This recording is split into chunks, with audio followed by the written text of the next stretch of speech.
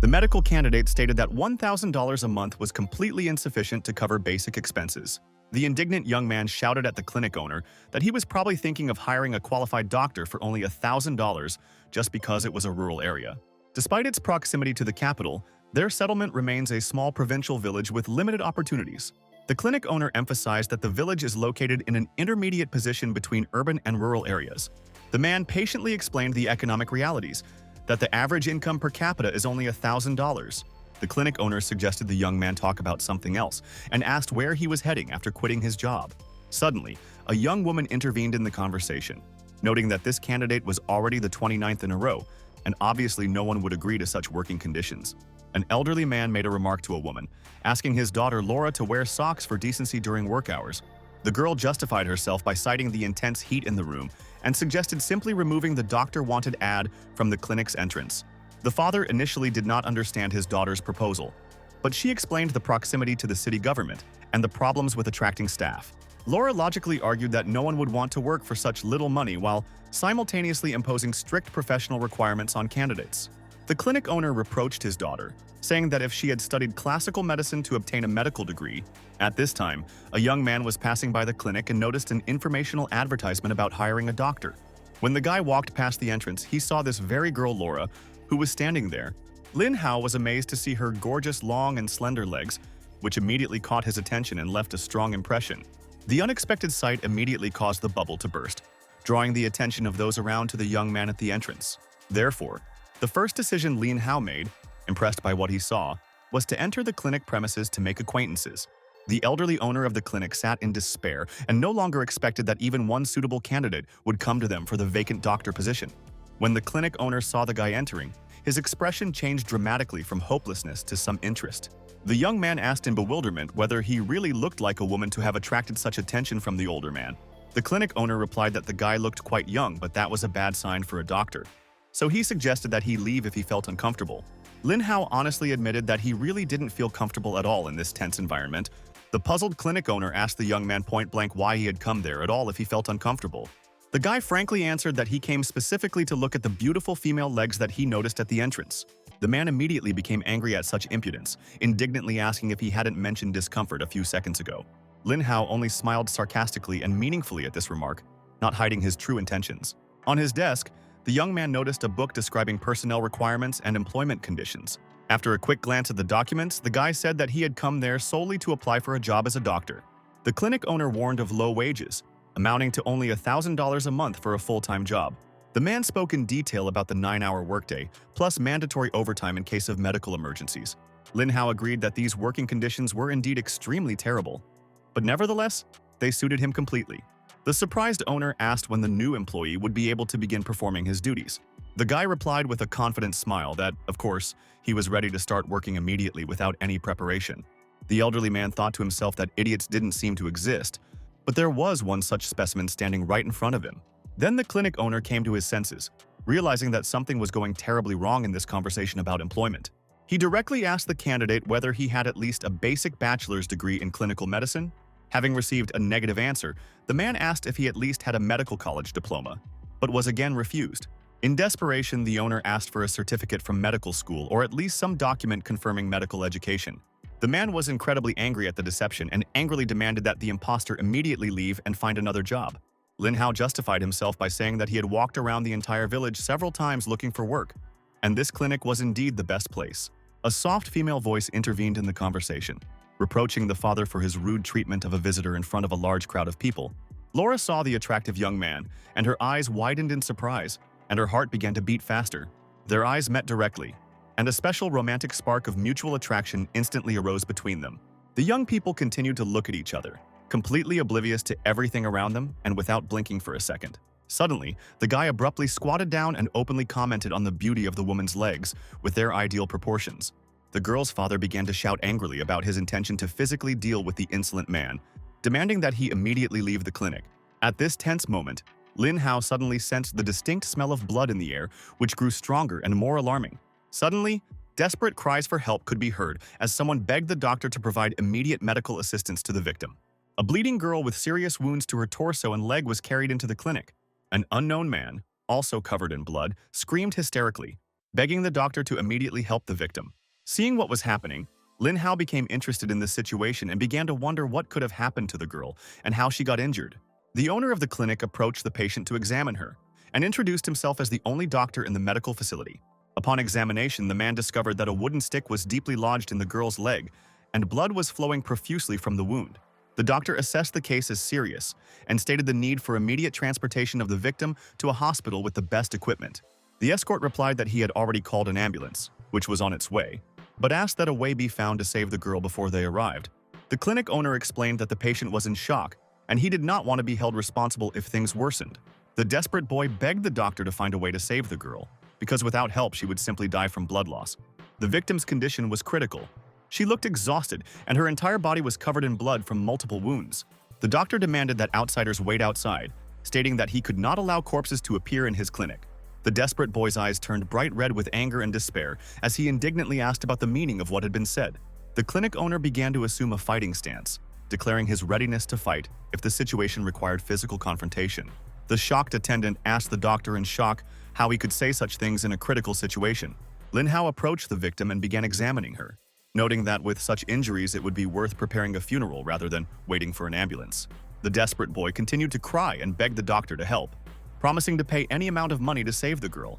The clinic owner again responded that the procedure was too risky and that it was better to go outside and wait for the ambulance to arrive. Even the doctor's daughter reproached her father for his heartlessness, asking how he could act like that when people had a huge problem. Lin Hao claimed to have some medical knowledge and offered to trust his knowledge to save the victim. The boy rushed towards Lin Hao with hope, asking if he could really save the girl and begging for help. Lin Hao promised to do his best, as there was always at least a drop of hope to save life. The worried attendant asked the makeshift doctor what exactly he needed to do to help with the treatment. Even Laura supported the unknown young man, telling her father that for some reason she believed in his ability to help the victim. Lin Hao's heart almost jumped out at these words of support, although the clinic owner remained extremely dissatisfied with the situation. Lin Hao explained that the girl could no longer wait and that a decision on treatment needed to be made urgently, contacting the victim's boyfriend. The escort looked at his girlfriend, assessing her critical condition and realizing the need for immediate action to save her. After these words, the escort agreed and asked to save the girl at any cost, ready to trust a stranger. Lin Hao first gave clear instructions to transfer the victim to the emergency medical intervention table. Everyone present immediately obeyed and carefully transferred the poor girl to the only available table in the clinic. The clinic owner started to get indignant again, shouting that this was his establishment, and if they wanted to perform the operation, they had to leave. The victim's desperate brother attacked the doctor with threats, demanding that he shut up or face physical violence for his heartlessness.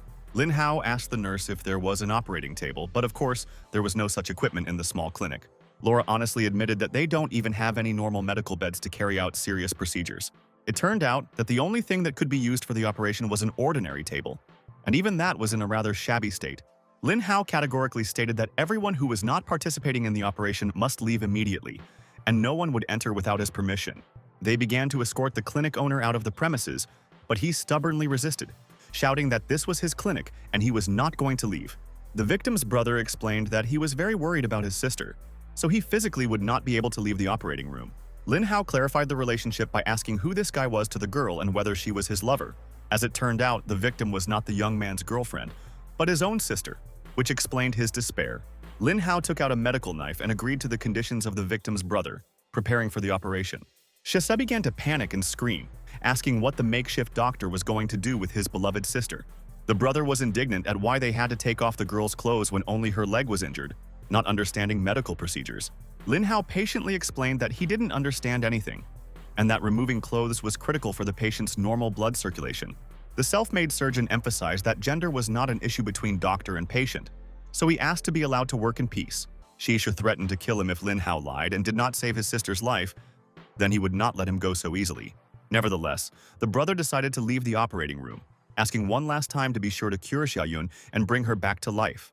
Lin Hao asked Laura to prepare a special solution, naming the specific preparations needed for the procedure.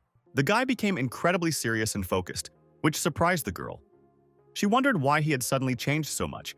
Laura began to watch his actions closely, which made Lin Hao feel uncomfortable, and he asked what was on his face. The makeshift doctor impatiently asked what she was waiting for and asked her to simply bring the equipment as he had requested. The nurse brought a box of various medical supplies that Lin Hao had specifically requested for the operation. When Laura picked up the patient's arm, she noticed a fracture and asked what to do if the needle insertion site was damaged. Linhao was glad to be addressed by his name, even though he had only used it once during their entire acquaintance. The nurse suggested covering the patient, since if the girl was naked, it could distract the improvised doctor from his work. The young man suggested that she was probably jealous of the victim's magnificent body, since she was so worried about her nudity. The owner's daughter was very upset by this remark and began to indignantly ask how he could say such things. The self-styled doctor reassured his assistant, noting that her proportions were also perfect, so she had absolutely nothing to worry about or feel insecure about. After examining the girl's body, the improvised surgeon began to have a severe nosebleed due to excitement. The boy confessed his weakness, saying how mean it was of him to just look at the patient, and asked the nurse for small wooden sticks. He explained that the sticks were needed to fix broken bones, which surprised the girl, how he could treat fractures with such serious injuries. The young doctor hurried his assistant to find the sticks while she was deep in thought about his professionalism. Using the sticks they found, they immobilized the victim's broken arm to prevent further damage. While examining the patient, the makeshift surgeon realized that the girl was truly seriously injured and in critical condition. The makeshift doctor explained that they had now come to the most difficult and important part of the entire rescue procedure. The nurse thought that he was really examining the patient professionally. As the young man examined the girl, his nose started bleeding again, and he admitted that the situation was indeed very bad. The guy explained that he could, of course, cure her, but the clinic was poorly equipped, so the patient might be left with a scar. The assistant screamed excitedly, indignant at how he could think about such things at a critical moment, calling him crazy. The makeshift surgeon asked his assistant to quickly bring tweezers, curved pliers, scissors, and other necessary instruments.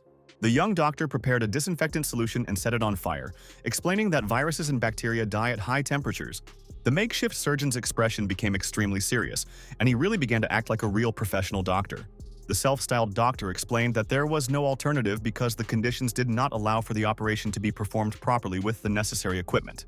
The guy decided to remove a stuck stick from the patient's leg, after which very heavy bleeding began from the wound. The nurse, observing the procedure, looked extremely agitated and tense about what was happening. The girl started screaming that the patient was bleeding like crazy and demanded that something be done to stop the bleeding.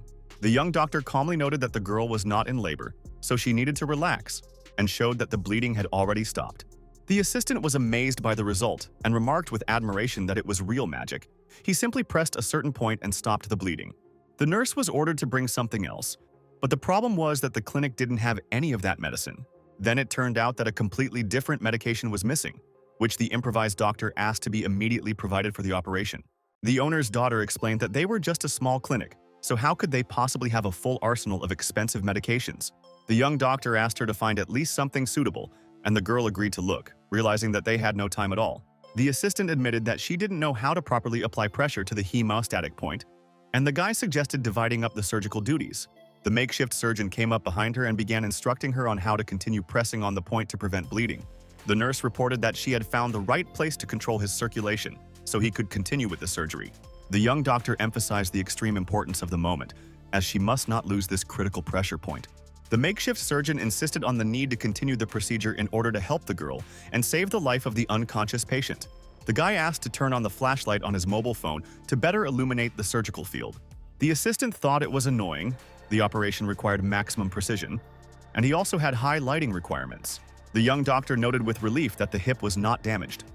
He just needed to determine where the arterial branch had been cut. The self-made surgeon again asked the girl to turn off the phone, as the light was interfering with her concentration. The nurse thought to herself that he really has a terrible personality but excellent medical skills. How can these two go together? The owner's daughter was perplexed as to how he could manually treat the artery without precise equipment and proper lighting. The makeshift doctor reassured her that she should not be afraid, as he had several methods to deal with the situation. The guy prepared his hands and announced that he would now stitch up the victim's wound to finally stop the bleeding. The young surgeon was sweating from the strain and asked the nurse to wipe his forehead during a critical part of the operation. After the procedure, he laughed, noticing that she had been watching him too closely during all the manipulations. The makeshift doctor continued to carefully stitch up the serious wound located on the injured girl's thigh. With a smile on his face, the self-made surgeon announced that he had completely completed the task and successfully stitched up all the damage. The assistant placed her palm on the boy's forehead, checking his condition after intense work. The nurse sheepishly admitted that she had forgotten about her scarf and was a little confused by everything that was happening. The young doctor checked the patient's pulse and confirmed it had returned to normal, warning her to be on the lookout for possible infections after the surgery. The guy looked at the time and realized that the entire complex procedure had been completed in just 15 minutes, a surprisingly short time. The makeshift doctor explained to the nurse that this was her first time assisting in an operation, so she might be a little confused and make mistakes. The young surgeon came out into the corridor and announced to those waiting that he had completed the operation and that everything had gone successfully without complications. The victim's brother asked hopefully whether the procedure had really been successful and whether his sister was now safe. The clinic owner cynically remarked that the girl was most likely simply dead, since such an inexperienced young man would not have been able to cope. Siyoshi became furious and began to shout furiously at the old man, outraged by what he heard about his sister's fate. The self-proclaimed doctor demanded an end to the argument, declaring that he had indeed saved the girl and that she was now absolutely fine. The older man continued to have doubts, claiming that the girl had fallen into a coma from excessive bleeding and could not be saved in the small clinic. The nurse confirmed the young doctor's words, explaining that everything was indeed fine, the patient was out of danger, and now they could go in and take a look.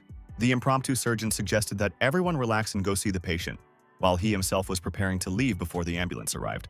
The owner's daughter rushed to the guy, begging him not to leave, pleading with him to stay in the clinic. The young doctor asked why she wouldn't let him go, explaining that he was hungry and wanted to find a place to eat. The assistant suggested going to her home and staying with her for lunch or dinner. The nurse started shouting indignantly, calling him an idiot for trying to take advantage of the situation again, but forbidding him to just up and leave. The clinic owner still didn't believe that the guy had actually saved the patient, wondering how such a thing was even possible. The self-proclaimed surgeon approached the girl's brother with a demand to pay $10,000 for the operation. Shishi replied that there was no point in mentioning such amounts, since even $100,000 would be a normal fee, which surprised the doctor. However, the brother then admitted that he had lost his wallet and was left with only $100 in cash. The clinic owner immediately intercepted this $100, claiming that the operation was performed at his establishment. The owner's daughter yelled at her father, outraged by his behavior and asking how he wasn't ashamed of such greed.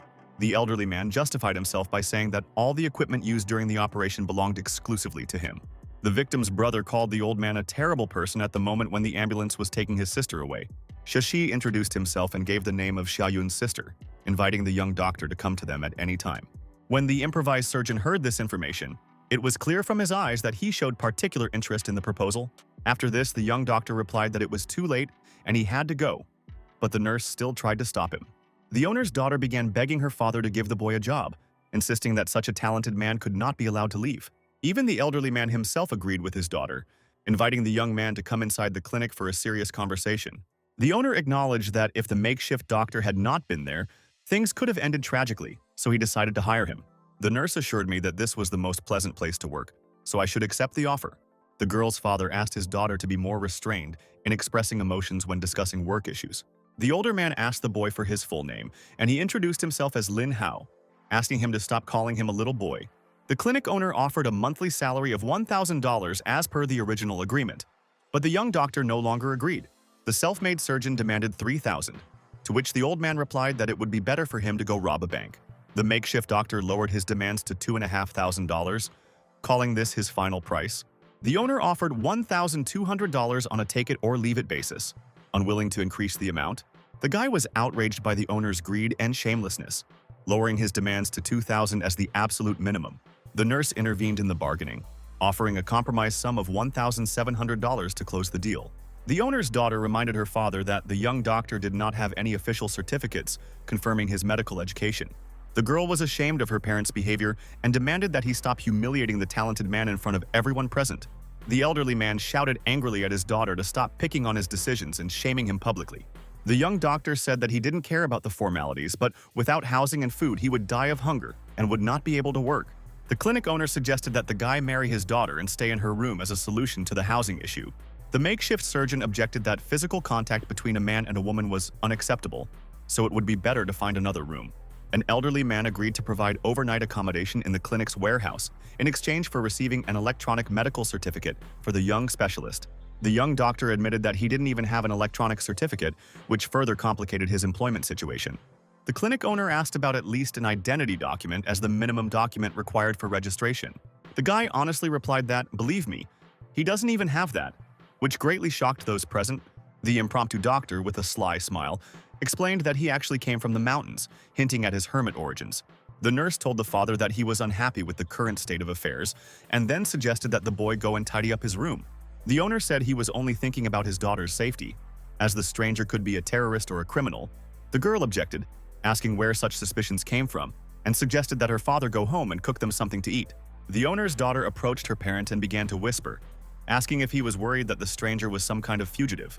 The young doctor, watching their whispers, wondered what they were discussing there and how they could consider him a bad person. The elderly man agreed to return home, asking his daughter to take care of herself in the company of a stranger. The guy noticed that everything was happening too quickly and suggested that they get to know each other better first. The self-made doctor told the girl that since she wanted him to go with her so much, he would be grateful if she opened the door. The nurse replied that he talked too much, so it would be better to just go with her without further conversation. The young man looked at the girl and thought how lucky he was. He never thought that women had so much initiative. The assistant explained the need to check the availability of medical equipment or medications at the clinic. The guy was shocked, and she explained that otherwise why would she have asked him to stay? She needed to prevent a repeat of today's situation. The owner's daughter said that her father usually only treats headaches and fevers, so there is never a need for serious medications. She explained that dad was simply not used to such emergencies. It was a long story, but she suggested first tidying up the room. While the nurse was cleaning up, she accidentally fell off her chair and began to fall down very quickly. The guy reached out to her, trying to save her and prevent injury from the unfortunate fall. It so happened that the girl fell right on him, and the most awkward situation for both of them began. The nurse immediately punched him, calling him a fool for what happened. She asked to be careful not to break anything, apologizing that it was rude of her. The assistant thought that all the bad luck started with that incident, and that everything had changed for her family since then. The improvised doctor approached the girl, saying that she was dying of hunger, and suggested that she return to her for food and listen to the whole story on the way. When he went out into the city, the guy realized how incredibly noisy and big this place was compared to the mountains. Walking along the streets, the young doctor wondered why all the houses on this side of town looked so old and neglected. As they approached one particular house, the nurse had a very sad look on her face as she approached the building. The guy saw the deplorable state of the house. It was simply destroyed. There was a huge hole in the wall. The makeshift doctor asked the girl what had happened, but she replied with tears in her eyes that her father had been completely different before. The young man asked if the clinic owner was even more of a miser, but received a negative answer. The nurse said that her parent used to love helping other people and often did it completely free of charge. Hearing this, the guy asked again if he had heard everything correctly. She was really talking about her father. The owner's daughter explained that the story begins with her father's friend, who sold a medicinal serum. Then the man approached her parent and said that he had received a special offer for a quality drug. The future doctor immediately warned the girl that if something is cheap, then the quality is usually poor. The problem was obvious. The nurse agreed that he understood everything correctly, despite his youth, and the guy confirmed that he was right. The girl hugged herself and asked if he had even heard what she had just said. She reiterated that on that day, her father had purchased a batch of medications used at the clinic, and that patients had experienced a severe allergic reaction. The parents were the head doctors, and when something happened to a couple of patients, they tried to save them. So when an elderly man was brought to them, they tried to understand what was going wrong and wanted to save him. The owner's daughter said that her parents were doctors and were supposed to help, but the problem was with counterfeit drugs. The nasty supplier had already disappeared. Therefore, all pharmacies and small clinics were closed by the Chamber of Commerce and the Department of Medicine's administration. The girl tearfully admitted that the family had been paying for many years and now owed another $80,000. The young doctor reflected that every doctor strives to save others, but unfortunately, no one can escape the vices of this world. The nurse continued her story about how my mother couldn't handle the pressure of her debts and died, after which my father began to go bald from the stress. Suddenly, the girl became very embarrassed by some sudden action of her friend. She asked the guy in surprise why he suddenly started hugging her without permission. After this, the nurse kicked him and demanded that the scoundrel let her go immediately. The girl's father approached them and asked what the two of them were doing, asking them to hurry up and prepare dinner. The clinic owner leaned over the guy lying on the ground after the blow and joked that he should pretend to be dead. Otherwise, they would charge him even more money. When the young doctor heard these words, he immediately felt like an angel and decided to quickly get up, coming to his senses. The guy praised the girl for the food she had prepared, saying that it was so delicious and truly insanely good. The makeshift doctor particularly praised the roast beef with celery, but added that he would have liked more pieces of meat. The owner of the clinic started yelling at the terrible boy, indignant that he was going to eat like he was at a banquet, and if he didn't like it, he should leave. The young man asked the owner not to be upset, admitting that he had made a stupid remark, since the food was really tasty. The elderly man couldn't believe his eyes. The guy shouldn't have been counterattacking with claims now. After being full, the makeshift doctor asked permission to go to the toilet, declaring that he was completely full. The father and daughter thought that this guy could really eat a lot, and there was no point in talking about earning money. Feeding him would be difficult. The young man was taken to the bathroom and told to take a shower and then return to the clinic for work. The guy began to rejoice that he had entered the nurse's bathroom and was able to get closer to personal space.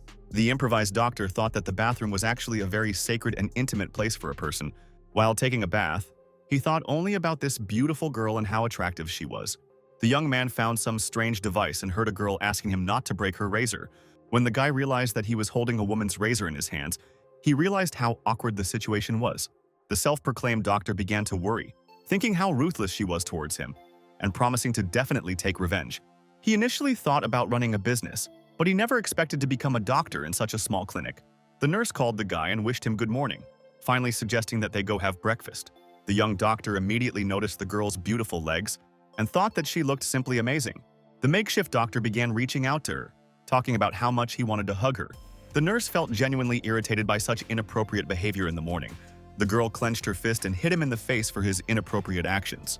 After the blow, she began to be indignant at how he could behave like that on his first day of work. During breakfast, the boy ate attentively and noticed that the owner was holding something interesting in his hands. The young man realized that it was a bun and realized how much he wanted something similar for breakfast. The elderly man warned him not to even think about it. It was his personal food, let him eat his portion. The boy grabbed and snatched the basket of buns, and the owner indignantly shouted at the boy not to grab what belonged to someone else. The nurse, watching everything that was happening, thought that he was behaving like a big child. How could an adult behave like that? A male voice was heard from behind the clinic doors, asking if there was anyone in the medical facility. The owner's daughter and the owner himself immediately recognized this voice and were a little tense from the unexpected visit. The elderly man immediately decided to leave under the pretext that he had a stomachache and needed to go out. The nurse also hurriedly said that she was going to pack the medical equipment, avoiding the meeting. A large guy with white hair and a gold tooth walked into the clinic, clearly not a pleasant visitor. When the makeshift doctor turned around, he was surprised to see such an unusual patient in front of him. The visitor really did look quite unfriendly, and that gold tooth was especially striking. The young doctor politely asked how he could help the unexpected guest at the clinic, but the stranger replied that he was looking for something and was interested in where he could find a certain person. The self-styled doctor immediately noted the swelling on the visitor's face, bruises under the eyes, and suggested that he was feeling lethargic and tired. The young man continued to list the symptoms: back pain, prolonged urination, and hearing loss. The guy explained that he was a doctor and could diagnose a patient's health condition based on their appearance and complexion. A senior visitor inquired with interest what illness he had according to this diagnosis. The makeshift doctor calmly replied that there was no need to worry. He simply had kidney failure.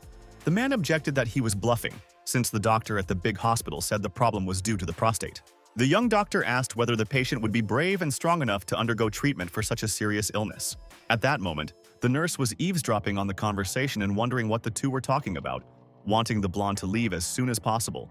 A large patient asked if the young doctor could somehow cure his illness. The guy confidently replied that of course he could, but emphasized that this would require money for treatment. The huge man raised an eyebrow and immediately asked point-blank how much it would cost. The improvised doctor named the amount, assuring that very little was needed, only $40,000. Upon hearing the figure, the patient became outraged by the amount, declaring that he did not have time for such nonsense. The clinic owner, who was peeping, wondered what this guy was doing with such a dangerous visitor. The young doctor noticed that the visitor did not believe in his method of treating such a serious illness. The guy said that he was simply underestimated, and he could prove his competence right now. So the makeshift doctor asked the large man to raise his hands up to demonstrate. The young man insisted that he simply raise his hands, or offered to show him how to do it correctly. The blonde nevertheless listened and agreed, saying that, okay, he would raise his hands for a demonstration. When the visitor raised his hands, a terrible stench immediately spread throughout the entire clinic, confirming the diagnosis. The patient immediately asked the young doctor whether he wanted to receive his earnings for the treatment or not. The makeshift doctor picked up an acupuncture needle like a true practitioner of traditional Chinese medicine. The self-made doctor found the right spots under the large man's armpits and carefully inserted special needles there for treatment. A major client was dissatisfied with the procedure and indignantly asked if the guy was really seeking his death by such methods. The young doctor reassured the patient that he needed to be patient, and the unpleasant body odor would now be completely cured. The impromptu doctor explained that he could check for himself, and that the visitor no longer had any unpleasant body odor. Therefore, if the patient does not believe him, he can see for himself the effectiveness of the acupuncture treatment. The clinic owner, Mr. Wu, wondered if this dangerous client would really undress and check the results right in his establishment. Indeed, the large man went and undressed to test the effectiveness of the unusual treatment for himself. The blonde was delighted to discover that the truly unpleasant odor from his body had completely disappeared after the procedure. The nurse, who was watching what was happening, wondered with interest what kind of needles this guy was using, and whether he really was such a talented doctor. The owner's daughter noted with admiration that the young doctor helped pay off a $100,000 debt with one procedure. The guy replied that if he had known about the $200,000 debt, he would have set an even higher price for the treatment. The girl was incredibly happy to see and hear about such incredible success in their small clinic. The impromptu doctor explained that he started with what everyone worries about, their health and well-being. The young doctor assured the patient that the problem with the unpleasant odor had been solved, and now he could live a peaceful life without complexes. The large man admitted that the price was indeed high and inquired about the possibility of a discount on the treatment. The self-proclaimed doctor explained that if the price were lower, the quality of services provided would be correspondingly much lower. The blonde noted that surgery is usually necessary to get rid of armpit odor, and was surprised by the alternative treatment method. The impromptu doctor then suggested that the patient's intimate relations lasted about 3 minutes, including even foreplay. A senior visitor asked in surprise how the young doctor had found out about this, and whether he had been spying on his personal life. The guy responded with a proverb that proper nutrition is much more effective than any pills for restoring men's health. The young doctor advised going to bed early and waking up early, and eating small amounts of scorpion meat and goji berries. The makeshift doctor warned that it takes time to get used to such specific food additives, so don't overuse them. The self-proclaimed doctor explained that different illnesses have their own treatment periods, just as there are cycles on the stock market. The patient was in complete shock and remarked with admiration that it was simply amazing that the young doctor was able to determine even intimate details. The impromptu doctor emphasized the uniqueness of his treatment methods, assuring that the patient would not find a similar approach to restoring men's health and relieving sensitive issues anywhere else. The large man said that it was fine and he would come in 3 days, but he did not have to pay for the treatment provided. The young doctor asked again in bewilderment what the patient was suddenly talking about, not understanding the logic of his statement. The client explained that even taking into account the treatment provided, this family owed him much more personally. The blonde man introduced himself as Fan Tong, the family's creditor, and told him to tell the clinic owner that he had gone out on business. Hearing this, the improvised doctor thought that the creditor, damn it, had just wasted his precious time on treatment. Therefore, the young doctor told the family that if he had found out about the debts right away, he would have taken much more money from the man. The clinic owner announced that he was going out to buy groceries because they would be having real meat for dinner tonight for a celebration. The nurse immediately threw herself into the boy's arms and said that she was incredibly grateful to him for helping the family. The makeshift doctor modestly replied that there was no need to worry, since these were all really small things. The girl came to her senses and said that they had already stopped hugging in public. It was indecent. The nurse pushed the guy away and called him shameless, asking what he was thinking about all the time. Then, looking guilty, she asked what kind of needle he had used to treat the patient's bad breath. The young doctor replied to the girl that everyone has their own professional secrets, and he cannot tell them. This upset the nurse, as she had expected to learn at least a few secrets of traditional medicine. Then, surprised, she asked how he even knew that the big man was trading on the stock exchange. The guy jokingly asked the girl to kiss him, and then she would be able to find out the whole truth about his methods. But then he explained that when they were talking about kidney treatment, the patient kept his eyes glued to the stock market reports in the newspaper. The owner's daughter realized that this guy not only had excellent medical skills, but also a very well-developed sense of observation. The owner of the clinic returned and told the lovebirds to stop chatting and to pack up and head to the mountains for medicinal herbs. Hearing this proposal, the young doctor asked again whether he had heard everything correctly about the hike in the mountains.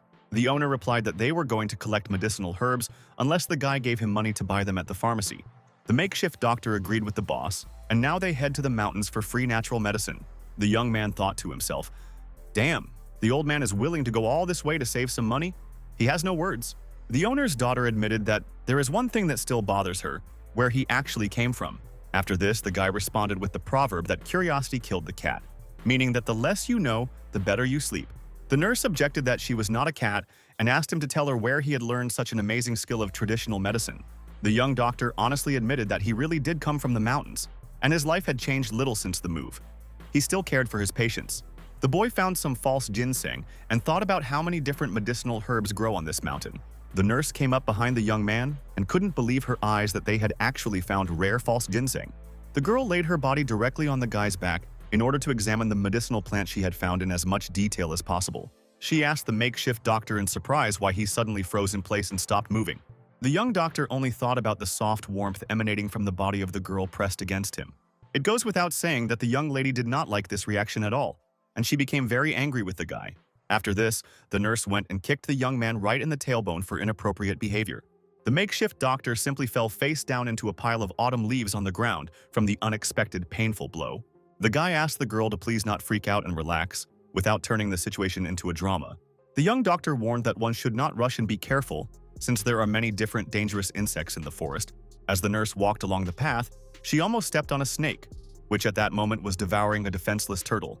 The owner's daughter's eyes immediately became very wide with horror at the sight of the predatory reptile. She started screaming hysterically, begging the guy to save her from the scary snake on the trail. The girl threw herself into the arms of the young doctor, asking him to protect her from the dangers of the forest. The makeshift doctor hugged the nurse and assured her not to worry, he would definitely protect her from any threat. The guy calmed the frightened girl, explaining that she didn't need to be afraid, because she was completely safe next to him. Then the young doctor noticed and showed that the snake had simply grabbed hold of the unfortunate turtle and was trying to swallow it. The nurse, with an angry expression on her face, demanded that he put her down immediately. The impromptu doctor objected that, in fact, she had jumped into his arms without any coercion. The girl told me to just shut up and help this poor turtle that was in mortal danger. The guy took a long stick in his hands and hit the snake hard on the head, forcing the predator to retreat. The turtle was seriously poisoned by snake venom and even turned green. Golden-shelled turtles are extremely rare in the wild. The owner's daughter suggested taking the snake with them, as it could be effectively used for medicinal purposes in making medicines. The nurse told the guy that he was such a master at treating people that maybe he could save this poisoned turtle. Of course, upon hearing her request for help, the improvised doctor assured her that she could completely entrust this difficult matter to him. The girl noticed that it was getting late, so in any case, it was time for them to return home before dark. Indeed, the sun was setting, so they found the owner of the clinic and headed home as a group. Arriving at the clinic, they met an unknown visitor who approached the owner and asked for some medication for rheumatism. From the basket they brought, the buyer unexpectedly saw a golden turtle, which they had brought with them from a mountain hike. The visitor carefully examined the reptile and noticed that it was not just a turtle, but also a male, which is an incredible rarity in our time. The buyer explained that if the turtle had not been poisoned by snake venom, it could have sold for $200,000. The nurse, hearing about the possible sale, immediately rushed to the man and categorically told him not to even think about selling the rescued turtle. The clinic owner approached the young doctor with a request to stop this agitated girl from acting emotionally. The improvised doctor obediently agreed to fulfill the request, declaring that he obeyed his boss in everything. The guy approached the girl, wanting to calm her down, and told her not to even worry about anything, sister. The young doctor explained that they had just saved the turtle from death, so there was no point in selling it for money. The clinic owner objected that in such a difficult financial situation, they should think first and foremost about earning money for their family. Unexpectedly, the buyer intervened in the dispute, declaring that he was ready to pay the full $200,000 for a healthy turtle. The clinic owner immediately warned the visitor not to even try to cheat him. He himself had just talked about a reduced price. The buyer explained that the turtle could be saved with a special serum, but in any case, it would not be completely cured of poisoning. The man added that aren't they doctors? They just need to remove the poison from the reptile's body, that's all. The owner's daughter was overjoyed to hear that they could actually help this defenseless creature survive. The young doctor assured that if he left this matter to him, he would definitely save this unfortunate poisoned turtle. The girl called him a scoundrel, accusing him of yet another attempt to take advantage of the situation for selfish purposes. The clinic owner seriously asked the makeshift doctor if he could really cure the poisoned reptile. The guy confidently stated that of course it was as easy as pie, but their small clinic did not have all the necessary medical supplies. The nurse suggested making a list of everything he needed, and she would go and buy everything he indicated for treatment. The young doctor jokingly said that first she should kiss him so that he could at least get up from the floor. The owner's daughter told them to stop messing around and just write the damn list so they could save the turtle. When the guy realized that the girl was serious, he quickly began to compile a detailed list of the necessary medications. The clinic owner, upon seeing the list, began shouting indignantly about why so many different medications were needed. The young doctor explained that they needed to think carefully, that they would have to spend some money, but that they would receive $200,000 as a reward. The owner agreed to buy all the medicines and instructed the improvised doctor to take care of the poisoned turtle. The guy asked the girl to cook these preparations over low heat, according to his instructions. The nurse asked excitedly if they couldn't wait until her father returned with his groceries. The young doctor replied that he was afraid the turtle might not survive until his return if treatment was not started immediately. The girl asked in bewilderment why he had sent the owner to get all these expensive drugs if the situation was critical. Lin Hao explained that Mr. Wu would definitely not have purchased these missing medications at the clinic under other circumstances due to their high cost. Chief Yan offered the young man that if he could cure the turtle, he would be willing to exchange it for an expensive car. Laura asked in surprise if he was serious, since his son had bought a car for $500,000. The impromptu doctor realized that this was, apparently, a truly special and very valuable turtle. Chief Ian explained that he already had several females and only needed one male for breeding. Lin Hao suggested not to waste time and begin treatment of the poisoned reptile. The nurse said that it would be impossible to find a vein for injections in the turtle. It was too small. What should be done in this situation? The young doctor reassured the girl, explaining that the medications on the list would remove the poison from the turtle's body in another way. The guy added that they could even use the herbs they had just collected in the mountains that day. Lin Hao began preparing the medicinal potion, put the pot on the fire, and added herbs to it. Inside the cauldron there was also a poisoned turtle, which Laura looked at with concern. The makeshift doctor explained to the girl not to worry. He was monitoring the temperature, and for the reptile it was just a sauna. The young doctor then said that he would now open the turtle's mouth and give her some medicine. After taking the drug, the patient had to be placed under a towel soaked in cool water.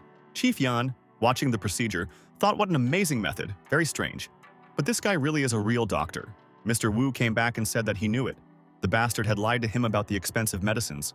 The clinic owner explained that he had already looked through the entire list at the pharmacy, and it contained ordinary, inexpensive antibiotics.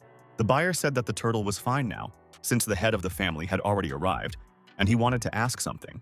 Chief Yang was surprised and asked where Mr. Wu had even dug up such a talented doctor. The visitor also asked how the clinic owner rated his skills compared to those of the young doctor. The owner honestly admitted that he had to admit that Lin Hao was actually very much superior to him in medicine. Therefore, the buyer inquired where the young doctor had studied medicine, at university or in a family of doctors, since they had allegedly met before.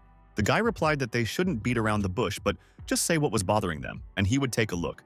After that, Lin Hao said that Chief Yang should know that he would not sell him this rescued turtle.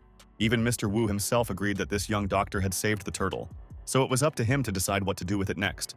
Lin Hao explained that the buyer had captured his attention and would not give up the turtle even for $1 million until he told him about his illness. Chief Yang replied that if the young doctor could cure him, he wouldn't mind paying even $1 million. After these words, a strange silence ensued, and the guy worriedly wondered if the visitor had cancer. The improvised doctor thought to himself that this silence spoke for itself. Apparently, he had hit the nail on the head with his diagnosis. The buyer admitted that he had been to hospitals many times and had no hope left, so the young doctor would not be able to cure him. Lin Hao assured that he could cure this disease, asking for 8 female turtles instead of $1 million as payment. Laura was indignant that he shouldn't joke like that. He definitely wouldn't be able to cure cancer. What was he saying? The young doctor noticed that the girl still did not believe in him and offered to bet on the outcome of the treatment.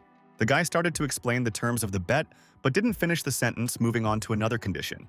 Lin Hao suggested that if he succeeded in curing the patient, then Laura would kiss him. Mr. Wu intervened in the conversation and agreed to the terms of the bet, declaring that the deal was done. The nurse was unhappy with this development of events, indignantly asking the father what he was doing. The impromptu doctor asked to bring him a pumpkin from the backyard of the clinic to prepare medicine. The young doctor explained that he needed pumpkin seeds to cure this serious disease. Turning to Laura, he asked her to bring him some fresh fruits of the bitter tree plant. The guy clarified that this plant grows in Asian countries and has a very bitter taste. The nurse found and prepared the 2 necessary ingredients according to the doctor's instructions. Everyone present asked in surprise if he was really going to cure cancer with these simple means. Chef Yan asked incredulously if the doctor was saying that you need to eat this and get well. That was some kind of nonsense. Lin Hao assured that it would really help, and it was better to drink the entire medicine in one gulp. The buyer still could not believe that it was possible to cure such a serious disease with such methods. But the man took and ate the prepared ball, after which he drank a bowl of bitter soup. Chef Yan's eyes turned extremely red, and he started screaming about how incredibly bitter it tasted. Everyone present wondered what was happening to this man at this moment after taking the medicine. The buyer started asking that he urgently needed a bowl right now for urgent needs. The guy quickly brought a bowl, and the patient began to vomit into it due to the effects of the medicine he had taken.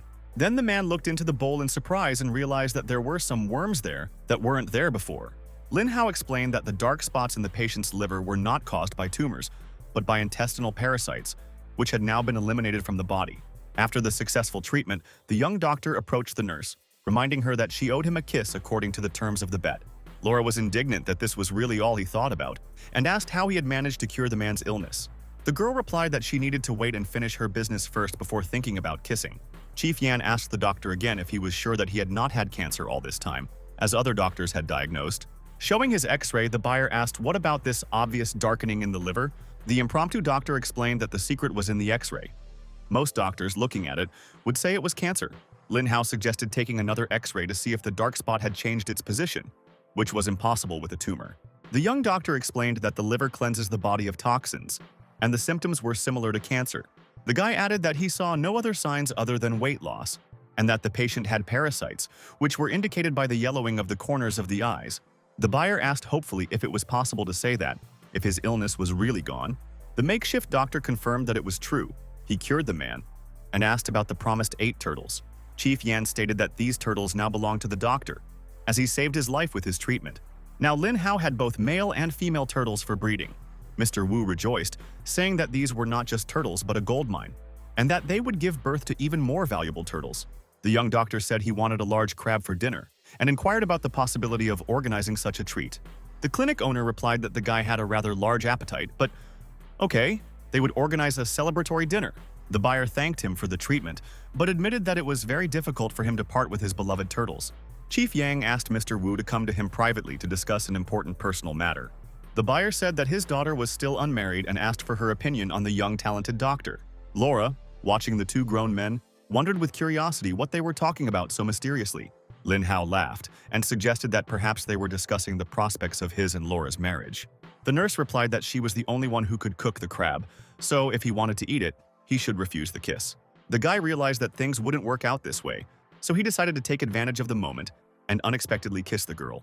Laura began to get very embarrassed and indignantly asked what a fool he was and what he was doing to her. After some time, the young doctor sat in the clinic and thought how boring it was. There was not a single patient for interesting work. Suddenly, a large, unfamiliar man entered the clinic and asked if a girl named Laura was there, clearly having some important business with her. Lin Hao explained to the visitor that the nurse had not arrived yet, so he could contact him with any medical questions. An unknown patient asked for syringes, stating that his pig needed a vaccination against diseases. The man picked up the medical syringes and examined them to make sure they were the right size. The problem was that he just took the tools and headed for the exit, and the guy started yelling after him that he hadn't paid.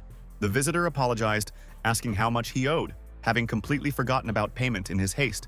The syringes were supposed to cost $32, but the man gave $50. The young doctor shouted after him again, telling him not to run away. He hadn't given him change for his purchase yet. At that moment, the beautiful Laura appeared and asked why this guy needed syringes. He looked so suspicious. The nurse approached the visitor and asked why he had suddenly returned, since they had already sold him what he needed. The man explained that the needles were too large for his purposes and asked to be given 1 milliliter syringes. Laura became angry when she asked how he was going to vaccinate pigs with such small needles. The guy insisted that she just give him the necessary syringes and some saline solution. Lin Hao immediately realized that something was wrong and asked why the visitor needed the solution and what he was going to do with it. The young doctor rolled up his suspicious-looking sleeve and saw 2 strange spots on his arm. These marks were located directly in the area of the veins, indicating injection drug use. The exposed young man declared that he no longer needed the syringes and began running away from the clinic again. Laura assumed that he had probably been sent here by members of the 8 Demons gang for medical supplies. The makeshift doctor thought that it seemed like this company was now addicted to dangerous substances. The girl explained that these scoundrels were terrorizing their village and were the worst people who were persuading young people to use drugs. Some more suspicious patients entered the clinic and asked the nurse why she was treating them so rudely. It was the 8 Demons gang who announced that they wanted to buy several syringes today for their own needs. When the whole company entered the clinic, an ominous and tense silence fell. The entire 8 Demons gang arrived, one of whom told the girl that her cousin was looking better and better every time. Laura was indignant, asking who his cousin was, and demanded that he leave the clinic immediately. The redhead replied that Laura might hate him, but she had to admit that they were related. His friend approached the red-haired leader, declaring that he really liked his cousin, and fell in love at first sight. The nurse warned them that they should get lost, that she couldn't control herself and would immediately get really angry. One of the bandits said that he liked girls like her, so he invited her to come over and hug him. Lin Hao, watching everything that was happening, thought what freaks they were. Decent citizens always have complaints about such people. One of the 8 Demons gang members started to harass Lin Hao, trying to kiss him. When the guy opened his eyes, he saw that he was kissing not a girl, but a young doctor. The makeshift doctor stated that he would never sell syringes for illegal substances to anyone. and if they were unhappy with something, they should leave instead of intimidating the girl. The bandits immediately began to say that he imagined himself a hero, and it seemed that he could not wait to die at their hands. The young doctor replied that enough of these empty threats, let's go outside and see who can beat whom. Laura immediately began to worry about her friend's safety in the upcoming fight. Lin Hao smirked and told the girl not to worry. Those guys couldn't do anything to him. When they went outside, the guy offered the bandits two options. Either he would beat them all up, or he would beat them all up. The group of addicts decided that the gang needed to teach him a lesson, since he was too arrogant for a simple doctor. They threatened to beat all this nonsense out of him that was sitting in his head. The young doctor was only amused by this stupid and empty trepidation from a gang of street vagabonds. Therefore, Lin Hao, like a true martial arts master, used his fingers to find their pain points. The bandits immediately fell to the ground, and he turned to the leader, noticing that he was left alone against him. The boss was shocked, wondering what kind of magic this was, and shouted at his subordinates to get up and stop lying on the asphalt. Laura, who was watching what was happening, thought that it was really amazing. He knows all these pain points on the body. The improvised doctor was proud of himself for having managed to deal with these street thugs with ease. The young fighter declared that these little runts were not enough even to warm up before a real fight. The gang leader pulled a knife out of his pocket and swung it, preparing for a serious attack. The girl became worried about her friend and shouted a warning to him about the knife in the enemy's hands. Lin Hao focused his gaze on his opponent and looked quite serious before fighting the armed bandit. The young doctor struck the armed villain with literally one powerful fist, neutralizing the threat. The nurse, watching everything that was happening, thought how amazing he was. She couldn't even imagine that such a thing was possible. The guy approached the defeated gang leader and demanded that he take off his belt and give it to him. The boss quickly obeyed, and his subordinate said that the boss was greatly embarrassed in front of a simple doctor. The main bandit told them to shut up, suggesting that if they were so smart, then let them go and beat the enemy themselves. Lin Hao simply hit the leader with his belt, causing him to jump back in pain. After this, the young doctor asked who else would like to try out this leather belt. Laura asked the guy why he kept these freaks here. Why not just take them and drive them away forever? The makeshift doctor continued to punish the bandits with his belt, teaching them a lesson about the consequences of drug trafficking in their area. Lin Hao turned to the gang leader and demanded that he keep quiet, otherwise he would get another punch in the face for his behavior. The young doctor asked Laura to call the director, stating that he had an idea on how to make money for the clinic. The nurse, hearing this proposal, asked if he wanted to cure bandits of addiction. The guy replied that in this matter she had indeed become smarter and had correctly understood his intentions. The makeshift doctor reassured the girl, explaining that, although the situation was difficult, he knew what he was talking about. When the director arrived, he indignantly asked the young doctor what he was doing with the local bandits. Chief Yang asked the guy if he knew who these people were and how he had the courage to say such things to these dangerous bandits. But the gang members have already stated that they are now part of the chrysanthemum-loving clan and no longer deal in substances. The girl and the guy found this statement funny and asked them to stop this nonsense. When the scoundrels wanted to get up, Lin Hao said who allowed them to get up. It was disgusting. The young doctor advised them to sit tight and not make any moves until the director arrived. It was unknown what he would do to them. The turtle buyer arrived and asked what had happened and why he had been called to the clinic so suddenly. It turned out that the gang leader was the director's nephew, which explained the family ties. The bandit rushed to his uncle in tears, begging him to save him, since the doctor had seriously injured him. He pointed his finger at Lin Hao and demanded that his uncle show the doctor who was in charge. But Chief Yang simply went and kicked his nephew in the shoulder for his shameful behavior. The director said it was a shame the guy didn't beat the scoundrel to death for selling drugs. The leader was shocked and outraged that his uncle was treating him like that, since he was his nephew. But the director replied that if he had really been a worthy nephew, he would have died 1,000 times from shame. Laura started to explain to Chief Yang what really happened, but she was interrupted. The director said that there was no need to explain anything. He could not imagine what these scoundrels were doing in the clinic. The buyer of the turtles approached the doctor asking for help in solving a family problem. The young doctor replied that he understood what he wanted to say, but one problem remained. First, he needed to call the boy's parents here. Parents of the 8 Demons gang members arrived at the clinic to discuss the problem of their children's addiction. Chief Yan told the adults that this guy was a godsend, and that he had even cured his hopeless illness. The parents were shocked to hear that such a small clinic, without any special equipment, could treat serious illnesses and addictions. Chief Yang sternly ordered the parents to shut up, blaming them for the carelessness that had caused the children to grow up to be such worthless children. The director said that because of his illness, he gave up a prosperous life in a big city and became a leader in such a small village. The turtle buyer admitted that he had completely lost all hope of recovery and expected to die. But this young doctor actually saved him from certain death. So Chief Yang reproached the parents for never caring about their own children and asked if they were willing to show even a modicum of responsibility now. The parents assured him that a wealthy man was willing to cover all the treatment costs, so everyone would be happy with the outcome. Lin Hao asked the director if he was sure he wanted to pay for the treatment of the 8 idiots. It would be expensive, about $1 million. The buyer replied that it was not a problem. If human lives could be saved, then why not try to spend the money? The young doctor noted that there was one important thing that needed to be clarified from the very beginning of the treatment process. Lin Hao's eyes turned demonic as he warned that from now on, since everyone had agreed to the treatment, no one should interfere with his methods. All 8 members of the gang were terrified by the doctor's appearance, thinking that they were here and would die from his experimental treatment. The makeshift doctor gave the boys a document to sign, explaining that the agreement was binding and that he didn't want any problems in the future. All the bandits put their fingerprints on the contract, after which the doctor said that now their parents could rest easy. Concerned parents asked the doctor to try to care for their children during difficult addiction treatment. After the parents left, only the director remained, who invited Mr. Wu to play a game of chess while he was undergoing treatment. Lin Hao began to prepare his medicinal potion, resulting in small bitter balls for oral administration. The young doctor explained to the bandits that they had 2 options. Either they eat the medicine, or he would beat them half to death. Naturally, the frightened boys declared that they would of course go ahead and eat it right away, without resisting the treatment. The gang members quickly swallowed the drug, but the doctor warned them not to try to trick him, as he could see that someone was hiding the medicine under their tongue. The doctor addressed the patients, saying that those who had finished taking their medication could go out, but should not forget to return tomorrow at 3 o'clock. The surprised young people asked again whether they could really go home freely after such a serious warning. The improvised doctor confirmed that yes, the main thing to remember is that tomorrow, at 3 o'clock in the afternoon, he will be waiting for them to continue the course of treatment.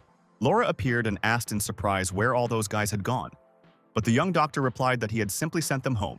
Lin Hao explained to the nurse that he knew for sure that they would not willingly return for another session of painful treatment. Indeed, these young people said among themselves that the doctor was a complete idiot if he thought they would return to continue the abuse. Laura asked in bewilderment why he had simply taken them and let them go, without holding them by force to complete the treatment course. The impromptu doctor replied cryptically that he wanted to demonstrate to everyone present what exactly would happen. Lin Hao invited Laura to go to the city with him because he wanted to buy special medical equipment for the clinic. Mr. Wu began to shout indignantly that their current equipment was not enough, and the family had no money at all to buy it. The young doctor pointed to the stack of money, asking what to do with the $500,000 from the turtles. The clinic owner came to his senses, admitting that it was true. How could he not have noticed such a sum, and agreed to the trip? The improvised doctor objected that if the old man went himself, he would most likely buy something incomprehensible instead of the necessary equipment. The man became angry at such distrust and declared that he would buy only the best medical equipment for the clinic. So Laura decided to go with the doctor, but suggested stopping by her house to change first. The nurse walked into the house, wondering how hot it was outside to go shopping for equipment. The girl caught her foot on something and began to lose her balance, falling down. Lin Hao shouted a warning at her, asking her to please be careful when moving around the house. Laura was indeed falling very hard, not having time to group herself for a safe landing. The guy rushed to grab the girl to help, but she began to ask him to let her go immediately. These words frightened him, and he actually let go, so that the nurse fell on her knees on the hard ground. The girl thought, "Damn it, she's in so much pain and she can barely get up after an unfortunate fall." The young doctor explained that it had indeed happened by accident and wanted to help her get up from the ground. They decided that Chief Ian's car was quite good for a trip into town, so they got into it. The nurse asked the guy for documents to register him for health insurance. The improvised doctor replied that he had already told me that he did not have any ID card or passport. Laura asked in surprise how it was that he had no identification documents. With a serious face, the young man asked her to promise that she would not tell anyone about this. The girl thought to herself that she would finally find out at least something about the mysterious personality of this guy. The nurse's mind immediately began to think that this might be related to human trafficking. Lin Hao began to tell that he had been sold many times, transported on a ship with children just like himself. He lost track of time in captivity. For him, it was a real hell on earth. The kidnappers did not treat the children who fell ill, but simply threw them into the sea as unnecessary cargo. The guy kept telling himself that he had to survive at all costs for the sake of the future. The girl, in order to support the young man, took and firmly squeezed his hand as a sign of sympathy. Laura then carefully asked what happened after that terrible period in his life. The makeshift doctor said that after they were transferred to an old castle on the mountain, he realized that the nightmare had only just begun. They had to endure medical experiments every day that decided the fate of every child in this terrible place. The young doctor explained that their training involved killing each other. Initially, There were 100 children there, but only 10 managed to survive these tests. After completing their training, they were assigned to different locations, and Lin Hao was assigned to a concentration camp that specialized in medical testing on humans. This place was a gathering place for real madmen who were obsessed with conducting cruel medical research on living people. Every day, several patients were sent to the camp for experiments, and sometimes even corpses were brought in for study. The boy explained to Laura that the guards later realized that he was gifted in medicine and was able to accurately determine the illness of any patient. Less than 6 months later, when he was only 16 years old, he could already perform complex operations independently. The girl, in horror, asked the young man how he had managed to escape from this nightmarish place. An improvised doctor admitted that he had to commit fake suicide to escape from prison. When the nurse heard this word, she couldn't believe her ears and asked again about suicide with bewilderment. The guy said he was exhausted by work. Sometimes he had to take care of 140 patients a day. Laura asked suspiciously what he meant by suicide. Was she really talking to a ghost right now? Lin Hao explained that after a year of imprisonment, he discovered a drug that could temporarily stop the heart. The young doctor understood that this was extremely risky, and he actually almost died from a drug overdose. The girl could not believe what she heard and excitedly asked what happened next and how he was saved. The guy explained that he didn't know why, but they held a burial ceremony for him. And it was good that the guards didn't cremate the body. After some time, the drug's effect wore off. If they had checked longer, they would have realized that he was still alive. The improvised doctor was lucky that he had a sharpening knife with which he dug open the coffin from the inside. Without it, he would have died there. The young man said that he hid on a cargo ship and returned to China after a 3-month sea voyage. The guy assured that he had no reason to lie to the girl, but he really hoped that she would keep this story a secret. Laura promised that she would not reveal his secret even under threat of death from his pursuers. The improvised doctor immediately said that if such a situation suddenly happened, she could tell everything for the sake of salvation. Lin Hao explained that he simply did not want to put the girl in danger anymore because of his past. As the guy continued driving, he noticed that some scoundrel in a sports car wanted to overtake them on the road. A red sports car cut off their car, creating a dangerous situation on the highway. The young doctor was indignant at how the driver dared to overtake him, since he was the king of the road here.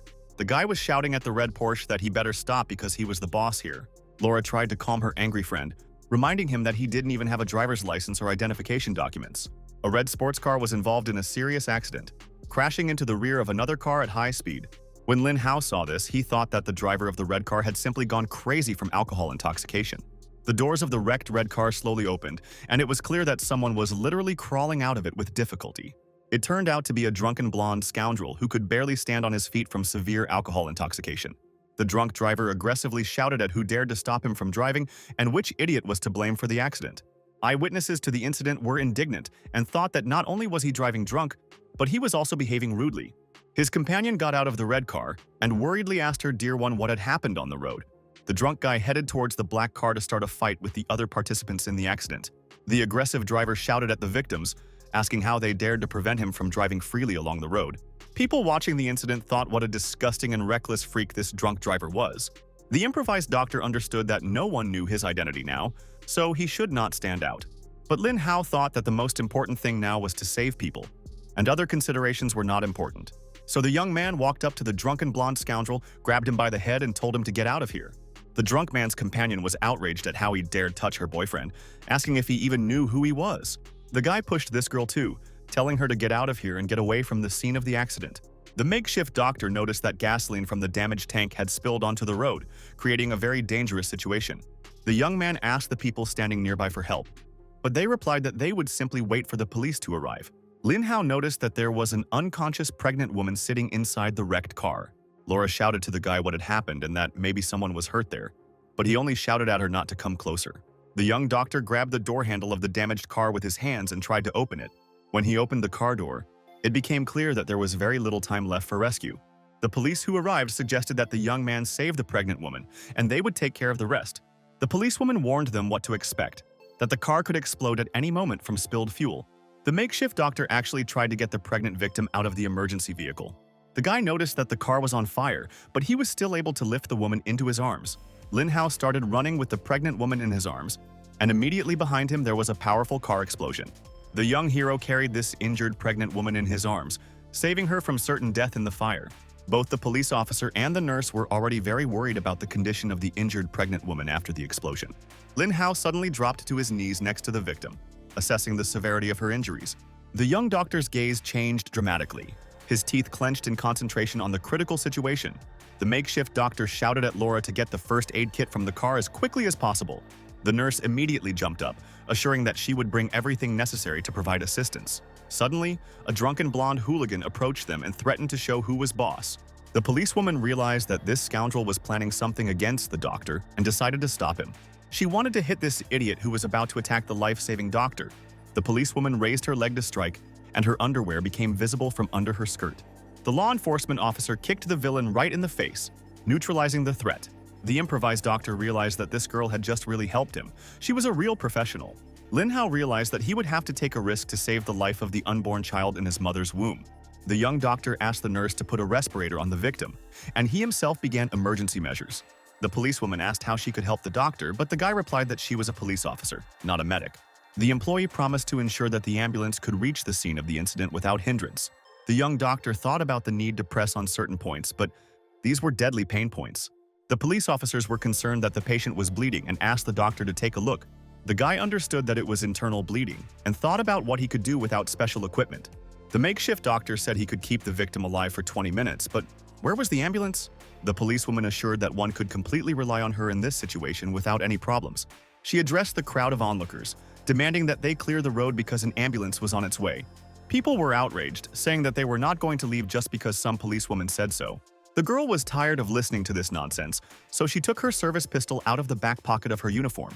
The officer asked the crowd if they wanted to interfere with the police and go to jail for it. Lin Hao noted that this was a very brave move on her part, as she might be risking her career.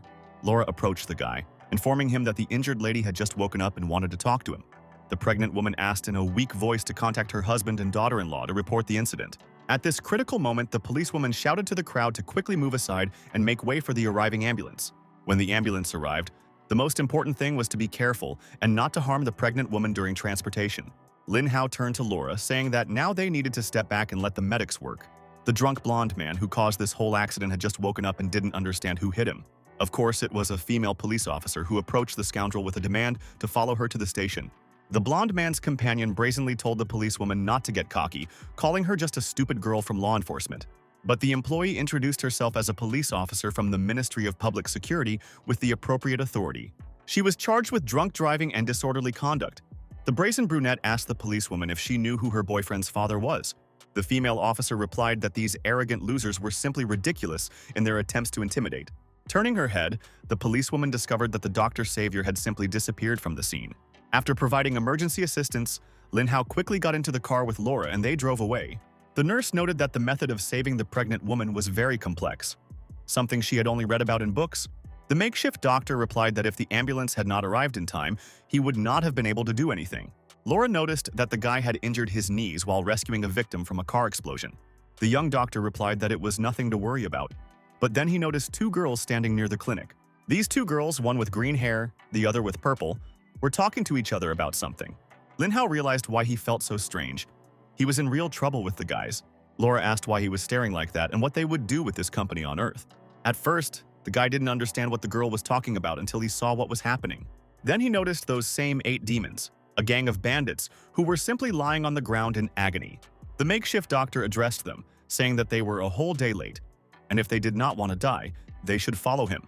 The purple-haired girl was indignant. How dare he talk to them like that? But her friend calmed Gega down, offering to see what the doctor was actually going to do with the boys. Geg screamed at him to help these guys because they were in pain, but he just looked at them without doing anything. Lin Hao told the girls that they needed to wait until Chief Yang arrived, otherwise nothing could be done with the injured boys. At that moment, Laura was carefully treating the guy's injured knee, which he had injured while saving a pregnant woman. The makeshift doctor complained of pain, acting like a small child before a medical procedure. The nurse tried to calm him down, explaining that it might hurt a little, but the wound needed to be treated to prevent infection. The young doctor agreed that he would try to endure this unpleasant but necessary pain. 2 unfamiliar girls were surprised how a guy could behave like this because he was not a little girl. Chief Yang suddenly appeared and addressed the girls Gege and Yan Song, asking why the doctor brought them here. Then the director approached his nephew and asked what had happened and why he was feeling so ill. Geg turned to her uncle with a warning that the doctor was a common charlatan, so they needed to leave here immediately. Lin Hao thought that this time everything would be more difficult. It was generally more difficult to work with girls. And besides, they had a lot of traces of injections of substances. Yan Song suspiciously asked if they had conspired to lure the sisters into this trap. Gag grabbed her friend by the hand and declared that it was a trap, and they needed to get away from here immediately. But the young doctor was not going to give them a chance to escape and rushed straight to the girls. The makeshift doctor approached the sisters and pressed on points located on their backs to immobilize them. Literally a second later, these girls fell to the ground with their faces distorted with pain. Lin Hao told Chief Yang that women were more difficult to work with, so the treatment price would double, and they had to stay here. Laura, hearing this demand, was indignant that staying here was only possible over her dead body. Members of the 8 Demons gang also stated that they did not actually sign up for such conditions and do not agree. The young doctor ordered that medicine be given to the director's nephew and his friends so that the diarrhea from yesterday's medication would go away. Addressing the sisters, he told them to go with him to a medical examination, which greatly frightened the girls. The makeshift doctor claimed that he could see right through them and understood that their bodies were breaking down from severe addiction. Geej complained that she felt very bad, so she needed to leave here as quickly as possible. Yan Song could barely move. She was very cold, and she felt absolutely disgusting from the withdrawal. The girl opened her mouth to say how unbearably she felt without substances. The doctor approached the suffering girl and calmly told her not to think about it, but to simply prepare the medicine according to the prescription he had written that morning. Laura, hearing the request for help, quickly set about the task and ran to prepare the necessary medications to alleviate the girl's withdrawal symptoms. Gage also cried, saying how much she wanted to go home, and so the girls were taken to the treatment room for treatment. Lin Hao asked Laura to close the door, undress the patients, and treat their backs with a special medicinal solution. The makeshift doctor emphasized that action must be taken as quickly as possible, while the girls were still conscious. The nurse said there was only enough medicine for one person and asked what to do with Yan Song. The young doctor replied that it was a very rare sedative, so he would have to take a risk and give it to her. Chief Yang knocked on the door, wondering what was going on in the procedure room. The guy was completely focused on treating the girls, understanding that it would be difficult for them to cope, but they had to hold on. Geje stood up abruptly, hit the doctor and screamed at him to leave. She didn't want to be treated for her addiction. Lin Hao told the nurse that everything was fine and asked her to take care of the second patient. Yan Song went crazy, screaming that they were all liars and asking them to kill her. She didn't want to live like this. The girl with green hair asked why she had to suffer so much, complaining of pain, and the doctor observed her condition. The makeshift doctor approached the suffering girl and simply hugged her, telling her not to even dare give up. The green-haired patient bit him on the shoulder in a fit of aggression. Laura noticed the movement and said it must be painful for the doctor, but the young doctor only replied that everything would be fine. We just had to hold out through the crisis. The uncle and nephew had absolutely no idea what was happening to the 2 girls in the procedure room. Lin Hao clenched his fist and hit the gang leader, asking why he had drawn the girls into dependence. Chief Yan noted that everything had already happened and beating him wouldn't change anything, so he needed to think about a solution. The makeshift doctor said to forget the past. Everything was different now, and asked the guys to come out for an examination. The other gang members noticed why the doctor suddenly became so sad and serious. The young doctor ordered me to take off my clothes and lie down on the medical bed for examination. The red-haired bandit said he didn't want to undress, but he was immediately threatened with a belt. After the threat, the red-haired guy agreed to undress, but only asked not to hit him. The nurse said that in that case, she needed to leave the procedure room, but the doctor objected that the patient's gender did not matter, and if she could not bear it, then she would have to quit. Lin Hao said that he would go to the backyard to set up some tents to accommodate the patients, and he instructed Laura to inspect them. The nurse felt very uneasy, realizing that she did not want to go close to these young people for examination. The girl understood the need to take a blood sample, so she took it from the buttock area, which made the guys scream in pain. The other bandits heard these cries with requests for rescue and a desire to get out, fearing what was happening in the procedure room. At this point, the doctor returned to the girls and said that he needed to examine them both for diagnosis. Keeg was indignant that because of him one friend was already weak, why examine the second one? The makeshift doctor explained that they would have to live there for 2 months, so he had to make sure there were no infections. The purple-haired girl called him a devil, noting that the treatment conditions were becoming increasingly harsh. Yan Song asked her friend to stop resisting. They had already passed the first test, so they couldn't give up. The doctor turned to the 2 guys, asking why they were sitting there without clothes if the examination was over and they could leave. 2 bandits cried, complaining that some girl saw them naked during medical procedures. The young doctor thought how naive these guys really were, to worry about such trifles. He then returned to the 2 girls, saying that they also needed to take off their clothes for examination. It goes without saying that these girls were not at all happy with the prospect of a medical examination. They asked him again if he was sure that they definitely needed to undress for the diagnosis. Geje stated that she would not do this in front of any man, regardless of the circumstances. Lin Hao replied that if Chief Yang hadn't asked him, He wouldn't have even wasted his time on her. The girl objected that she didn't think she was sick, especially not with a venereal disease. Gage explained that she has a boyfriend, so she doesn't want to undress in front of a strange man. After this, she angrily demanded that he stop asking her to undress for examination. The improvised doctor nevertheless decided to approach the girl once again with a request for cooperation. She had no other choice, and she began to slowly take off her clothes for examination.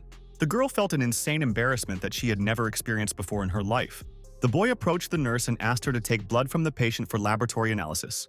Gege, with great embarrassment, noted that while the nurse was here, the doctor could do whatever he wanted.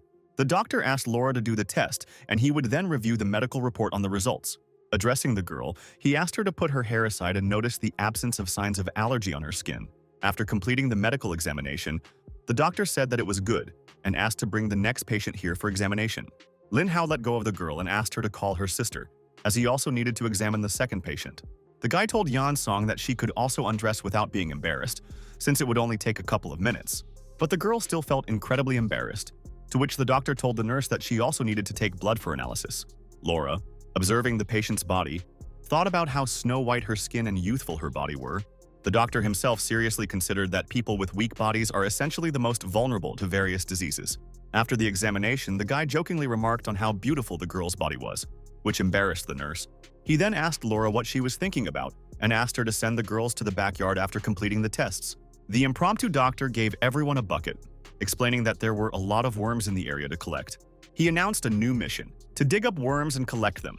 Filling the bucket to the top, addressing both the bandits and the girls, Geiji complained that she was barely alive after everything the doctor had put her through.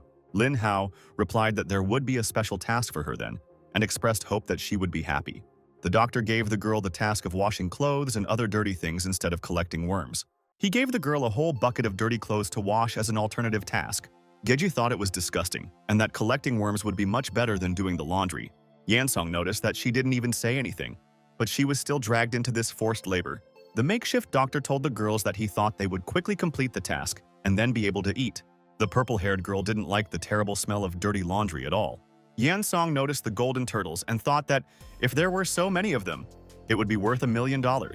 At this point, the two bandits were discussing among themselves that they were tired and had almost reached the roots of the tree while collecting worms. One of them noted that they had only filled half a bucket and the doctor would not let them leave the clinic premises, so they could not even buy anything outside. The leader thought that he used to have a wonderful life, but now he collects worms as punishment. The gang leader thought that all this was because of that bitch who betrayed them to law enforcement. He said he was in no mood to eat after all this humiliation and forced labor. But then the doctor brought him an appetizing chicken leg, and the hungry bandit immediately looked greedily at the food, despite his words about not wanting to eat. Lin Hao told the leader to shut up and eat, and then go back to searching for worms for medicinal purposes. The gang leader cried from this food, realizing how long it had been since he had eaten normal food. Laura approached them and turned to the doctor, noting that he had had a hard day and therefore should eat a little. The impromptu doctor looked at the dish and thought how wonderful it looked, really very appetizing. The nurse asked the boy if he liked the food, to which he replied that he had never eaten anything tastier than these noodles. Suddenly, a man arrived and said that the Luna family had serious problems and asked if there was a doctor there. The gang leader was shocked to hear the news and asked what had happened to his family. The messenger reported that the house was surrounded by more than 30 people, and the female leader was asking about the whereabouts of the leader.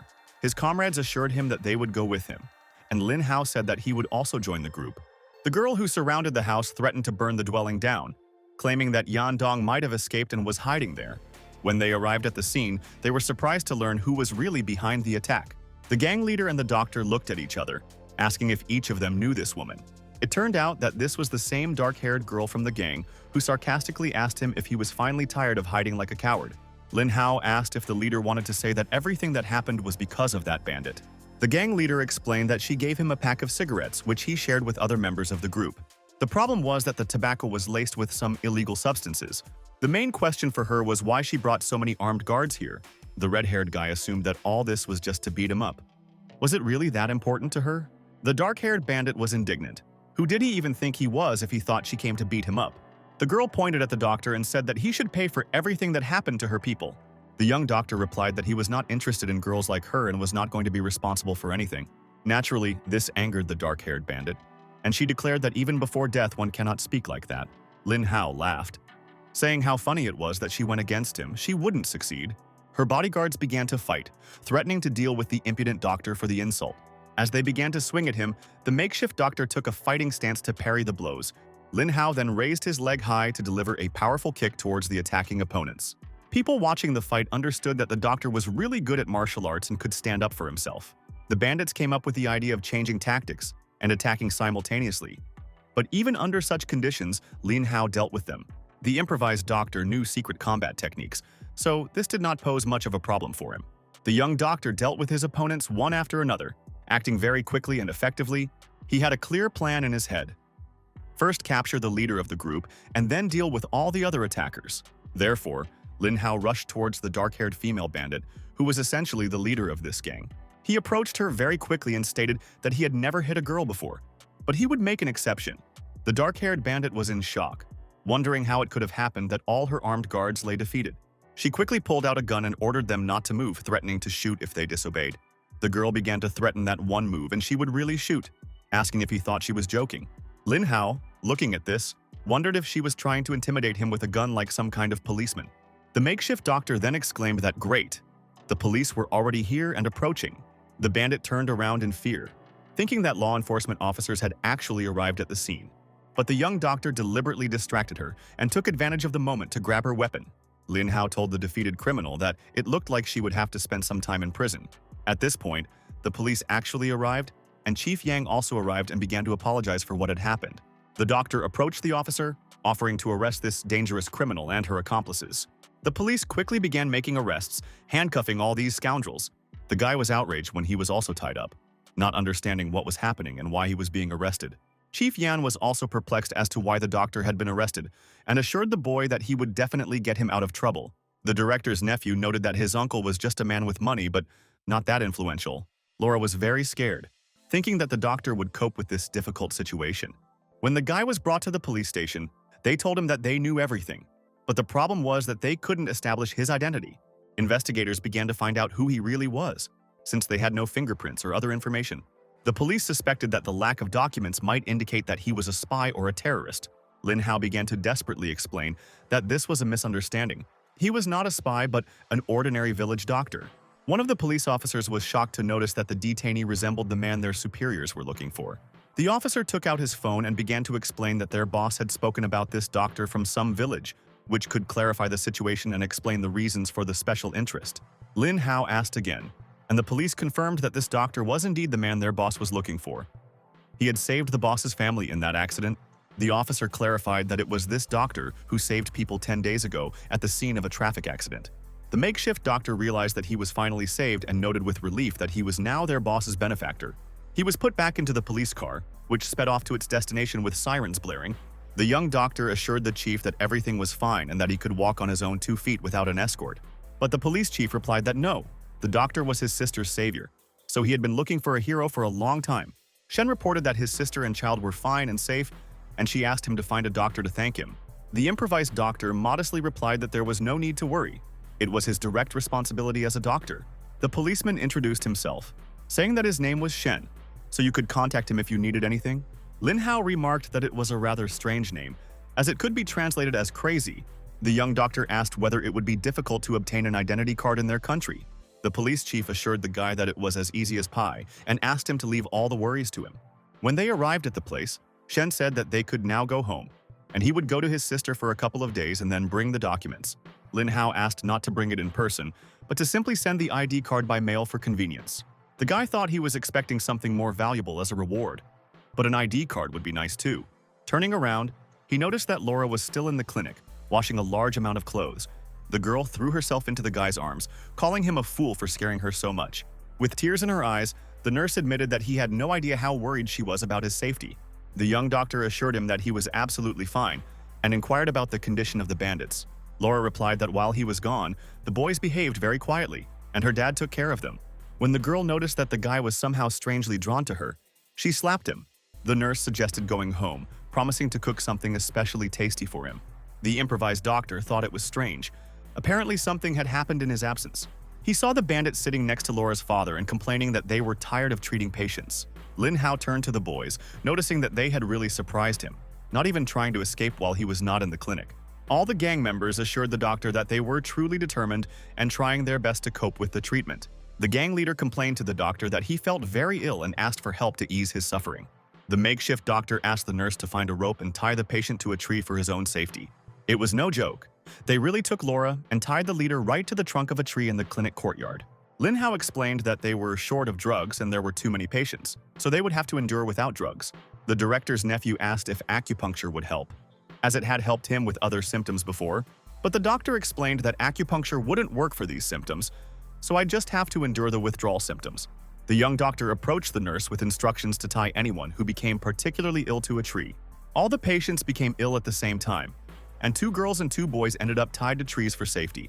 Gage started screaming and complaining about why they were tied up, calling the doctor and nurse monsters for treating her like that. The leader advised her to remain silent, reminding her that the doctor had fought against 30 armed opponents yesterday. Laura noticed that everyone was very tired after these busy days, but their doctor bore the brunt of the workload. The nurse emphasized that he had worked for 2 days without rest, and although he may have seemed frivolous, he had saved them all. The owner's daughter said that Lin Hao truly deserved to be called a doctor, more than anyone else she knew. When the guy fell asleep at his desk from fatigue, they began to wake him up very persistently. The nurse told him to get up because someone was looking for him and had come to the clinic. But the young doctor had very colorful dreams with beautiful girls, and he did not want to wake up. Laura, unable to bear it, began to shout at him, demanding that he get up. Important visitors had come to see him. The boy sleepily asked to be more gentle and asked who was looking for him there at such a time. It turned out that they were Police Chief Shen and his sister, whom Lin Hao saved in a car accident. The impromptu doctor was very glad to see them and offered them a seat, congratulating them on the birth of their child. But he noticed another unfamiliar man, whom he did not know, among the visitors. The police chief explained that it was his sister's husband, and they had come to deliver something important to the doctor. The visitors brought a huge stack of various official documents and offered them for collection. The guy now had absolutely every possible document. He was shocked, thinking that he would only be able to get one ID card. Lin Hao turned to the police chief, noticing that he really had a very high position in the system. But Shen modestly replied that this was not something he could boast about or abuse, but simply the fulfillment of a debt of gratitude to the man who saved the lives of his family. Suddenly, the husband of the rescued woman began to kneel down, but the doctor stopped him from this humiliating gesture. Lin Hao said that times are different now, and there is no need to kneel before an ordinary doctor. The police chief's sister assured that they really want to thank the doctor for saving her and the child. The guy replied that this was his direct responsibility as a doctor, and he did not want people to humiliate themselves in front of him. Shen apologized to the doctor, explaining that he had been in a great hurry and had not had time to prepare a worthy thank you.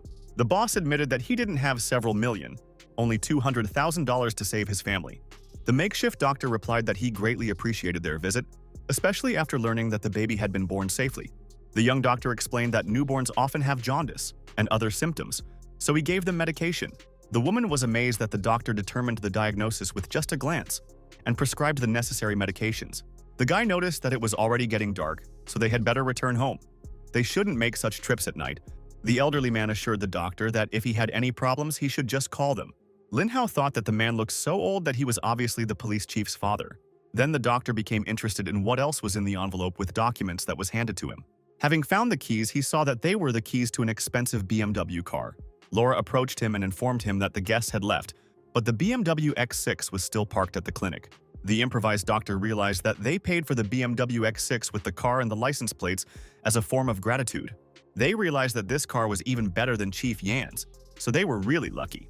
But on the piece of paper there was a warning written that the Green Gang might come for him, and a number to call for help.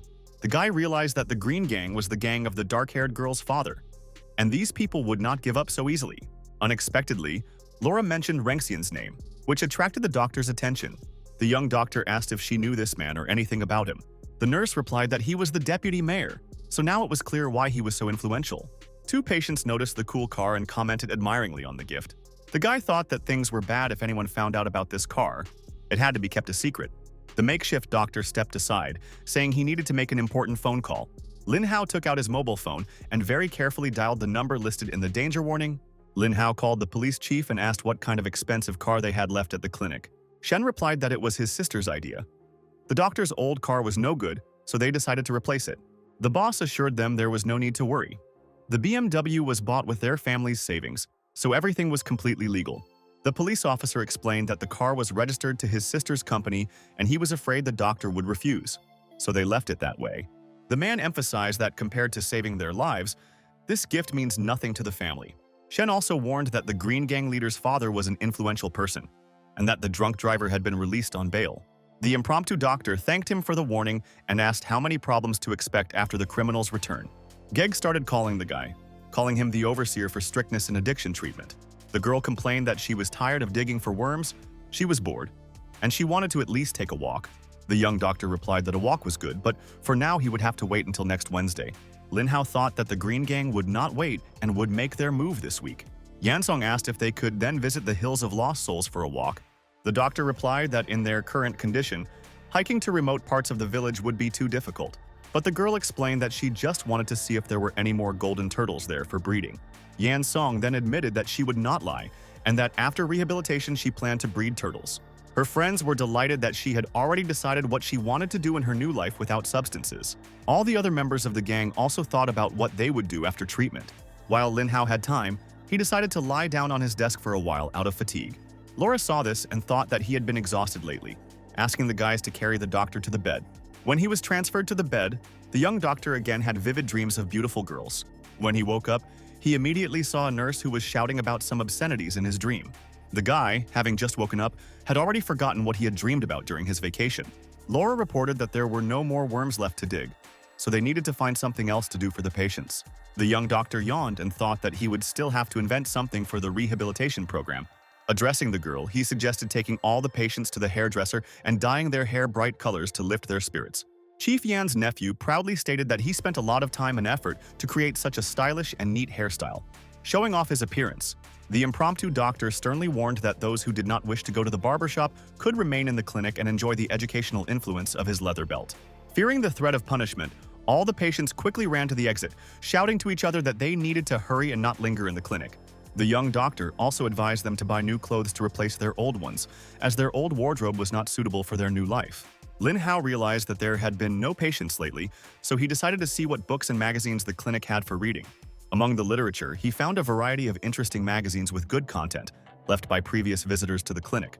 While the guy was looking at the printed publications, an expensive white car with tinted windows pulled up to their medical facility. A businessman in expensive shoes and a formal suit, clearly not an ordinary patient, was immediately visible emerging from the car. These were big-time bandits who were wondering if they had actually arrived at the right address according to the information they had received. The criminals looked at the clinic sign and realized that they had arrived at the very same medical clinic they had been told about. Their elderly leader ordered the others to follow him, declaring that they would now find out who this damn doctor was that everyone was talking about. At that moment, the guy was reading a magazine, but upon seeing the gang leader, he politely put the publication down and invited the guest to sit down for a conversation. The impromptu doctor asked the visitor whether he had come for a medical appointment or what he wanted to get at the clinic. Lin Hao asked the man to extend his hand so he could first feel the patient's pulse and assess his overall health. The young doctor diagnosed him with a serious illness, but thought to himself that this man's bodyguards looked quite strong and dangerous. The elderly man asked with interest what was wrong with him and what specific illness the doctor had discovered. The guy suggested that the patient had most likely had a heart attack about a month ago. Everything turned out well, but the headaches were still bothering him. When the gang leader heard the accurate diagnosis, he smiled and thought that this young doctor really had outstanding abilities. The improvised doctor assured that within 3 months of treatment, the patient could truly be completely cured of his heart problems. If a visitor doesn't believe him, Lin Hao is ready to give him the medicine right away so that he can feel the healing effect himself. The elderly man admitted that he thought the doctor had guessed. He hadn't come there for a medical appointment. The young doctor replied that he knew the true purpose of the visit, but that everyone who crossed the threshold of this door automatically became his patient.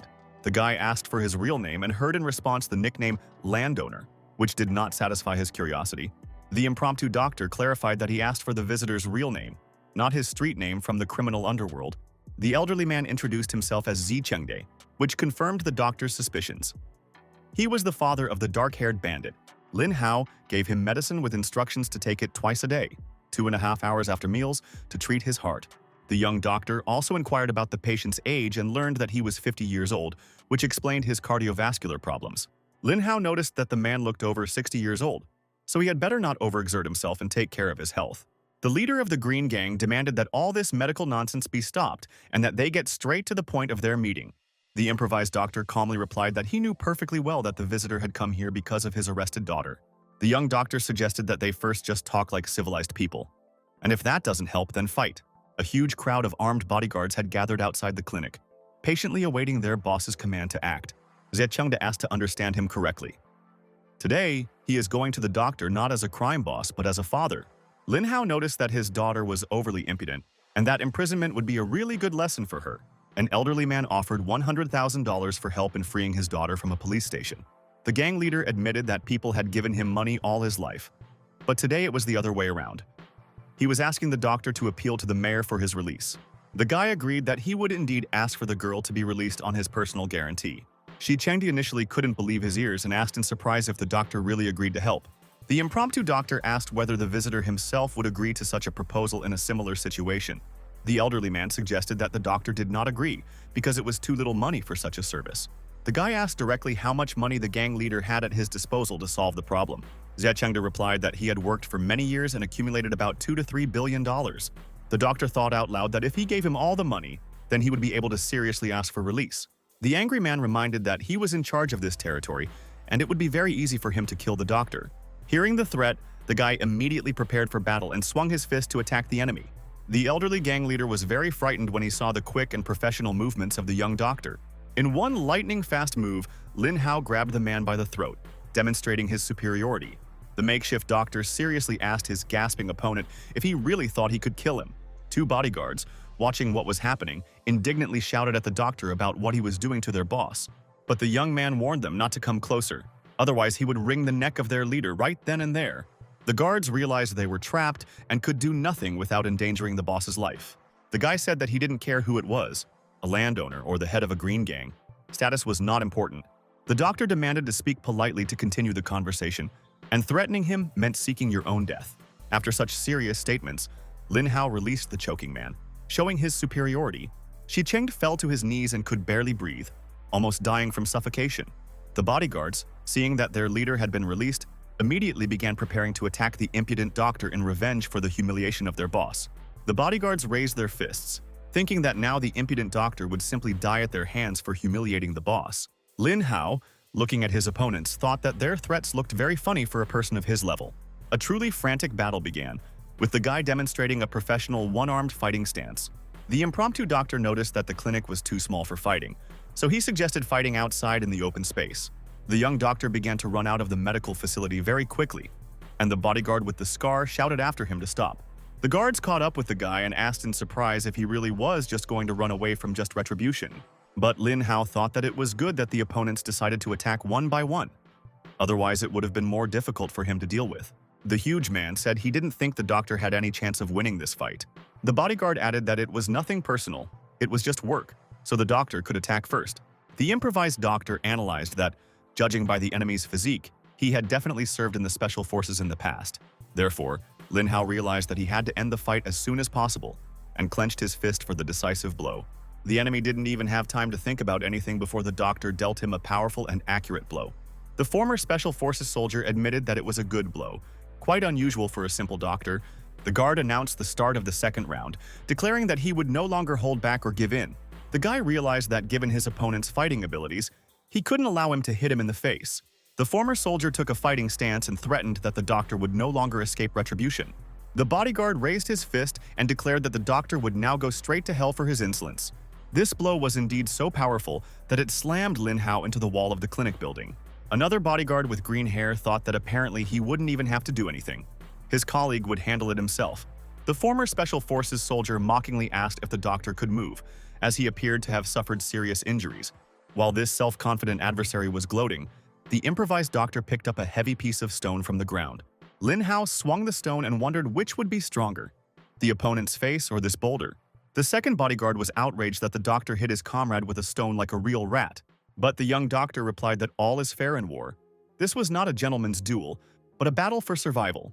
The green-haired scoundrel noticed that his colleague was not moving. Apparently, the blow from the stone was too strong. In that case, he decided, let's see what the doctor himself is truly ready for in a one-on-one fight. The remaining bodyguard began to circle around the enemy very quickly, creating a sound of cutting air like lightning, demonstrating his special combat technique for the final blow. The improvised doctor watched what was happening with his mouth open, truly not understanding what kind of combat equipment the enemy was demonstrating. Lin Hao ducked down just as the green-haired bodyguard gritted his teeth viciously for a decisive attack. The boy realized that this strike was a very ancient fighting technique that is rarely seen in the modern world. Fortunately, the young doctor managed to block the opponent's powerful kick in time, protecting his vital organs. After successfully defending himself, he had no choice but to jump back a few meters to create distance. The makeshift doctor realized it was a powerful attack that left his fist numb after blocking it. The enraged bandit declared that the doctor's dirty tricks wouldn't work on him, and now the doctor would get what he deserved. The bodyguard clenched his teeth and looked truly mad, with the desire to avenge his colleague's humiliation and defeat. Lin Hao thought that the enemy should not underestimate his abilities and suggested that he accept death with dignity. But the green-haired fighter was not going to accept defeat and death, so he continued his furious counterattacks on the doctor. Luckily, the guy was very light and agile, so he quickly dodged these dangerous blows from his opponent. The improvised doctor realized that the enemy continued to attack without stopping, and decided to strike at the moment when he stopped to rest. The young doctor continued to analyze the bandit's actions, waiting for the most opportune moment for a decisive counterattack. The bodyguard realized that normal attacks wouldn't work against this unusual doctor, so he decided to use a special technique. The enemy saw the doctor's fist clench, but did not understand what was happening to his own shoulder after the touch. The bandit thought that his shoulder was twitching strangely and going numb after the doctor touched a certain spot. Lin Hao realized that this was an excellent chance to launch a decisive counterattack while the enemy was disoriented. The improvised doctor took a stance and kicked like a real professional fighter, using all his skills. The green-haired bandit began to foam bloodily at the mouth from internal injuries after the powerful blow. The guy asked his defeated opponent if he could get up, since it looked like the doctor had won. The gang leader watched all this and thought he would never have believed that a simple doctor could cope with professionals. Lin Hao heard the approaching footsteps of many people and wondered how many of them were gathered there to attack. In fact, there were a huge number of them, all wearing the same shoes, which indicated the gang's organization and preparation. Zhichengde noticed that the doctor was capable of fighting against 100 opponents if he had that many people to attack. The guy replied that the leader should be ashamed. He wants to set 100 bandits on one person. The makeshift doctor added sarcastically that he was so scared that his legs were shaking with fear. A perfect opportunity for murder. Lin Hao knew that he had expended too much energy in previous fights and was not in his best shape now. The young doctor realized that he would not be able to cope with 100 armed men, so he needed to take the gang leader hostage. At this critical moment, an unfamiliar girl entered the clinic and noticed that this village looked completely different from what she expected. This female patient joyfully told the doctor that she was finally meeting him in person after a long time of separation. The bandits, watching the guy, told each other not to be afraid and to attack him all together. Since he was already exhausted after the previous fights, Lin Hao thought with despair. Would he really end his life ingloriously in this criminal showdown with an entire gang? The man who came with the patient exclaimed in surprise when he saw a familiar face. Was this by any chance the landowner? What was he doing here? The improvised doctor thought that he heard a familiar voice and wondered who had come here at such a moment. The leader of the Green Gang turned around and irritably demanded that the uninvited guests quickly leave the scene of the showdown. Everyone present turned to look at the guy who came with the girl, wondering who this influential person was. The girl turned to the gang leader with indignation, wondering how he could speak to her in such a tone. Lin Hao didn't understand who these two were and what they were doing here, although it seemed like he had seen them somewhere before. It then turned out that they were Mr. and Mrs. Zia, the very same people whom the doctor had previously saved from death. Shisha happily shouted to the doctor that they hadn't seen each other for a long time and asked if he remembered him. When the guy saw the girl, his eyes widened in surprise and a wide smile appeared on his face. The impromptu doctor approached her and assured her that of course he remembered. She had such a beautiful face. How could he forget?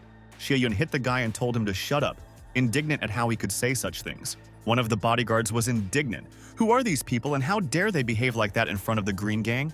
But they immediately brought the barrel of a pistol right to the area between the eyebrows of this impudent fellow. The stranger warned the landowner that his man was so ignorant that he decided to interrupt their important conversation. The gang leader apologized to the influential guest, politely asking what was bothering him. The doctor was completely perplexed by what was happening. It seemed the gang leader was afraid of these people. Shisha told the doctor to rest, as he would deal with these scoundrels himself without any outside help. The guy thought that if he was threatening authority so confidently, he must have really strong support. The influential man explained that the doctor had saved his sister's life and was now under the protection of their gang.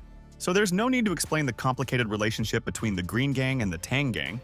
He's just afraid the trash won't understand the situation. The girl's brother told the bandits to get lost, saying that the sight of them alone made him sick. Lin Hao suddenly asked with a smile to wait. After all, before driving away the Green Gang, it was worth clarifying some important questions. Even the elderly leader himself was in shock, wondering what had happened and why the doctor seemed to want to leave them in place. The guy turned to Zichengde, reminding him that he had actually forgotten to take his heart medication. The improvised doctor offered a discount, so the appointment and medication cost only $10,000. Upon hearing this amount, the gang leader literally opened his mouth in surprise, wondering how this was possible.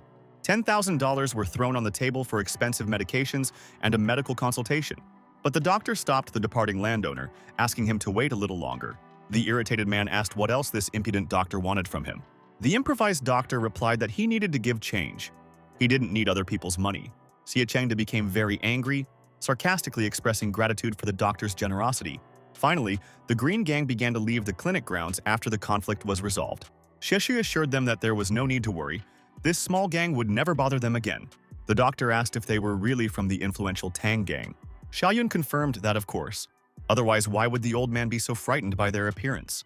Xie remarked that their intervention today could be seen as payment for saving his sister.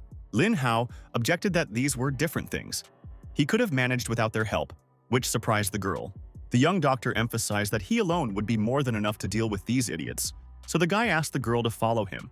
She needed to be examined again. Xiaoyun objected. Why is this necessary since she is already completely fine after the treatment? Xiaoxia thought that things were bad. His sister was starting to get angry, so it would probably be better for him to leave. The doctor leaned over to the girl and asked to be allowed to check if there were any scars left. Xiaoyun sharply pointed the weapon at his head, asking him to guess what it was. The guy explained that the last time he undressed her only because it was an emergency, but the girl replied that she didn't care at all about the circumstances. He took off her clothes. The makeshift doctor asked her if she wasn't embarrassed that he had saved her life. Xiaoyun repeated that if he didn't understand, then he would just go and undress her without her consent. The young doctor explained that the patient's gender did not matter to the doctor. He only wanted to save her life.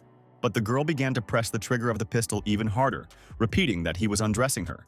The guy admitted that yes, he undressed her, and asked what she would do to him in that case. Kill him for saving his life. Lin Hao admitted that he was wrong and promised not to undress her again unless absolutely necessary, hoping for her understanding. Xiaoyun, covering her eyes with her hand, noted with satisfaction that this would be much better for all parties.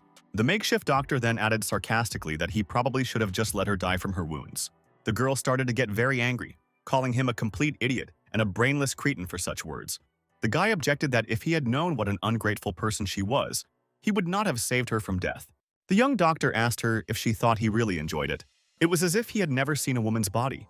He just wanted to cure her and save her life, nothing more. Xiaoyun accused him that if he had a conscience, he simply took advantage of the opportunity and was now pretending that nothing had happened. The makeshift doctor suggested that if she thought so, she could take off his clothes and look at his body as much as she wanted. The girl again began to get angry at this proposal, and again threateningly pointed the gun in his direction. But the guy asked them not to point the weapon at him, admitting that he was very sorry for the misunderstanding that had occurred. Lin Hao asked to lift up her skirt because he still needed to take a look at the wound's healing for medical supervision. The doctor warned that in any case it would be better for her not to use the gun, otherwise the elbow bone and ligaments would be damaged again. Xie asked the disputants if they had finally finished their squabble and could move on. The guy noticed that there was money on the table and asked what it was and where it came from. The girl's brother explained that the doctor said that the medical expenses cost $20,000 to $30,000, so he should consider this compensation. The impromptu doctor asked how much it would be if these amounts were added together for an exact calculation. Xiaoxia admitted that today he really learned a lot about the prices of medical services. He added another $20,000, explaining that his sister was born with a silver spoon in her mouth, so she could afford it. The guy replied that this was not enough for someone who simply fools people and deceives their expectations. The bandit called the doctor greedy, but agreed to give him the lighter as well, placing it on the table next to the money. Unexpectedly, Nurse Laura returned to the clinic, announcing that they were finally back with patients. The guy briefly told her absolutely everything that happened here, assuring her that the conflict was completely resolved. He also told the girl that they now had another $50,000 for medical services. The nurse asked him with concern what kind of abrasion he had on his face and whether it was related to the fight. Lin Hao assured that everything was absolutely fine and complimented the former addicts on their willpower. The patients have truly changed their image dramatically, with new clothes and stylish hairstyles so that they are now completely unrecognizable. Lin Hao noticed that the patients looked much better after the transformation, but he wondered where all the other guys were and where they had gone. At that moment, the guy heard a familiar voice calling him to look at the result, and his gaze was very surprised by what he saw. Gege and Yan Song also dressed up and looked much better now, explaining why they all went to the hairdresser together for a complete makeover. Gage admitted that she would be leaving here very soon, so she wanted to dress up and leave a good impression before leaving. The makeshift doctor was surprised by their plans to leave, since they had only recently gotten rid of their addiction and had not yet decided what they would do. The purple-haired girl shared her dream of becoming an actress and singer to realize her creative ambitions. The young doctor also asked the guys from the gang what they wanted to do in their new lives. Chief Yan's nephew said that his uncle wants 5 of them to join the army, where he has already registered them. The doctor expressed genuine joy that all his patients were starting a new, healthy life without substances. Gag reminded him that she was leaving tomorrow and asked if he wanted to tell her anything goodbye. The guy didn't understand what he was supposed to say in such a situation of saying goodbye to the patient. Then everyone turned to Yan's song and asked her what she was planning to do with her future. The girl with green hair replied that she had not yet made up her mind, but she would like to stay here and breed golden turtles. When Laura heard about the plans to stay for another month, she was completely shocked by the decision.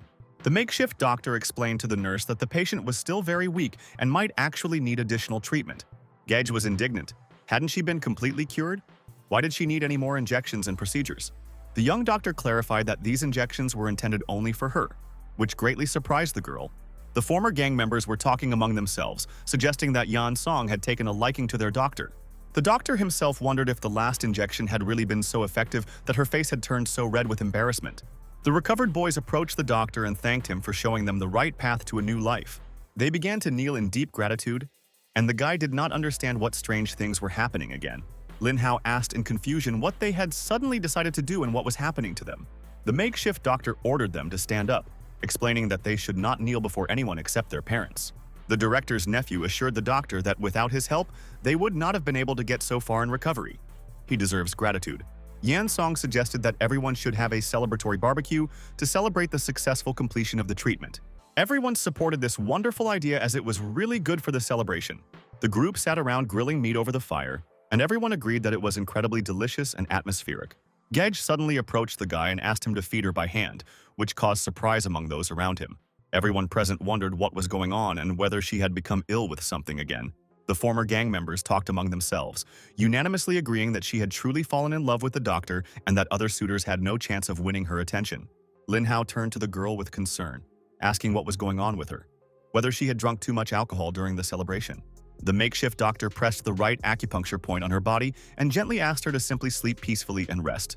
The young doctor thought to himself that if he had grown up here from childhood, surrounded by such people, he would have been incredibly happy. The next morning, Gege had already completely packed her suitcases and was sitting on the steps next to the clinic, preparing to leave. All the guys from the former gang came to the medical facility to say goodbye to the doctor before starting a new life. The impromptu doctor addressed the young men who were leaving to serve in the army, wishing them good luck in their military service. Gage realized that she needed to say something and called the guy, asking him to come to her for an important conversation. The young doctor wished her luck in her career and asked her not to forget him when she became a popular actress. The girl thanked him for everything and asked for a hug before leaving the clinic for good. Gage suddenly began to reach her lips straight towards the guy's face for a farewell kiss. After a completely unexpected kiss, she admitted that at first she thought he was a heartless person. But later the girl realized that behind her cold-blooded exterior lay a truly kind and sympathetic heart. The embarrassed doctor asked the girl what she was doing and asked her not to joke with his feelings like that. All the friends were in complete shock from what was happening, thinking that this was an incredible and very real turn of events. The guy warned the girl that if she didn't stop making jokes like that, he would torture her. Gage replied that she had already gotten used to his methods of treatment, and even if he tortured her, she would still love him. The makeshift doctor was completely shocked to hear the word love in the context of their relationship. After this, the girl, with a sly smile on her face, asked how she managed to play the role of a woman in love. The young doctor admitted that she had almost deceived him, since she really had excellent acting skills. He thought to himself that her words made him feel lost, but it was also time to say goodbye to the guys. Gage said goodbye to the doctor with a sincere smile, asking him not to forget her in the future. The guy returned to his office and continued to think about the girl's parting words about not forgetting. Lin Hao felt a bit depressed and sad after all his patients simply left to start a new life. Mr. Wu, the nurse's father, came into the office and said that he needed to talk to the doctor about something. At this moment, Lin Hao fell into a deep sleep, settling comfortably in his workplace from fatigue. Laura asked her father what he wanted to discuss with a tired doctor at such a time. The clinic owner asked his daughter how things were going with the doctor, to which she replied that he was like a close friend to her. Naturally, the father didn't like such a vague answer, and he asked if his daughter had ever considered dating the talented young doctor romantically, given their work together and obvious compatibility. Laura objected to her father, noting that he was talking nonsense. She was even 5 years older than the young doctor, which made a romantic relationship inappropriate. Mr. Wu told his daughter that she should take a closer look at this guy. He looks quite grown up and mature for his age. The nurse did not like such conversations about her personal life, so she irritably shouted at her father, demanding that he stop these inappropriate discussions. Laura categorically stated that she was not going to talk to him about it, so she simply left the house to get away from his intrusive questions. But the clinic owner stopped his daughter, admitting that although he didn't like the guy as a person, he was definitely an outstanding doctor.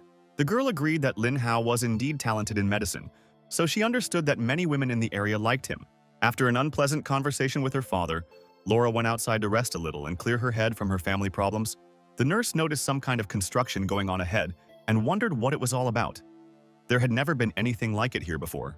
Loud shouts of workers were heard from the construction site, warning each other to be careful and stay away from falling materials. The girl decided that all this looked strange and potentially dangerous, so it was better to return back to the safety of the clinic. Returning home, Laura discovered that her father was no longer there, so she could finally rest peacefully without annoying questions. The nurse overheard a conversation about how the doctor had a few more turtle eggs, but that they were not enough and he wanted more reptiles for breeding. She decided to eavesdrop on these conversations and realized that it was a patient and a doctor talking, wondering what they were doing together. Yansong asked the doctor why the turtles no longer mated, and it turned out that the reptiles were simply shy of each other. Laura thought they looked good together, and maybe she really was like an older sister to this guy, nothing more. The green-haired girl unexpectedly offered the doctor to sell her all of his golden turtles for her own business. Yan Song explained that she had been saving money for a long time and had $30 million, so the amount should be enough for the purchase. The impromptu doctor replied that it would not be a problem if she bought all the reptiles, but asked how long she planned to breed them. As it turned out, the girl plans to be in this business for the rest of her life, to which the guy noted that these are indeed long-term plans. At this point, Laura decided to interrupt their business conversation, asking the doctor to spare her a minute for an important conversation. The nurse asked to walk her home this evening, which was an unusual request for their relationship. The impromptu doctor did not understand the sudden request since she walks home every day completely alone without any accompaniment. Laura explained that she would carefully monitor what he ate, as it would be unpleasant if he got poisoned by poor quality food. The guy replied that he wasn't too picky about food and that something like this couldn't happen to him thanks to his good health. The nurse began to insistently shout that from now on, he would have to be picky and not eat anything he couldn't digest properly. Yan Song, who heard all the loud conversations behind the wall, thought that what was happening looked very strange and incomprehensible. Lin Hao approached the worried nurse and asked her what was wrong, whether she was sick or why she was behaving so unusually and aggressively. Laura replied that no. She simply asked him to remember what she said and think about his personal life more seriously. The guy was completely perplexed by what was happening, not understanding what was happening to the people here. The makeshift doctor approached the patient, suggesting that she stop looking at the turtles and come over to him. He told the girl that today she would not sleep in a tent on the street, but could spend the night in the clinic. Then the guy joked that, okay, there would be no one in the treatment room, so she could sleep there tonight. Yansong noticed some noise and decided to go see if their turtles were laying eggs. The young doctor realized that this girl seemed to be seriously interested in breeding reptiles. The nurse, shocked, asked the guy where he was suddenly staring with such attention. The impromptu doctor replied, so that she wouldn't misunderstand, he just came to see what she was doing there. The girl explained that she was thinking about creating an entire turtle factory for mass breeding. The doctor asked her if she was sure she wanted to devote her life to breeding turtles, and she suddenly began to fall. Lin Hao didn't understand what was going on and why she fainted, perhaps low blood sugar. So the first thing he decided to do was take the patient back to the clinic for a medical examination. An improvised doctor connected the girl to an IV drip with a nutrient solution to help her regain her strength. When Yan Song opened her eyes, she worriedly asked what happened, whether she had lost consciousness again. The guy explained that her body was still weakened from the treatment, and she had been exposed to the scorching sun for too long. The doctor asked not to remove the needle from the IV, since the medicinal solution had not yet run out. The young doctor decided to lift the girl out of bed for a more thorough medical examination. He took her in one motion and tried to lift her up, but she slipped out of his hands. The makeshift doctor did this on purpose to turn the patient over to examine her back. The girl asked in surprise why he had turned her over and what he was going to do with her. Yansong said that she had a severe skin disease, so it was better to stay away from her. The doctor objected that he was her doctor, and how could he not notice the presence of a serious skin disease? The green-haired girl suddenly realized that such excuses would definitely not work with him. The guy told her to lie still, otherwise it would hurt, and she didn't want to feel pain. The patient wondered what she should do in such a helpless situation. She would not be able to resist if he decided to do something to her. The makeshift doctor began to feel her back for diagnostic purposes, and she did not understand what he was going to do with her. Lin Hao began to press and massage certain points on the patient's back to achieve a therapeutic effect on the patient's body.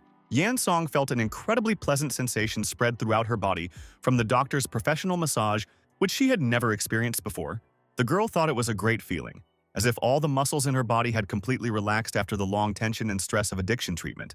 The improvised doctor proudly informed the patient that she now knew what a unique therapeutic massage technique he possessed thanks to his experience. Lin Hao asked the girl what she thought of his professional skills, emphasizing that this was only a small part of his medical abilities. Yan Song didn't even have time to answer the doctor's question, as she immediately fell into a deep sleep from the relaxation of the massage. The guy was genuinely surprised that she fell asleep again so quickly, as she managed to switch off in literally seconds. The makeshift doctor looked at the sleeping patient as if she were a real angel. Noting that she looked so innocent and defenseless in her sleep, Lin Hao realized that Laura was right in suspecting something was wrong, and he really needed to be careful about what he ate and did. The young doctor reflected on his feelings from touching the girl, worrying that he was beginning to lose control of his emotions and desires. In fact, Yan Song was not asleep, and when the doctor headed for the exit, she quietly asked if he would just leave and leave her alone. In the morning, there was a conversation where the guy remarked that this was called an acting performance, and not a real dream. It was time to wake up.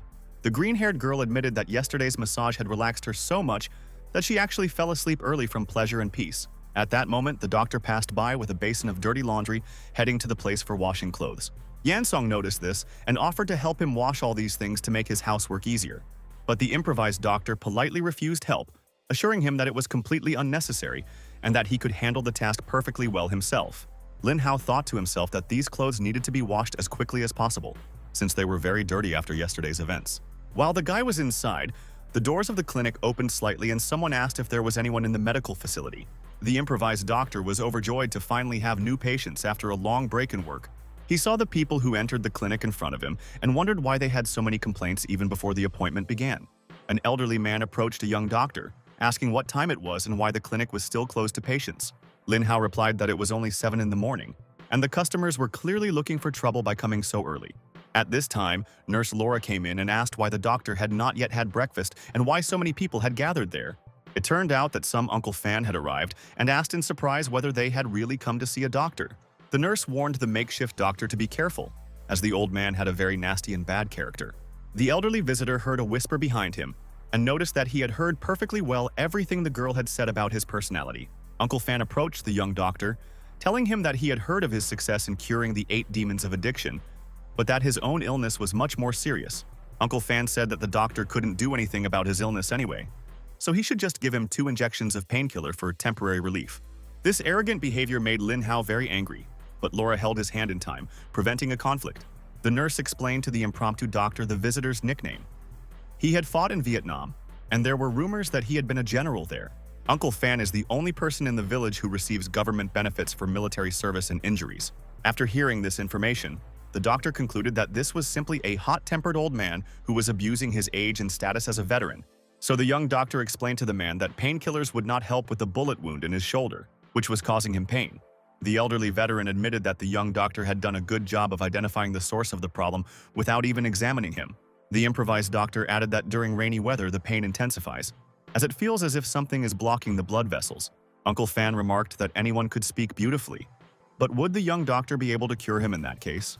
The veteran warned him not to be too arrogant, because if the doctor could not cure him, he would drive him out of the village. Lin Hao sarcastically asked what would happen if he managed to cure the old warrior of his old wounds.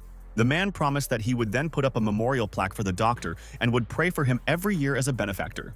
The boy was indignant, calling the old man a psycho for making such extravagant proposals, which Uncle Fan heard perfectly well. Laura reminded the doctor that he should agree with the older man because he was older and be more polite. The veteran continued to shout indignantly at the impudent scoundrel who dared to speak to his elders like that. But the boy replied that he was not the only one here who was impudent. Uncle Fan agreed that if the young doctor cured him, he would give him a valuable silk scroll as a token of gratitude. The veteran also promised that all his relatives would seek medical help from the doctor if he wanted to expand his practice. The makeshift doctor agreed to these conditions, pointed to a medical bed and asked the old man to lie down for the procedure. Uncle Fan asked in bewilderment why it was necessary to lie down for simple pain relief. Lin Hao assured that no injections or medications would be required and that everything would be done very quickly and effectively. The doctor placed his hands on the patient, explaining that he would pull on the left, press on the right, and turn the old man into a young man. The elderly man literally began screaming in pain as the doctor began intensive treatment of the damaged tissue. Laura was worried as she listened to these screams and doubted whether everything would be all right with such aggressive treatment. But the improvised doctor reassured the nurse, noting that the old man was simply having a good time. Couldn't you see the pleasure in him? The people who came to accompany the veteran thought with horror that these heart-rending screams simply sent shivers down their spines with fear. Yansong also heard someone shouting loudly in the clinic and wondered curiously who it could be. Looking through the window of the treatment room, she realized that this was the same popular veteran grandfather from the village. Sweat had already appeared on the doctor's face from the amount of physical effort he was putting into treating the patient's old wounds. The nurse offered to wipe the sweat from his face, but the impromptu doctor asked to do it later, without interrupting the procedure. Laura noticed that he had been giving the old man a massage for 20 minutes already. The screams had stopped. What kind of unusual treatment methods were these anyway? After the intensive procedure, the doctor asked the nurse to bring silver acupuncture needles to complete the treatment. Now the matter was in the bag, and Lin Hao sat down to rest, as he realized that he needed to recuperate. Laura thought that sweat was pouring off him. Was this medical procedure really so physically exhausting for the doctor? The impudent grandfather sarcastically remarked that the doctor was weak, he had crushed his back and was already tired of work. The improvised doctor thought to himself that he would be much happier treating an old chicken than this ungrateful senile man. After the procedure, the guy pulled the needles out of the patient's body and said that he could go, not forgetting to send the promised scroll. Uncle Fan was indignant that he asked for a painkiller injection, but received some kind of strange massage instead of normal treatment. But the doctor suggested that the old man try to raise his arm and check whether it hurt or not after the procedure. The brazen veteran was surprised to realize that his arm really did not hurt anymore after the unusual treatment. He admitted that not only had the pain gone away, but now his blood vessels seemed to be completely cleared. The guy replied that the old man's head wasn't working very fast, but his vision was fine. The improvised doctor explained that he had cured the patient only 70 to 80%, asking whether he wanted to be completely cured. Of course, the man, his eyes shining with interest, answered affirmatively, asking what he needed to do for a full recovery. The guy put forward a seemingly impossible condition: to be polite to the people around him in the village. The doctor also recommended playing traditional Chinese board games to improve health. But the strangest condition was not to watch movies, since the old man was already too old for such entertainment. The girls who overheard this conversation did not even understand what exactly the medical recommendations were talking about. Lin Hao asked the man to simply trust his professional advice for a full recovery. The veteran asked if it was worth repeating that if the doctor cured him completely, he would personally hand over the promised silk scroll. The guy thought how this impudent scoundrel had worn him out, but at least let him tell everyone about their clinic. The makeshift doctor understood that he now had to deal with all the other patients waiting to be seen. There were two guys standing in line who assured the doctor that they had nothing serious, just kidney failure. Lin Hao thought that he could finally take a little rest after such a hard day of work at the clinic. Suddenly, a girl, clearly a crazy beauty and fashionista, walked into the clinic and asked if there was anyone from the staff there. Laura, seeing the new visitor, thought what a hard day it had been. All the misfortunes had fallen on their heads at once. Lin Hao looked at the nurse with loving eyes, asking what misfortunes there were when it was time to look at this beauty. It was Liu Cixi, Fan Tong's wife, known in the village as a vicious and treacherous person with a bad temper. The impromptu doctor expressed curiosity to see how grumpy this elegant lady could be in communication. Laura wisely noted that you can't judge a person by their appearance, just as you can't measure the sea with just one cup. The nurse added that it was just like with the doctor. At first glance, he seemed nice, but then he turned out to be quite a rude guy. The girl admitted that she had never seen a person who was simultaneously so good and so bad at communication. The boy wondered whether the nurse was praising him or humiliating him. But Laura explained that Fan Tong simply wanted to return the money they owed him. The nurse said she didn't want to reveal the amount of the debt and suggested making the lady suffer a little for her arrogance. Lin Hao asked again if Laura was sure that this was really what she wanted from him as a doctor. The nurse, knowing which point to press, asked him if he wanted to eat crab for dinner that night. The makeshift doctor replied that of course he wanted to very much, while the creditor stood with his wife and whispered. Fan Tong's wife complained to her husband about how she could end up in this rundown hospital, since his third uncle had declared that every member of the family should be treated in this clinic. The creditor himself objected that maybe the uncle hadn't said that exactly, but the local doctor really did have good medical skills. Liu Cixi started yelling at her husband, indignant that he dared to speak like that. After all, they had spent 100,000 to get rid of this stench. Suddenly, the creditor's wife complained of pain, declaring that she had spent too much time there and needed to get to a proper hospital quickly. Laura turned to Fan Tong, noticing that his wife was clearly unwell and needed medical attention. After this, The capricious woman sat down and rudely demanded that the doctor shut up and quickly examine her. Lin Hao wondered why she had even come here, if it was obvious that she didn't trust him at all as a specialist. Liu Cixi arrogantly demanded that the doctor just write her a prescription and get it over with quickly. The guy calmly replied that she did not need medication for this particular disease to recover. The girl was outraged that he didn't even find out her symptoms, which made him think that she didn't need medication. But the makeshift doctor accurately described that she was experiencing periodic pain in the lower abdomen and digestive problems. A surprised Liu Cixi asked how he even knew about this, since she had not mentioned her symptoms. Lin Hao realized to himself that she had fallen for his professional bait, and now he could treat her effectively. The makeshift doctor assured the girl that if she followed his medical instructions, they would soon get to the root of the problem. A distrustful Liu Cixi asked why she should even trust some village doctor without the appropriate diplomas. Lin Hao suggested first testing the urine with a test to rule out the possibility of pregnancy as the cause of the pain. She went to take a test, and the doctor explained that if 2 lines appeared, it meant she was pregnant. After Liu Cixi took a test and saw only 1 line, it became clear that everything was fine with the pregnancy. The impromptu doctor also reported that appendicitis could also be excluded from the list of possible diagnoses. While he was speaking like this, Nurse Laura came up to him and pinched him on the back as a sign of displeasure. She hissed angrily that the appendix still needed to be thoroughly checked and not ruled out right away. Lin Hao thought that female enmity was actually a really scary thing for men. He approached the creditor's wife, asking her to undress for an examination of her stomach, but she was outraged by such a request. Laura reassured the patient, explaining that she didn't need to take everything off, just lift her blouse a little. My husband pointed out that this wasn't a gynecological examination, so there was absolutely no point in undressing for a routine examination. But the doctor firmly stated that it was a simple illness. But if they did not want to cooperate, they should look for another doctor. So Liu Cixi rudely told her husband to shut up. It was none of his damn business.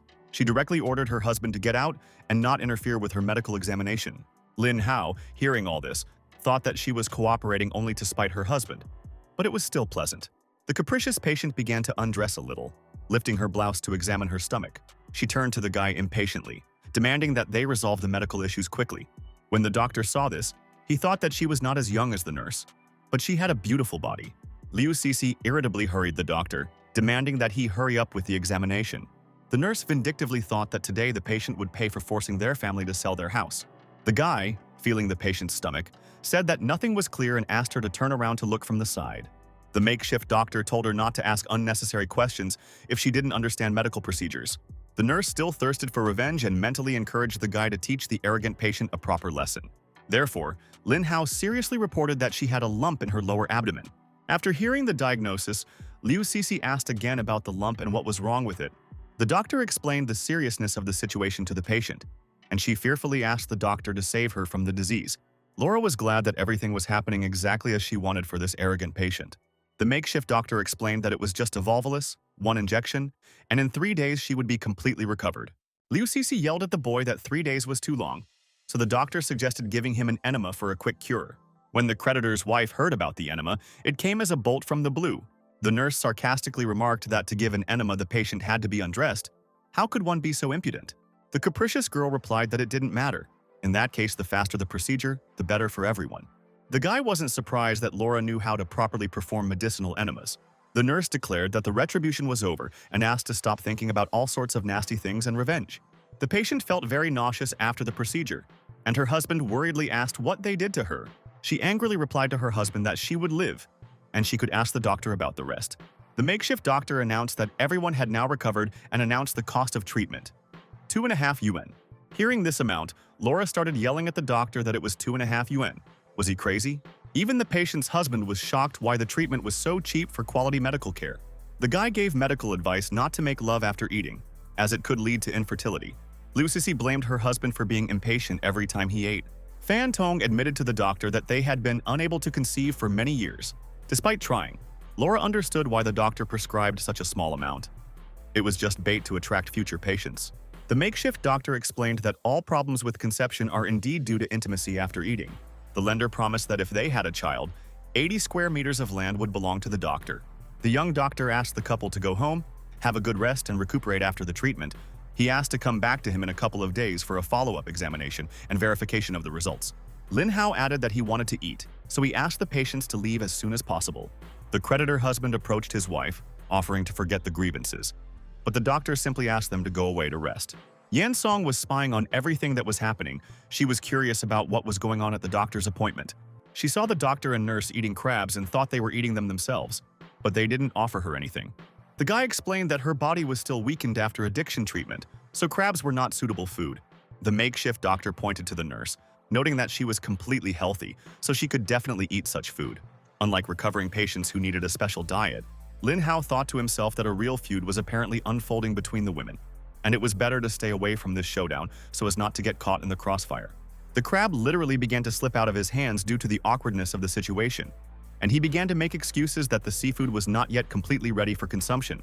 Nurse Laura irritably ordered that the patient be told that she actually doesn't even use makeup, unlike some pompous ladies. While this feminine squabble between the nurse and the former patient was unfolding, Lin Hao heard his mobile phone ringing. The makeshift doctor wondered what it could be and then noticed that a new text message had appeared on the screen. He saw that the message was from Mr. Shen, the police chief, and wondered what was so urgent about it. The report stated that the daughter of the leader of the Green Gang was released due to health reasons. Allegedly, she is pregnant. This decision was made by the authorities. But the police officer feels that something is wrong here. After reading the text message, someone also called the guy on the clinic's landline. Lin Hao was surprised by this call because he thought he had never heard of anyone using this old device. Laura picked up the phone and asked to speak more slowly, as she could not understand what was happening due to the caller's agitated speech. The nurse was given the alarming news that her father had been in a traffic accident and had crashed into someone. Lin Hao felt the blood rush to his head. He realized that he should have guessed about this in advance and prevented it. The impromptu doctor got into the donated BMW and immediately set off to the scene of the accident to investigate the situation. He saw Mr. Wu being accosted by several bandits, who aggressively stated that he had run over their friend and did not think that he could escape so easily. Lin Hao, who arrived at the scene of the conflict in time, resolutely demanded that the criminals immediately release the elderly man. When the bandit refused to comply with the demand, the young doctor himself resolutely approached and firmly grabbed the impudent man by the arm.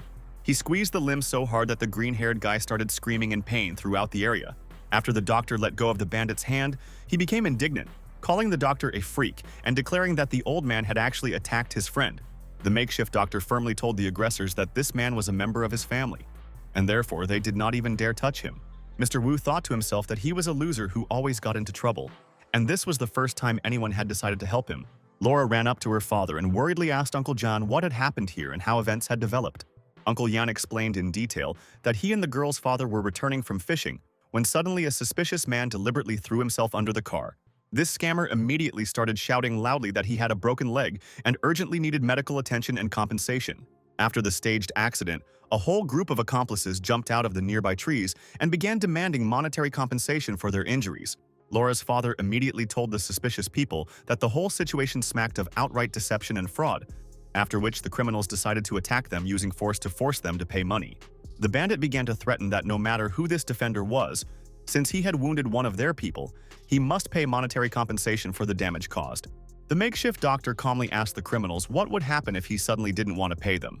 One of the scoundrels asked where such a daring guy came from, to which he received the answer that he was a local resident of the village. The bandit clarified that this means that this defender is not even a member of any influential gang for cover. Another accomplice noted that the young man apparently had no idea who they were or who he was dealing with. Lin Hao got tired of putting up with this, and he started twisting the impudent swindler's finger until it crunched.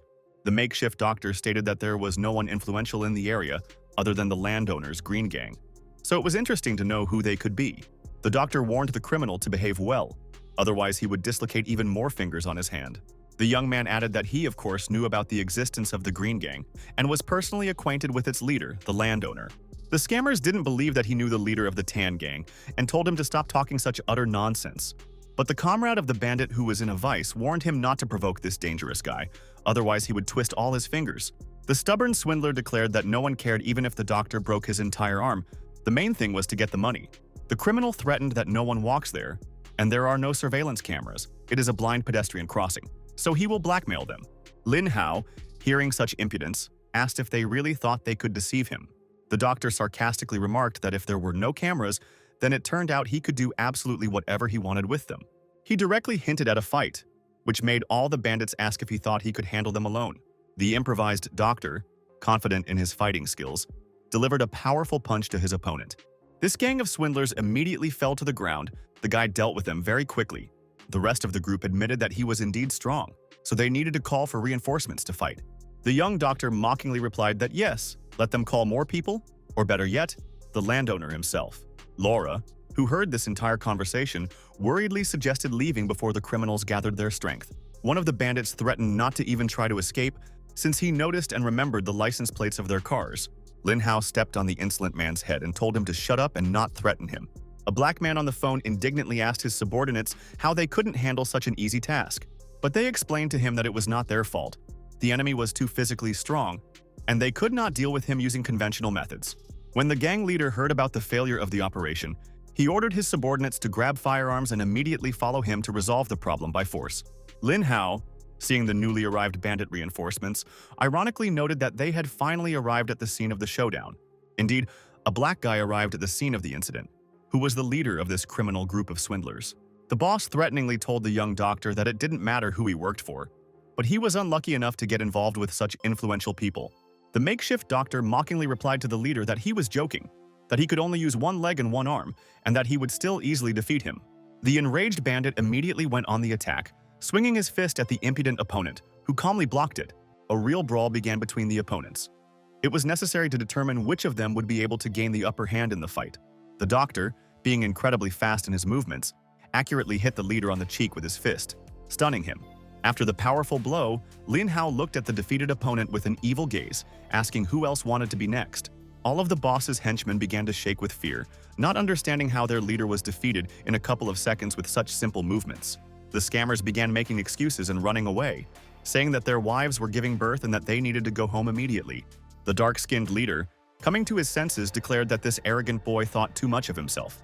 But the young doctor simply began to squeeze the scoundrel's hand, breaking all his fingers one by one. After such an impact, the dark-skinned man began to scream from unbearable pain in his limbs.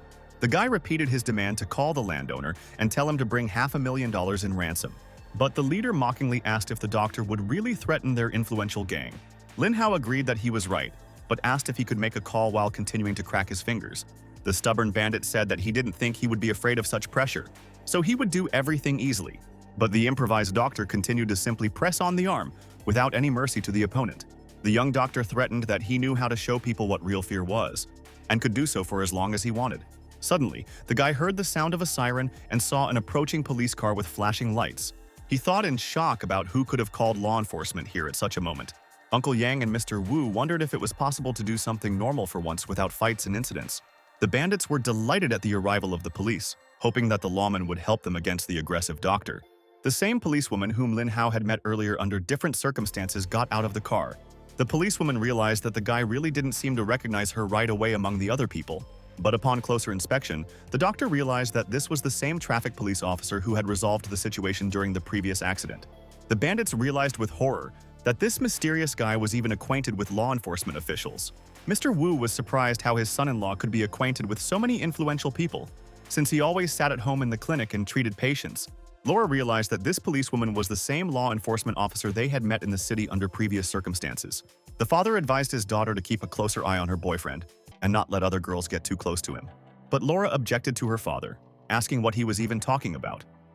Maybe they should at least resolve the current issue with the incident first. The gang leader turned to the police for help, claiming that the guy was a crook, that he had run over his brother and then bullied him. The black boss complained that the doctor broke his arm many times, causing him excruciating pain during a fight. But the policewoman noticed that his hand was perfectly fine, so how could he have done it without any visible damage? The gang leader explained that Lin Hao would dislocate fingers and then simply put them back in place. The law enforcement officer replied that there was no evidence of a crime, and secondly, she was from the traffic police. At that moment, a groan was heard from the victim, who was lying literally under the wheels of the car after the staged accident. The policewoman explained that she was only there to investigate a traffic accident, that's all. The employee asked Mr. Wu if she understood that he was the victim in this incident. The black boss objected that no, but he knew something about the events that had taken place and could tell. He didn't even have time to finish speaking before the girl told him to get out, asking where the real victim of the accident was. Mr. Wu admitted that he was driving the car and asked to be allowed to explain the entire situation in detail. Lin Hao thought that there were no surveillance cameras here, so everyone had their own version of the story, which was very bad for them. The policewoman admitted that the situation was indeed difficult, and there was no evidence of their innocence in the incident. The employee noted that there are laws in the country, so let's do everything according to the rules and send the victim to the hospital. Once at the hospital, the police officer asked Dr. Lin what he planned to do next. The guy asked in surprise how she even knew his full name and profession. The girl replied that she had been looking for him for more than a month until Mr. Shen told her details about him. The police chief asked the young doctor what he was doing in the hospital anyway. Lin Hao replied to the chief that he was also here on some new matter, apparently. At that moment, the bandits were talking about how this guy had so many friends among the police officers. But the black boss countered that no matter how many people were on his side, the fact remained. Their comrade had a broken leg. The police chief approached the black man, suggesting that Black Bear stop causing unnecessary problems. This Black Bear insisted that his friend really did have a broken leg, and that law enforcement could not ignore it according to the law. A conversation ensued between all the participants in the incident, in which the doctor stated that there was no need for any showdowns. Let everyone simply do their job according to their job responsibilities. When both the black gang boss and the police chief heard this, they were completely shocked by such an indifferent attitude towards the situation. They asked the doctor in bewilderment what he was doing, since his boss was trying to help him in this difficult situation with the scammers. Laura anxiously wondered who would pay for all the medical expenses for the victim's treatment in that case. The leader of the Black Bear gang said that, let this doctor pay for everything, since he is so principled. The hospital nurse asked all those involved in the incident to come with her to complete the necessary paperwork. The guy saw this beauty in a white coat and romantically thought about what they would name their future children. The impromptu doctor simply froze in place, captivated by the beauty of the hospital employee. He then approached the girl with a professional request to look at the X-ray for consultation. When Lin Hao himself looked closely at the photo, he realized that everything was exactly as he had expected from the very beginning. The doctor asked the nurse if he understood correctly that this was an old leg fracture and not a fresh injury. The makeshift doctor explained that if the fracture did not heal properly, spasms would occur, and the victim's leg had been broken for at least 2 weeks. Black Bear began to shout aggressively at the doctor, demanding that he stop talking nonsense about his comrade's condition. But a clinic employee confirmed the doctor's correctness, stating that the leg had indeed been broken previously and simply had not healed properly. The gang leader insisted that since the old wound had not healed, the car accident only worsened an already difficult situation. Lin Hao said that he knew he would say this and took out a voice recorder from his pocket, which he used to record their conversation about blackmail and fraud. The bandits began to shout indignantly at the doctor, asking how he dared to record their private conversation without permission. The police chief announced to the criminals that their fraudulent scheme had been exposed and that they should follow him to the station. The improvised doctor ironically remarked how funny it was to hear such swindlers accuse him of deception. Black Bear threatened not to rejoice ahead of time. When the landowner finds out about this, the doctor will not be able to say hello. The policewoman unexpectedly invited the doctor to have a snack at her house after all these events. Lin Hao asked if this was an invitation for a date, adding that he still had some business at the clinic. How about another day?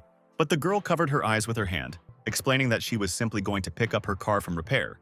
The policewoman sarcastically suggested that he simply didn't want to leave his nurse Laura for long. The guy agreed to the proposal, saying that in that case he would go with her if she was happy with this decision. The makeshift doctor headed for his car, but a worried Mr. Wu suddenly appeared in front of him. Old Mr. Wu warned his son-in-law not to get upset because this girl was simply flirting with him to achieve her own goals.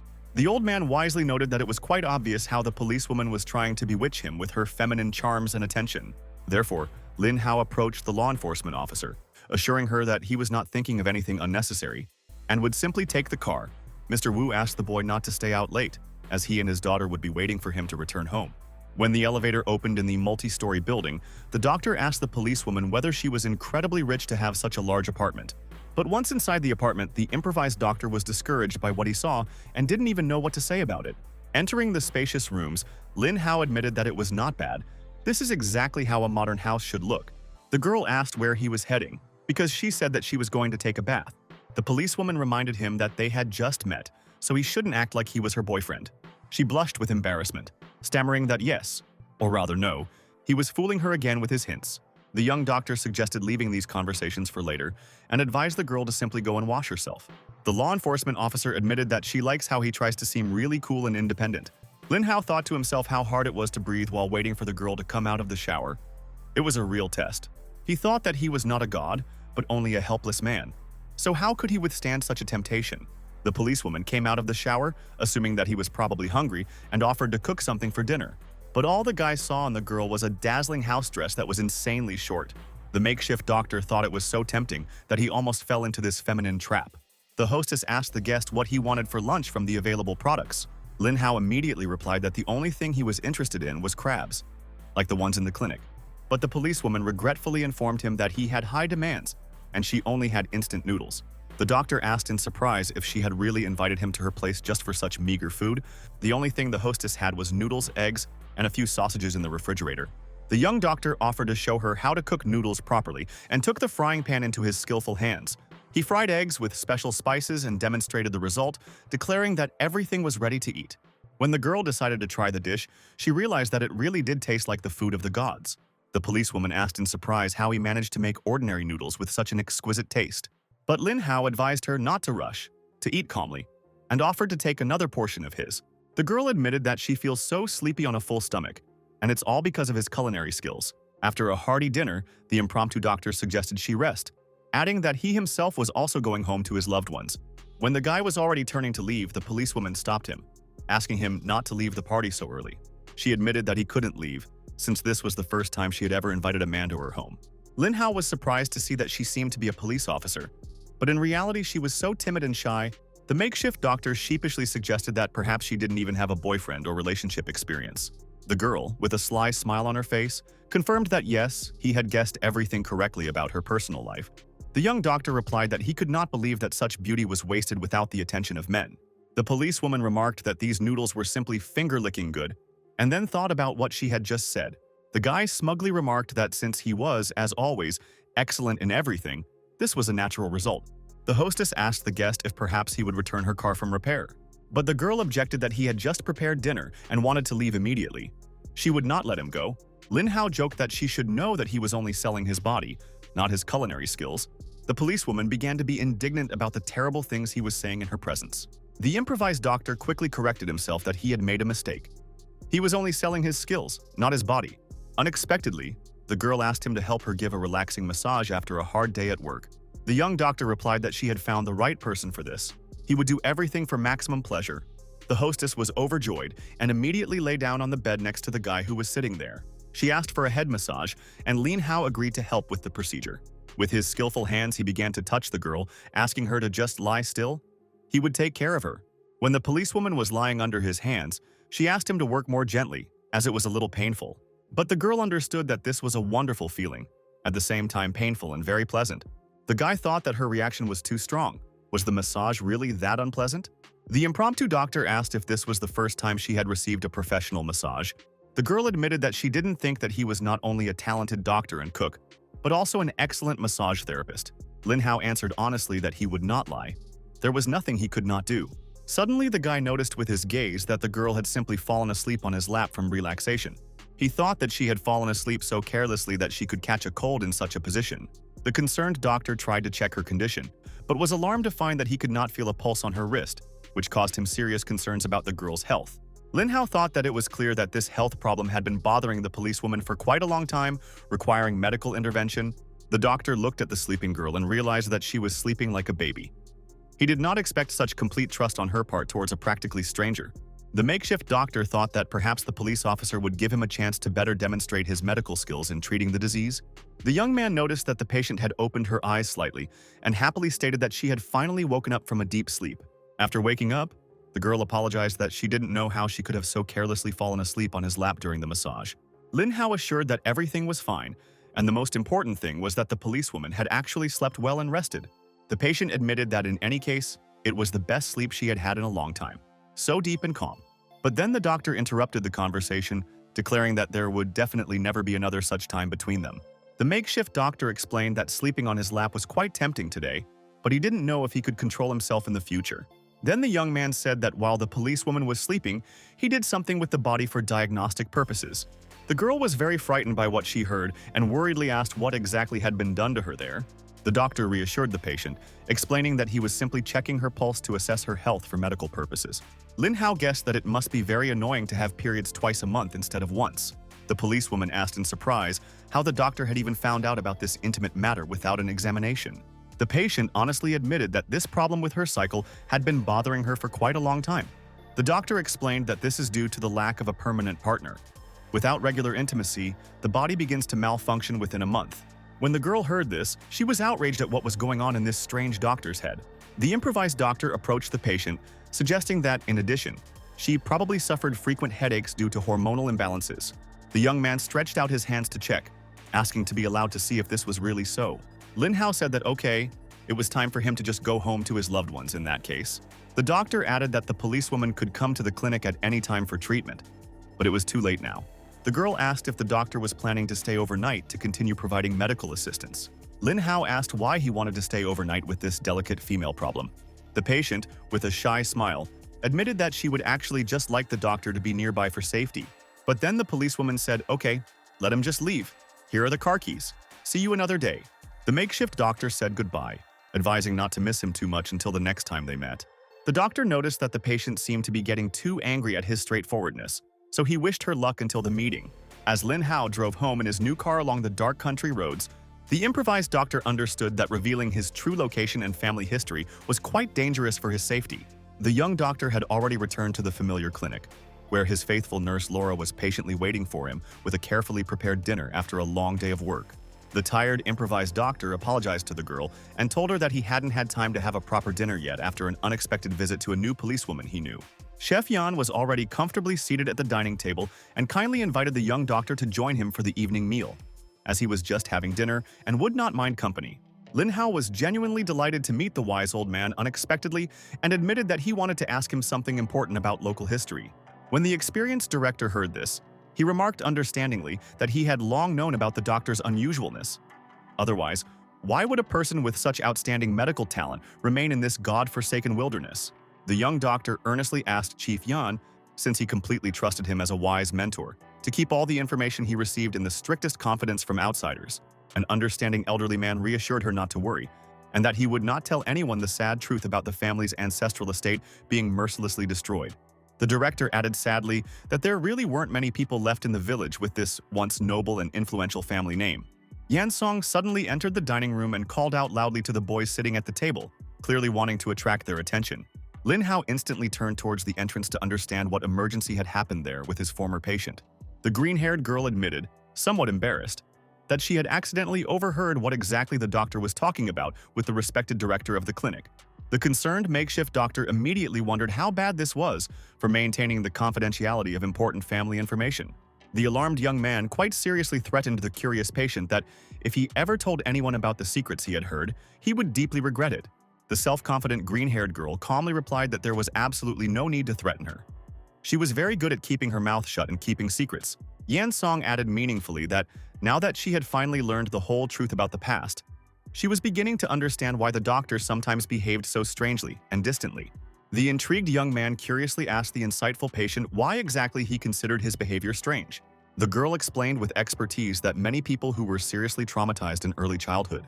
Lin Hao, hearing such a categorical psychological conclusion, asked with some irony whether she was now afraid to be alone with a potentially dangerous person. The brave patient defiantly and even somewhat aggressively responded that he should just try to harm her or do something inappropriate to her. When the attentive doctor saw that determined and fearless look in the girl's eyes, the improvised doctor noted with a grin that he knew perfectly well that he wouldn't actually do anything dangerous, but was simply bluffing beautifully to maintain a brave appearance. The daring Yan Song suddenly proposed an unusual bet if the doctor really dared to sleep with her.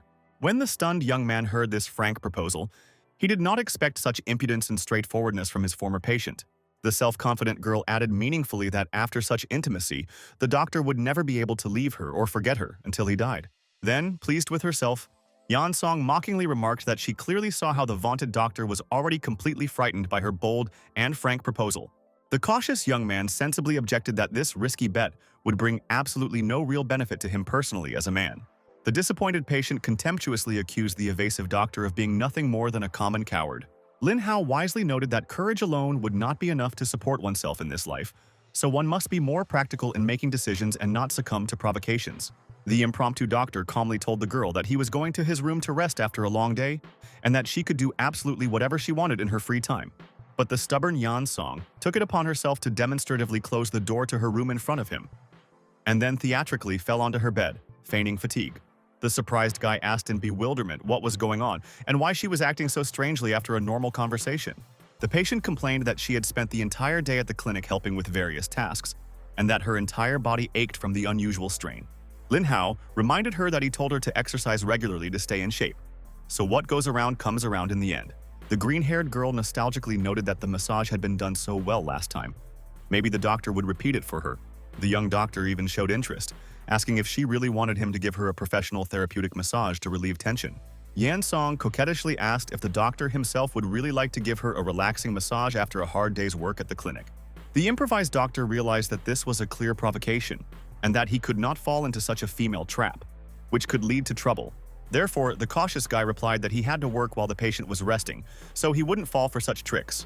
The disappointed girl accused him of greed, advising him to simply name his price for the medical services and end the bargaining. Lin Hao firmly stated that it would cost 80 yuan per procedure. Otherwise, he would do absolutely nothing for the capricious patient.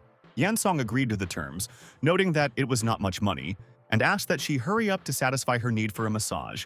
The doctor thought it was good, began giving a professional massage, and asked the client how she liked the quality of his work. The picky girl complained that she did not like undergoing the treatment procedure in this uncomfortable position at all. The understanding guy suggested kneeling on the bed for better access to the patient's problem areas of the back and neck. The doctor added that for maximum effect, she should sit on top of him. Otherwise, it would really be uncomfortable to perform a quality massage. The embarrassed young man protested that in such a situation he was completely unable to function normally as a medical specialist. But Yan Song recalled that when he treated her for addiction, there was not a place on her body that the doctor did not touch for medical purposes. The improvised doctor objected that these were completely different situations. For a doctor, the patient's gender had no significance during treatment. Then, the curious guy asked why all the former addicts had the same last names, and whether they were all blood relatives. The patient confirmed that yes, they were all from the same large family, related for several generations. The girl explained that they were from different generations, so technically the younger ones should call her aunt. But she thought it was strange for her age. The irritated doctor asked to stop changing the subject of the conversation and let him work as quickly as possible to complete the procedure. The guy's eyes lit up when he saw the patient's capricious behavior, and he replied that it was fine. He would do everything professionally. Continuing to massage her back and shoulders, he asked why the girl had become so naughty and demanding of little things. Then, the attentive doctor asked the client whether she at least liked the quality of his professional massage, or if she had any comments about the technique. Lin Hao confirmed that the technique was completely normal, and the girl replied that she now liked the procedure, but asked not to press too hard and painfully. Suddenly, someone started shouting loudly towards them, "Sister!" Sister, with obvious notes of panic and despair in her voice. The improvised doctor was puzzled as to who could come to their clinic at such a late hour, when everyone should already be asleep. It turned out to be a little boy who ran into the room and excitedly shouted, "Sister! Oh my God!" with a frightened expression on his face. Yan Song recognized the boy, named Xiaolong, and addressed the agitated little boy, asking him to speak more calmly and explain what had happened. The boy, with tears in his eyes, desperately told her that she had to look at their aunt immediately. She was bleeding. They hurried to the house where the boy brought the doctor, and Lin Hao noticed that they were very close to Laura's house. Entering the modest dwelling, the doctor was perplexed as to what a pregnant woman in such a critical condition was doing there. The improvised doctor immediately noticed that the woman in labor's water had indeed broken and active contractions had begun. The exhausted woman plaintively admitted that they did not have the money to go to a maternity hospital for a normal birth. Xiaolong tearfully explained that yesterday his uncle had taken the last 200 yuan from the family budget, and now he could not be found anywhere. An experienced doctor stated that it was too late to go to the hospital. The woman had already started giving birth. Yan Song worriedly asked the guy if he could really deliver a woman in labor at home. Superstitious Laura noted that delivering a baby without being married was considered a bad omen in their culture. The determined young man replied that now it was necessary to save a person's life, so superstitions were of no importance in a critical situation. Lin Hao urgently asked to bring him sharp scissors and a basin of warm water for the procedure. Laura ran to fulfill the request and said that she would also grab a first aid kit with the necessary tools. The impromptu doctor delicately explained to the woman in labor that she needed to remove her underwear to determine the correct position of the baby. At that moment, a drunk man ran in and aggressively shouted at the doctor about what he was doing to his wife. The enraged husband hit the guy on the cheek, and the doctor asked in bewilderment where this inadequate fool came from.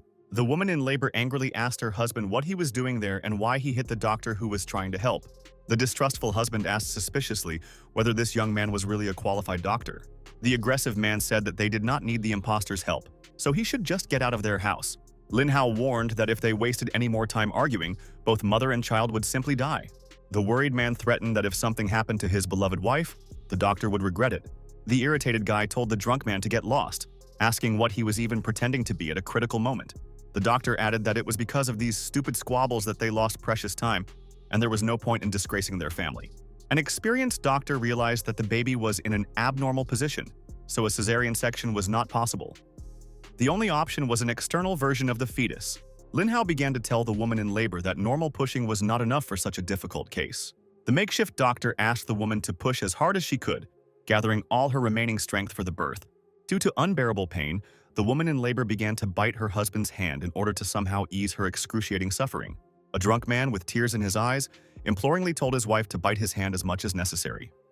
He did not mind enduring it to ease her suffering during childbirth. The improvised doctor, observing this touching scene, thought what a great woman this was, showing such fortitude at a critical moment. Fortunately, everything ended well, and the mother gave birth to a healthy boy despite difficult home conditions and a lack of medical equipment. Lin Hao stated that they now need to wait for an ambulance to arrive to transport the mother and newborn to the hospital for postnatal observation.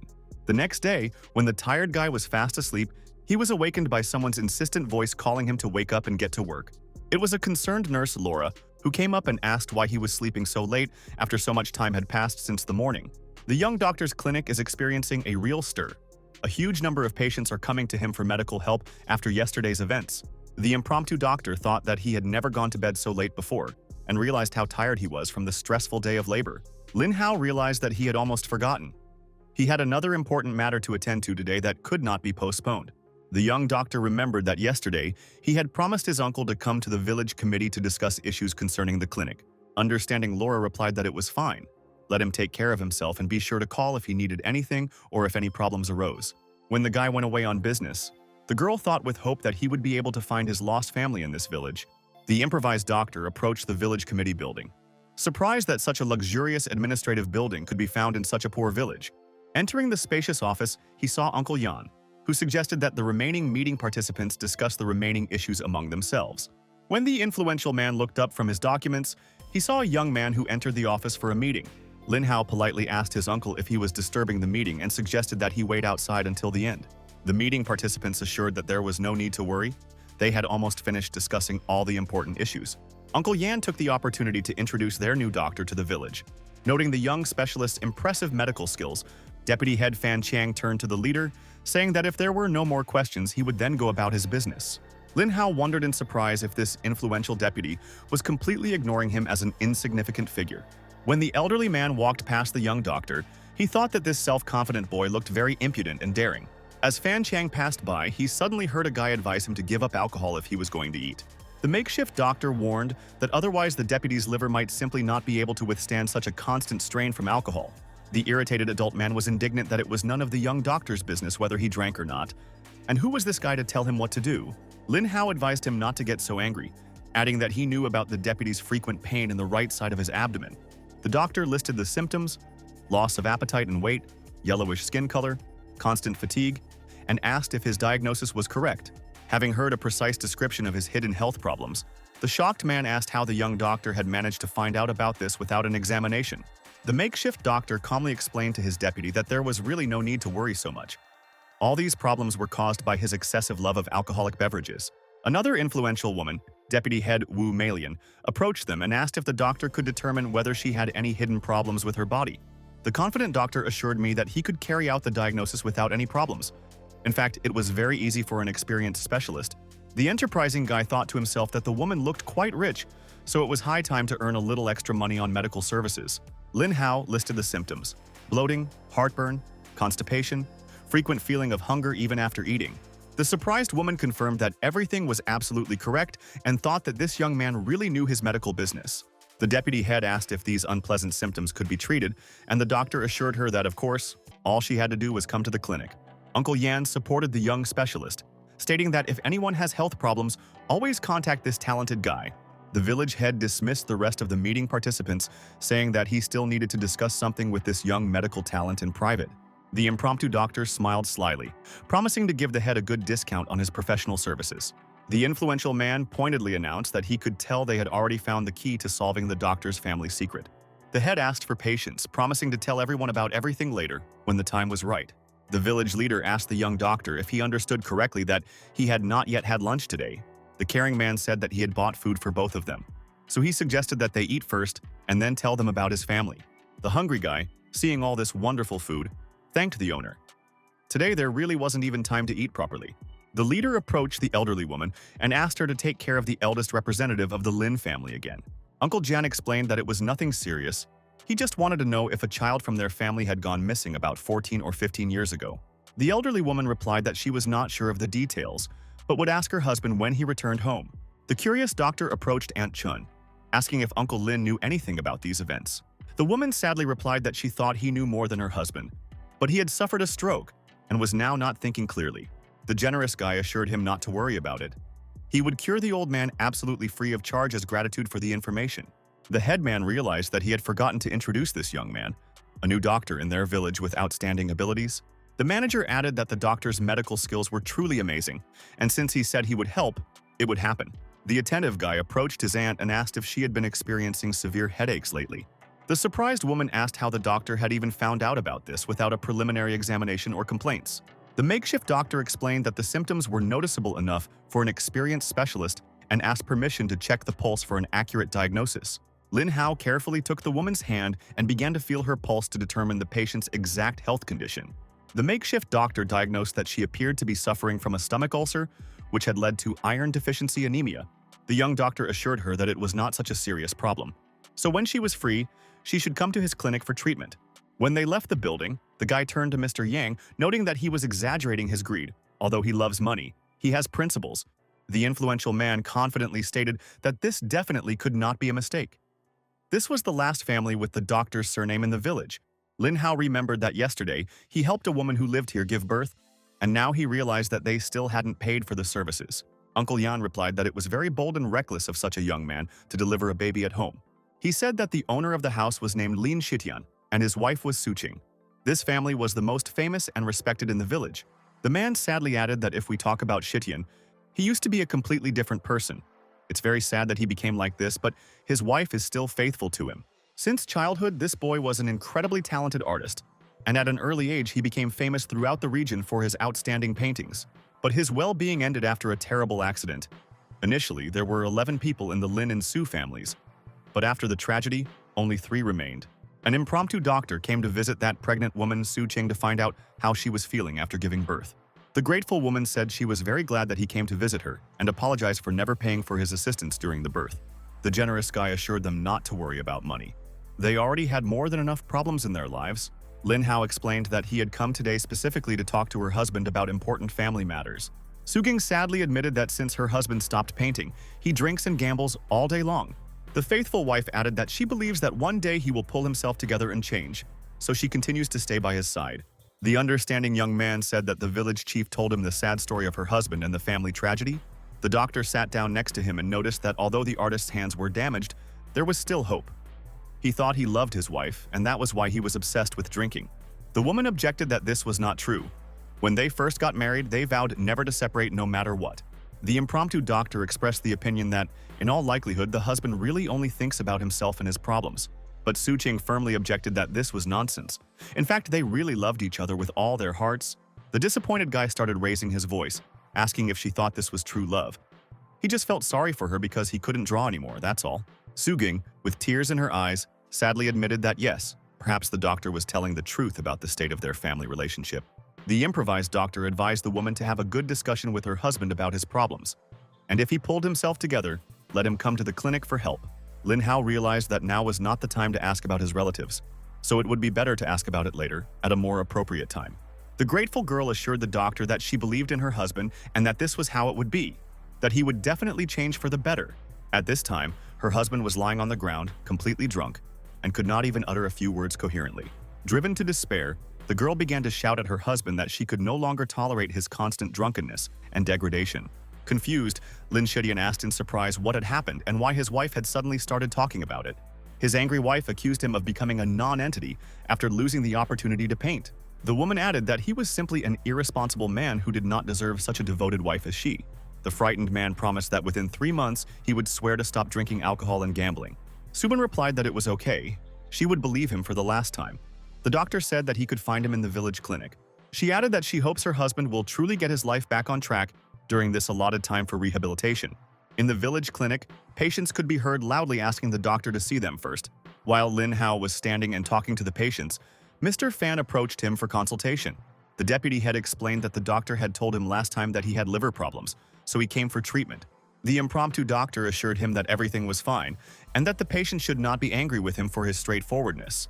A young doctor diagnosed the man with a severe form of the disease. If surgery is not performed, cirrhosis of the liver could develop. Lin Hao stated that the matter was quite trivial for an experienced specialist, but first he definitely needed to stop drinking. The patient began to get angry and categorically stated that alcohol was his life, and he was not ready to give it up. The man asked if there was another solution to this medical problem, as he was not ready to quit drinking. An enterprising young man approached the nurse to find out how rich this influential man in the village was. Laura replied that he was just an ordinary rich tyrant and asked if the doctor really wanted to help him. The makeshift doctor confirmed that the nurse had guessed his thoughts regarding this patient. The doctor decided to profit from the situation, claiming that a cure was possible, but that it would cost the patient 100,000 yuan. The indignant man started shouting that 100,000 was robbery and that such treatment would be much cheaper in a hospital. But the doctor calmly replied that if he wanted, he could safely go to the hospital and have the operation there. The patient began to give in and conciliatorily suggested that they simply discuss all the terms of treatment first. Fan Chang clarified that 100,000 was an acceptable amount, but was it really enough to completely cure the liver disease? Lin Hao gave the patient a paper, asking him to sign this medical contract so that he would not be tempted to escape treatment without payment. The deputy head thought to himself how much his life was worth, and threatened that if the doctor was deceiving him, he would turn the doctor's life into a living hell. The improvised doctor approached the nurse and praised how wonderfully and concentratedly she was preparing the medicines, how she was simply doing a perfect job. Unexpectedly, Laura carelessly cut her finger with a knife while preparing a medicinal preparation for a patient. The worried guy quickly grabbed her injured finger and applied it to the wound to stop the bleeding and help the girl. Lin Hao asked how she was feeling and whether the pain on her injured finger had stopped after the treatment. Laura assured him that the wound was fine, and the doctor leaned closer to her, showing concern for the nurse. Lin Shitian suddenly burst into the clinic and began to shout excitedly that the doctor had completely realized everything and was ready to change his life. The impromptu doctor thought to himself, who dares to ruin such a wonderful romantic moment in his life with the nurse? The former alcoholic explained that his wife had taught him a harsh lesson, and he had truly seen the light, but the doctor thought that he couldn't have appeared a little later. Shitian asked the doctor to help him heal his injured hands, admitting that he had almost no money now, but he would earn it. The guy thought that it seemed like the artist still had a conscience, so it was worth leaving past grievances in the past. Lin Hao assured that as long as the patient has a sincere desire to change his life, he will help in any way he can. A worried Mr. Wu objected to such treatment, saying that even the best doctors abroad could not cure the artist's hands. The clinic owner warned that the doctor could brag as much as he wanted, but if he couldn't cure the patient, it would affect the establishment's reputation. The desperate man said that if the doctor couldn't cure his hands, he wouldn't blame him for the failure. Laura asked her father if he didn't trust the abilities of their talented doctor. The man replied that he trusted the doctor, but the young doctor did not know how dangerous people's gossip could be in the village. The improvised doctor stated that he and the patient had the same last name, so he would treat the artist no matter what. The doctor approached Shidian and advised that if life became really difficult, he could turn to Uncle Yan for support. The grateful guy began to cry with relief, saying that he should have been blessed in his past life. The doctor was his real savior. Lin Hao turned to the nurse, informing him that he would need surgery on his hands, so he would need to go buy special surgical instruments later. The skeptical clinic owner shook his head, noting how reckless these young people were. Nothing good would come of it. The tired doctor went outside and thought that today had been such a stressful day that he should rest in the yard. Yan Song sat outside, wondering what she should do and whether she should tell the doctor the truth. The doctor noticed how sad the girl was sitting in the moonlight and wondered what had happened to her. Seeing the doctor approaching, she indignantly asked what he was doing there at such a time. The green-haired girl admitted that she didn't know how to tell him this properly, but she had to confess. Yan Song admitted that she had actually accidentally broken his precious golden turtle eggs. The doctor, in a panic, shouted stop and started checking his male organs, thinking that it was about something else. But then he realized that the girl had deceived him. His balls were actually in place and in perfect order. The embarrassed patient clarified that she was talking about golden turtle eggs, which she had accidentally broken while caring for them. The angry guy started to get indignant, saying what she was doing. It was all his money. Didn't he understand the scale of the damage? The guilty girl apologized, admitting that she didn't know how expensive turtle eggs were, and promised to pay compensation, but asked not to be angry with her. Lin Hao retorted, how could he not be angry when even an apology sounded somehow insincere and formal? The improvised doctor noted that he knew she was to blame for what happened and was always so careless in her actions. The doctor recalled that she herself had spoken about wanting to raise turtles. And how could she have been so frivolous and careless then?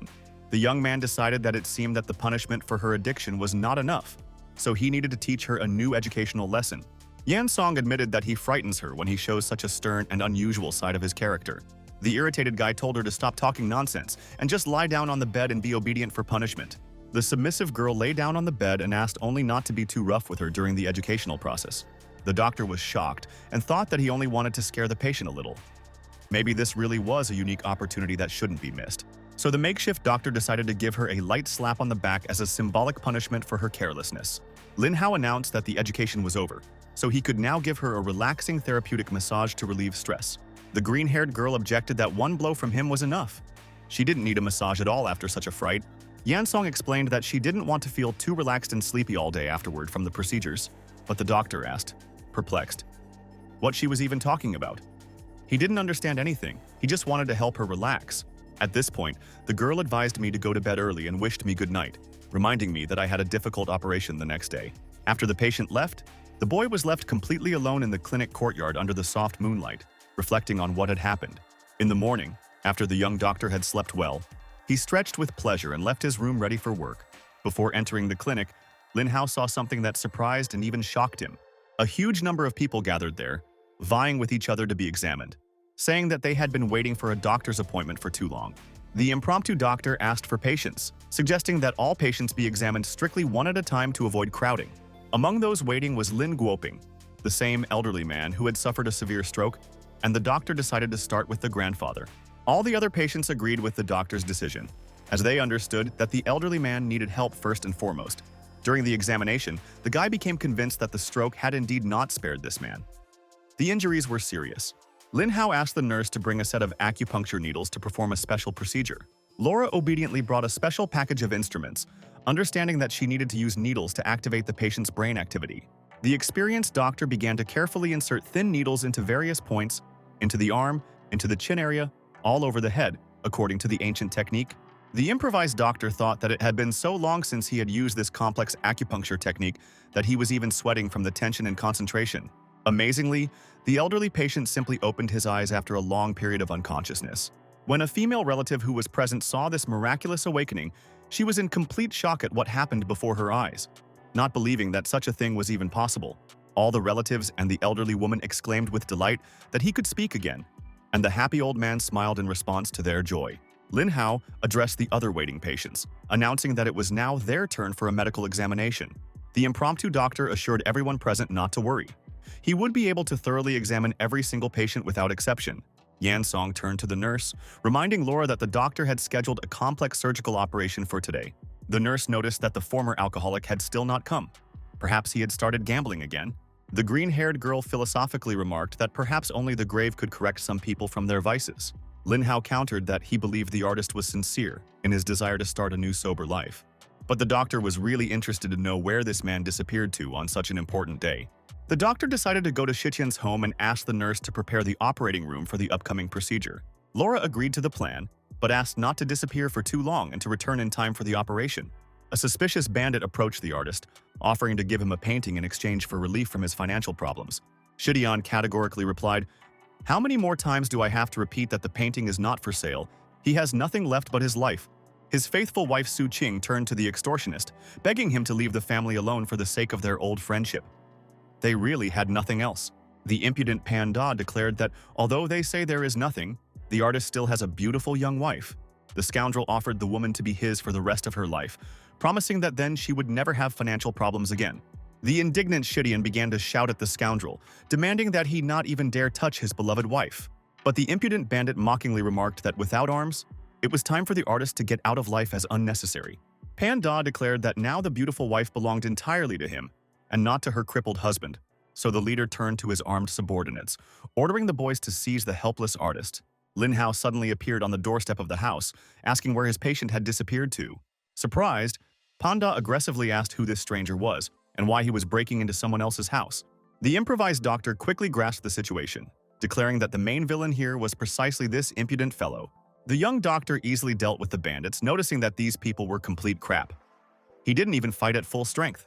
The enraged Panda threatened that he would now make the impudent doctor suffer for interfering in other people's affairs. But Lin Hao easily blocked the blow with his fist. noting that in his opinion, it was the extortionist who would suffer. The experienced fighter prepared to deliver a powerful counterattack to this impudent scoundrel for threatening his defenseless family. With his arm dislocated, the gang leader painfully inquired what the doctor had done to his limb. Lin Hao said contemptuously that no one cared about the Green Gang, even Xiaoshe wouldn't have the guts to treat him so disrespectfully. Therefore, the doctor advised to go to the hospital quickly, because if he couldn't set his arm, he could remain disabled forever. Panda turned to the young doctor with insane animosity, calling him a brat, but asking him to at least wait a little while for negotiations. Grateful Shidian exclaimed that he thanked the doctor very much. Who would have thought that the doctor was also such a good fighter in critical situations? The confident guy replied that it was nonsense, that soon this freak would come begging him to cure his injured hand. The worried wife asked if the doctor had arrived to pick up her husband for his scheduled surgery. Lin Hao realized that yes, he almost forgot the main thing. They urgently needed to rush to the clinic for the procedure. In the operating room, the doctor confirmed that the anesthesia had now fully taken effect, so they could finally begin the most complex operation on the hands. When the doctor started making jokes during preparation, the nurse started yelling at him, asking if he couldn't be more serious. Laura reminded the doctor that he must understand that this was a very serious and responsible medical matter. Lin Hao admitted that although the injury was quite serious, he knew that everything would be fine thanks to his skills. For the improvised doctor, the most important thing now was to carefully suture the damaged nerves and then restore the skin and muscle tissue. The young doctor skillfully worked with surgical instruments and a needle to help this unfortunate injured artist. A huge amount of sweat appeared on the surgeon's face. It was quite difficult for him to perform such delicate work. The doctor asked his assistant to wipe the sweat from his face because his hands were busy performing the operation. The makeshift doctor asked the patient how he was feeling. The injury to his right hand was not so critical. Unexpectedly, the man admitted that he had forgotten to mention an important detail. He is left-handed and paints with his left hand. The angry doctor asked if the patient was making fun of him and why he hadn't told him such important information right away. Lin Hao admitted his mistake in not checking all the details in advance before the surgery. The artist's left arm was much more seriously injured, so the doctor will need additional assistance from an experienced nurse. It was already dark outside, and the guy realized that he had one last step left to complete the complex operation. Suddenly, the nurse apologized that she urgently needed to go to the restroom for a few minutes. Lin Hao realized that the operation had already lasted 9 hours straight, so it was surprising that the nurse had endured for so long. The tired girl thought that the operation was so complicated that if it weren't for the doctor's support, she probably would have lost consciousness. Laura reflected on how the guy looked quite attractive and focused while he was performing the surgery. When the nurse realized what she was thinking, she decided that she needed to pull herself together and check if everything was okay. She was just about to leave the restroom when the doctor appeared right in front of the door at the right moment. The makeshift doctor reported that they had successfully completed the operation, and the nurse must be very tired after such a marathon. The grateful girl noticed that he was reading her thoughts about her condition and need for rest. The understanding guy suggested meeting later, when they both had rested from a busy day at work. Suging stood with the newborn baby, and the doctor asked if they had been worried all this time. A worried woman asked the doctor to tell her how the complex surgical operation on her husband's hands went. The guy replied that everything went well, but my husband would not be able to use his hands for several days to fully recover. The devoted woman assured that she would definitely help her husband in everything until his hands were completely healed. The doctor also emphasized that the patient needs to eat very well and nutritiously to ensure rapid tissue recovery. The impromptu doctor added that special rehabilitation exercises must be done daily and that alcohol must never be touched again. The repentant man admitted that it was entirely his fault. Due to his gambling addiction, he had borrowed 2 million, and since then they had been blackmailed. Intrigued, Lin Hao asked who this panda was and how the artist knew him. Shidian explained that it was a long, sad story. Panda was his former painting sales manager. The artist was only concerned with the money from sales, but even after that tragic accident, he only made the family's life worse. Lin Hao agreed that such a man would sell his soul for money, but promised to teach him a good lesson for his cruelty. The grateful man admitted that if the doctor had not been there, he was afraid to even imagine what could have happened. Shidian began to cry from shame, saying that it was all because he was so useless, and if it weren't for his addiction to games, nothing would have happened. The generous young man assured the artist that there was absolutely no need to pay anything for the operation and treatment. The doctor explained that he himself did not know why, perhaps because he and the patient were from the same ancient family. The makeshift doctor revealed that he had been kidnapped and sold as a child and had now returned to his home village to find his family. Understanding Shidian noted that here's the thing. The doctor is trying to find his blood relatives. The artist honestly said that he didn't remember a child going missing in the village, but he could find out from the old-timers. The man promised to ask the elderly people about their family history, so there was no need to worry about that. Shitian suggested going home, noting that the doctor must be very tired and needed to get some sleep. The impromptu doctor asked to contact him if any problems arose and wished the family a safe journey home. When the guy walked into the nurse's room, he was amazed at how beautiful she looked while sleeping. But then the doctor came to his senses and said that he needed to calm down and pull himself together at such a moment. Lin Hao thought that he couldn't think about such things while this angel was peacefully sleeping after a hard day. He carefully lay down on his half of the bed, thinking that he needed to control himself and think only about sleep. In the morning, frightened screams were heard that there was a maniac in the room, which woke up everyone in the clinic. The doctor quickly jumped out of bed, asking where the maniac was and asking to show him this villain. The frightened nurse explained in horror that it was he himself who had frightened her so much with his presence. The puzzled guy asked what had happened. He was just sleeping on his half of the bed, so why such a violent reaction to his ordinary neighbors? The embarrassed girl thought to herself, she doesn't even know whether she should be angry with him. He doesn't seem to be lying and behaves decently. Laura asked why they slept in the same bed in the first place, which could have caused misunderstandings. The doctor explained that she was sleeping so soundly, and he decided not to wake the tired nurse, as there was no other free bed in the clinic. Concerned, Laura was outraged at how he could do such a thing. What would they tell their father if he saw them together? The guy responded to this by saying that he thought her father would only be happy about such a development of relations between them. An irritated Laura demanded that there be enough of these unpleasant conversations about personal relationships. The nurse said that she was going to work, and the doctor should also approach his duties. Lin Hao was puzzled as to why the nurse suddenly became so serious and formal with him. Suddenly, a rough voice was heard, demanding that the doctor get his ass here immediately. The guy thought it was a familiar voice, went outside and saw who the impudent person was. It was Panda who came and demanded that his injured arm be treated immediately. The doctor agreed to treat him without any problems, but asked if the bandit could afford it financially. The scoundrel explained that he asked specialists at the hospital, and everyone said that he needed an expensive operation. The guy noticed that he was begging him for help, but his tone was still aggressive, saying that if he gave him 1,000,000 yuan, he would quickly cure him. The outraged man started shouting that 1,000,000 was too much money for a simple treatment. Panda recalled the doctor's words that even foreign specialists would not be able to help with such an injury. The gang leader agreed to 1,000,000 yuan, but only on the condition that the hand's functions were fully restored. Lin Hao wondered if the bandit was still going to haggle with him about the price of the treatment. The man nevertheless accepted the doctor's terms of the game, and the boy called a nurse to him as a witness. Laura, being prepared, asked what had happened and listened carefully to the explanation. The nurse immediately recognized the gang leader and was surprised what he was doing in their clinic. The guy explained that he was there because of a hand injury, so he needed to check his phone and transfer money. The doctor began to put pressure on the scoundrel, demanding that he transfer the promised amount quickly. He wouldn't wait long. Panda agreed to the terms and offered to begin treatment after the money was transferred. The makeshift doctor confirmed that he would now put the dislocated bone back into place. The guy took the bandit's hand and began to carefully twist it in the opposite direction to reset it. After successful reduction, the doctor announced that everything was ready and the patient could get out of there. Lin Hao ordered the scoundrel to get out of the clinic, warning that if he saw him again, a couple of zeros would be added to the price of treatment for his insolence. The evil villain got into his expensive car and threateningly declared that we'll wait and see. He'll definitely return to the impudent doctor for revenge. When Lin Hao was standing on the street outside the clinic, someone called his name for an important business conversation. It turned out to be the same police chief Shen, who announced that he had important news for the young doctor. Mr. Shen explained that the case was now completely closed by law enforcement agencies, but one official agreement still needed to be signed. The document concerned civil compensation for the inconvenience caused. The amount was not very large, only 10,000 yuan. The guy thought that only 10,000 was not enough. He was counting on at least 80 or 100,000 for all the trouble. But he signed the documents anyway, and the police chief solemnly announced that the doctor was now completely free of all charges. The improvised doctor was overjoyed at this news. Just at that moment, shouts were heard that dinner was ready to be served. Mr. Wu remarked to the boy that he was very picky about food. For a fair person, he should be grateful that he had anything to eat at all. Lin Hao explained that they needed to go outside the city to collect medicinal herbs since his artist brother needed traditional Chinese medicine. The surprised clinic owner noted that the doctor hadn't even taken money for the complex operation and was now planning to collect the herbs himself. But the daughter objected to her father that the artist's hands would finally be restored, which would be wonderful, especially if he painted a picture for them in gratitude.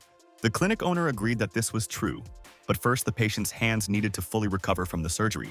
Lin Hao asked if the man didn't trust his medical skills. In any case, participating in the expedition was not necessary. Mr. Wu replied that the doctor could do whatever he wanted and go for herbs, but he himself would definitely not go to the mountains. Nurse Laura apologized that she could not go on the hike either, as she had some delicate women's issues. The girl sheepishly hinted that the doctor himself should understand what she was talking about, without forcing her to explain the details. But the young doctor did not understand the hints at all and asked directly what exactly she was talking about. Yan Song sarcastically asked if he was stupid or just pretending that he thought a woman could have a baby every month. Embarrassed, Laura indignantly declared that fine. Then she would just go home and take a break from work. The understanding doctor advised the nurse to get a good rest and recuperate in any case. Lin Hao approached his former patient with an offer to go to the mountains with him. If she couldn't, he would have to go alone. Yan Song replied that she was free and would go with the doctor, as she did not want to see the sad expression on his face from loneliness. They set off for the mountains under a scorching sun that blinded their eyes, and the boy was already finding it difficult to climb the steep slope. The irritated doctor asked the girl to stop whistling constantly, otherwise she would not have money for expenses. Yan Song replied carelessly that if it doesn't happen, then it won't happen. What's so terrible about not having money? To further irritate her companion, the stubborn girl continued to loudly whistle melodies during the ascent. Driven to his limit, the guy declared that enough was enough. He could no longer tolerate this behavior. The doctor was indignant that as soon as he stopped being strict, she immediately began to become impudent and test his patience. Yan Song suddenly opened her eyes wide in delight and exclaimed joyfully, pointing down to where a beautiful mountain stream flowed. The guy reassured his companion that there was no need to worry. They could easily cross the mountain stream and continue on their way to get herbs. Since the stream turned out to be quite deep, the doctor suggested taking off our shoes and carefully walking barefoot over the slippery stones. But Yan Song at that moment simply froze in place, mesmerized by the crystal-clear mountain water. The surprised doctor asked the girl what had happened and why she had suddenly gone silent in the middle of the conversation. Yan Song suggested that if he was in no hurry to cross, then she would go across the stream first. Lin Hao joked that she shouldn't say that she doesn't take off her shoes because the fish will die from the smell of her feet. The embarrassed girl explained that it was simply a very beautiful view of nature, so she stopped for a moment to admire the scenery. The caring doctor offered to support her as she crossed, as the wet stones were very slippery and she could fall. The self-confident girl refused help, saying that she would simply follow him and handle it herself. The guy praised her decision, noting that it was a truly wise approach to overcoming obstacles. Yan Song thought to herself that of course she was not only rich, but also knew a lot about life and could do a lot of things. Just at that moment, the girl suddenly slipped with one foot under the water and was confused about what was happening to her balance. She started to fall backwards, and the guy immediately noticed a dangerous situation that required immediate intervention. The doctor shouted without panic and rushed to help, managing to catch the falling girl with his hands at the last moment. Lin Hao fell to the ground to save his companion from injury, and she found herself right in his arms. The doctor noted that he had warned her about the possibility of supporting her, but she did not want to listen to reasonable advice. But the ungrateful girl slapped him, calling him a pervert and demanding that he take his hands off her immediately. The indignant guy reminded her that he had actually saved her from falling, but she had gone and hit him. You can't bite the hand that feeds you. But Yan Song accused him of why there was a need to grope her if he was such an extraordinary pervert by nature. The makeshift doctor countered that it was a rescue accident and she couldn't blame him for having bad intentions. The girl said that she understood that he did it only because he was in love with her and wanted intimacy.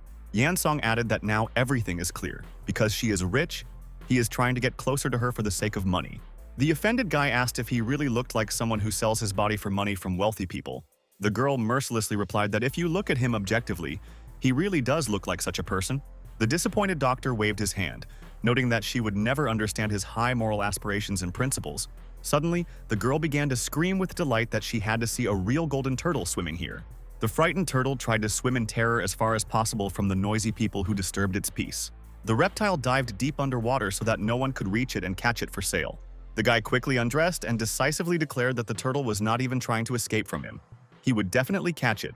Lin Hao boasted that he would now demonstrate how easily he could catch this valuable reptile for breeding. The doctor resolutely dove into the deep water after the turtle. But his worried companion warned him in horror that the mountain pond was very deep and dangerous for inexperienced swimmers. A worried Yan Song begged the doctor to stop trying to catch the turtle if he couldn't get it out of deep water. The frightened girl warned him that in such a deep mountain pond, he could simply drown, and no one would be able to save him. 10 whole agonizing minutes had already passed, but the guy still hadn't appeared on the surface of the water, which was causing increasing anxiety. Yan Song, in desperation, began screaming into the water that she knew he would just swim out, and then she would do absolutely anything he wanted.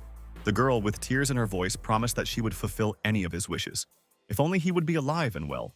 The green-haired beauty just stood there with tears in her eyes, desperately hoping that the doctor would be okay. Lin Hao suddenly emerged from the water with a satisfied smile, reminding her that she herself had said that she was ready to fulfill all his wishes. The playful guy literally pinned the frightened girl to the soft grass on the shore, taking advantage of the moment for a joke. The doctor slyly asked if now was not the time to keep her solemn promise to him. Yan Song only thought of one thing. Thank God that the guy was actually completely fine. The relieved girl sincerely told the doctor that she could do absolutely whatever she wanted. She really agreed. Lin Hao, hearing these words, was embarrassed and realized that his companion was truly very afraid for his life. So the kind guy decided to just take and gently hug the frightened girl to calm her down.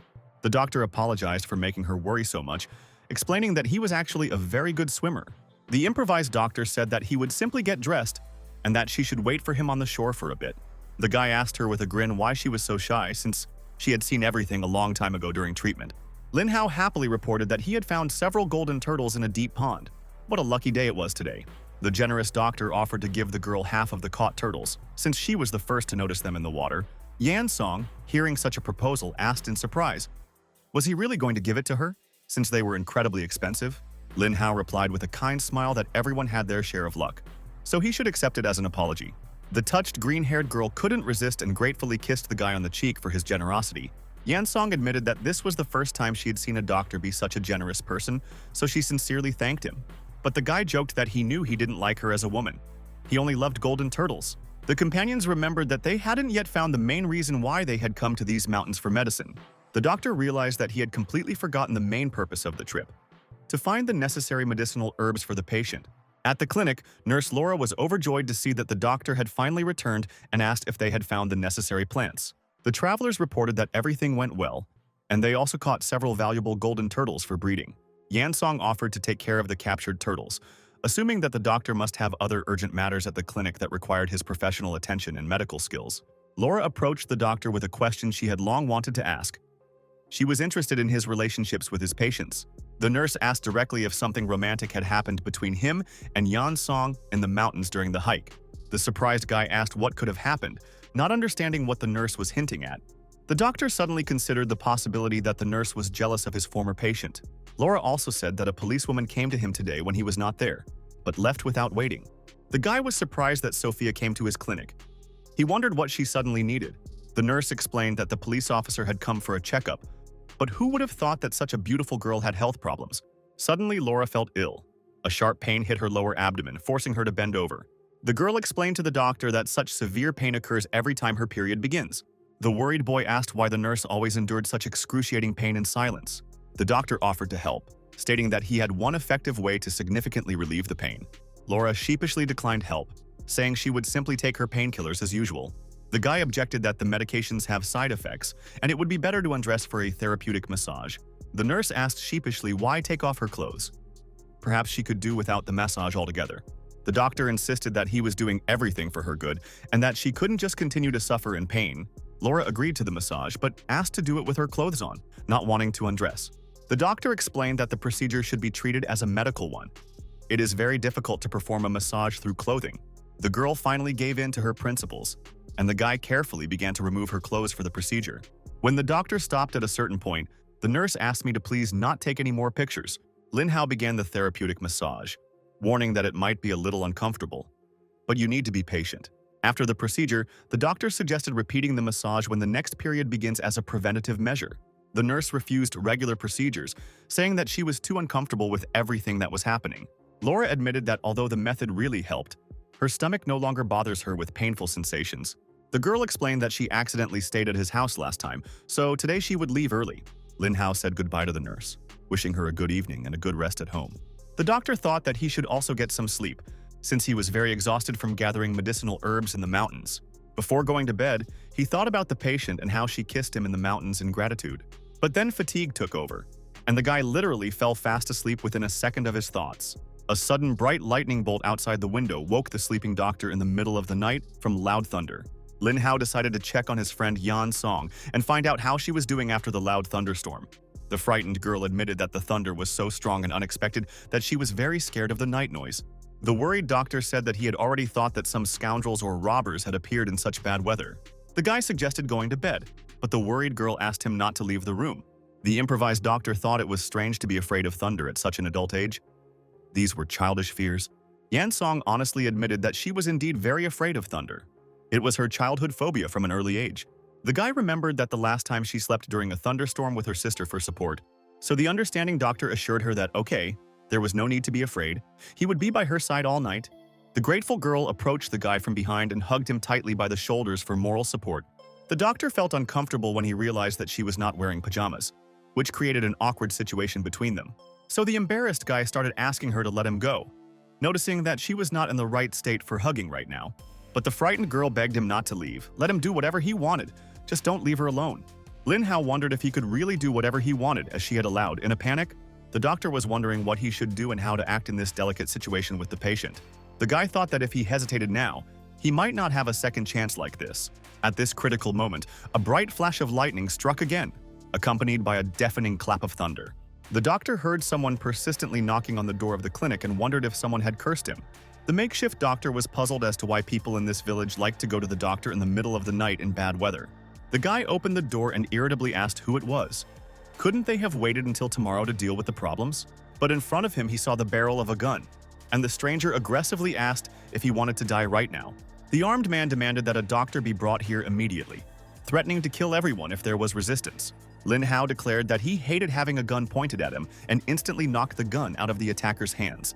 Some bandit threatened to kill a cheeky doctor, but he was told to shut up. This is the doctor they needed. The makeshift doctor started laughing when he asked Xiaoshi if he really brought a guy with bloating to buy digestive pills. Embarrassed, Xiaoshi asked them to forget about past problems and not remember the awkward moments of their acquaintance. The bandit demanded that he be brought here as quickly as possible. The girl had a severe gunshot wound in the abdomen.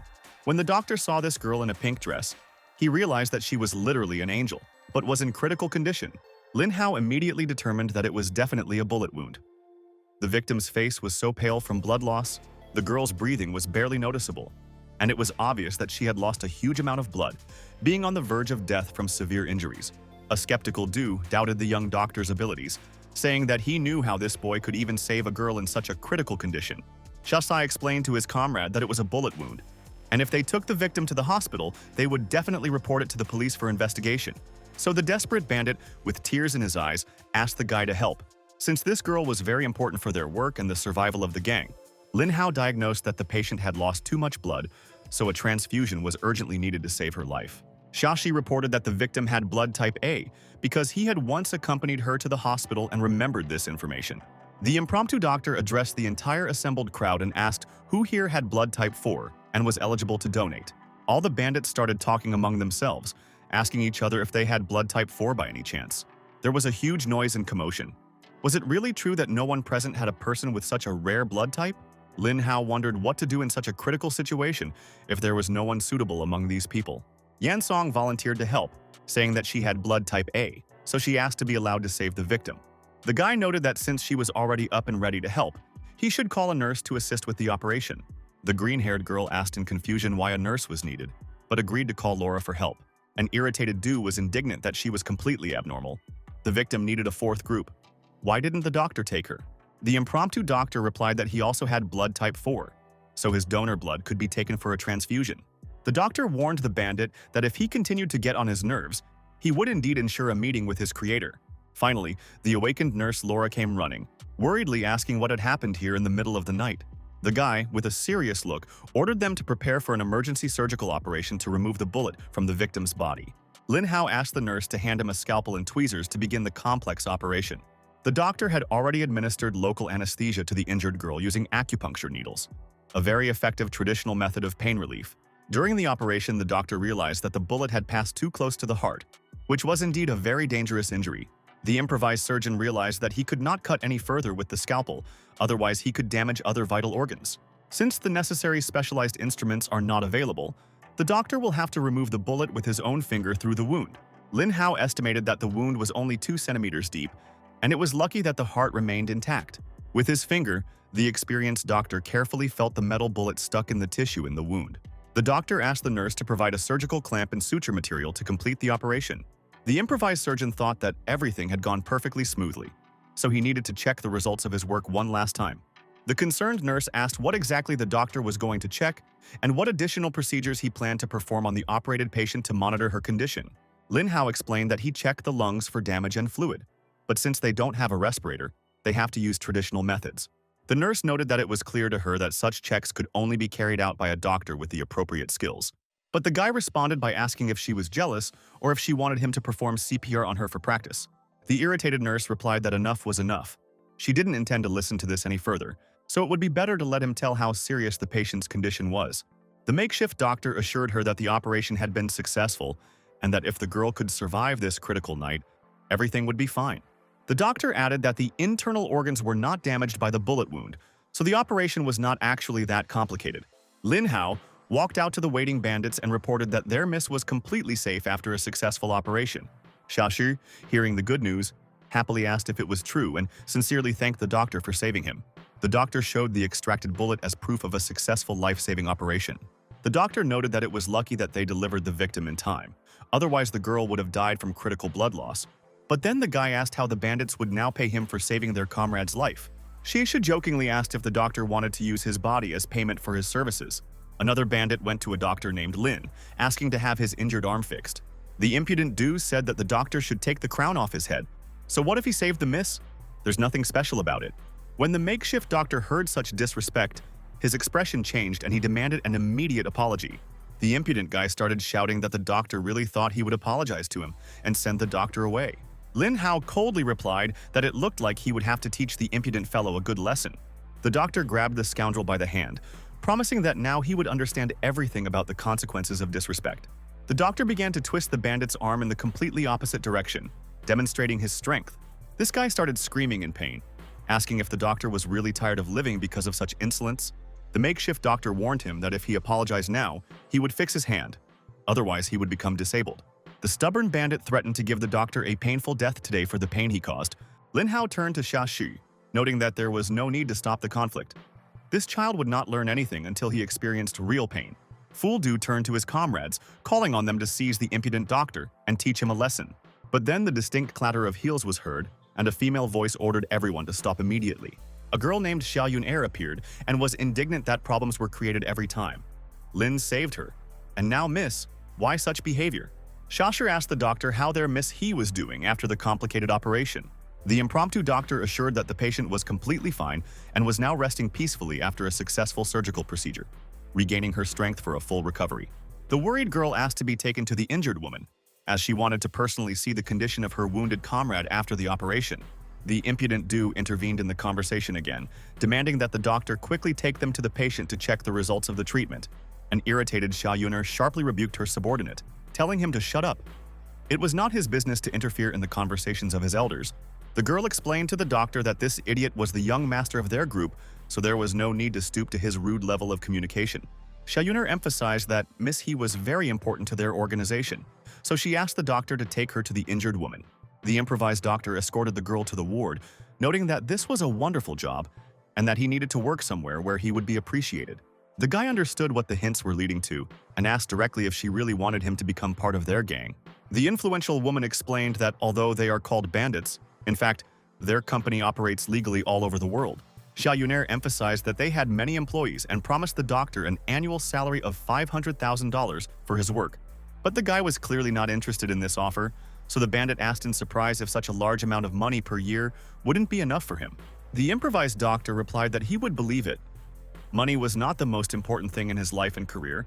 Intrigued, Xiao Yuner asked what he was interested in, if not material well-being. The girl herself thought about this question. What could be more important than money for a modern person? Xiao Yuner thought that maybe there was a specific person in the guy's life that was more important to him. She assumed that the doctor had fallen in love with her and wanted her to become his wife instead of working in the gang. The girl thought that yes, he has a difficult character and he always quarrels with everyone, but if you look closely, he is very good.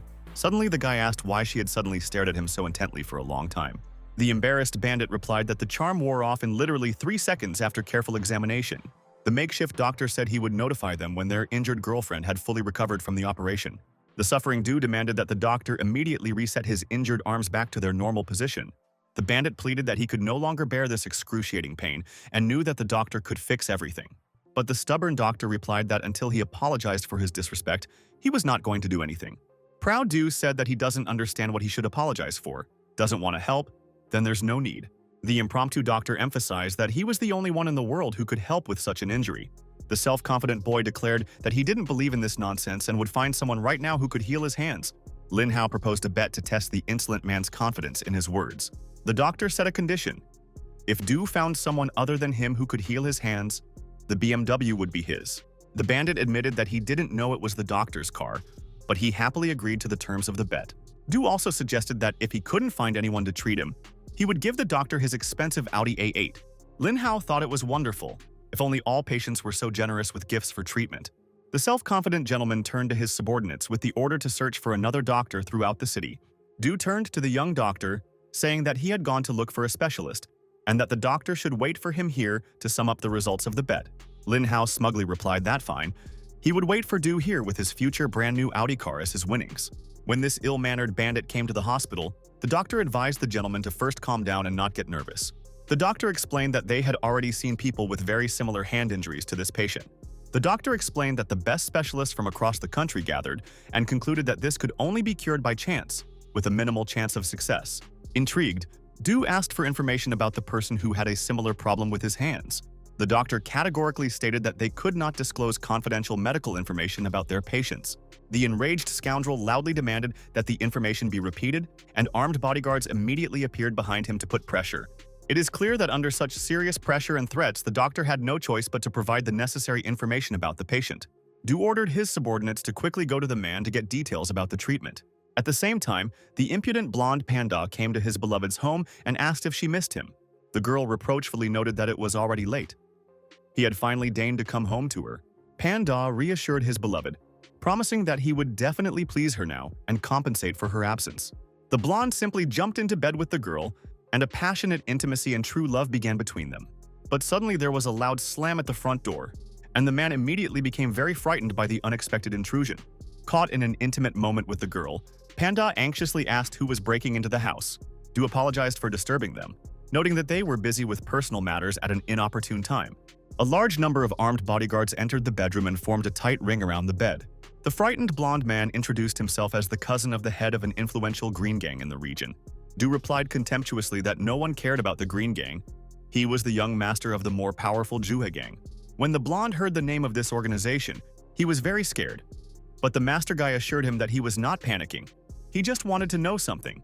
Du showed his twisted arms and asked if Panda had had a similar injury to his limbs. The blonde immediately realized who did it, that same impudent doctor from the village clinic. Du tensely asked not to say that the blonde's arms had also been dislocated by this impudent doctor.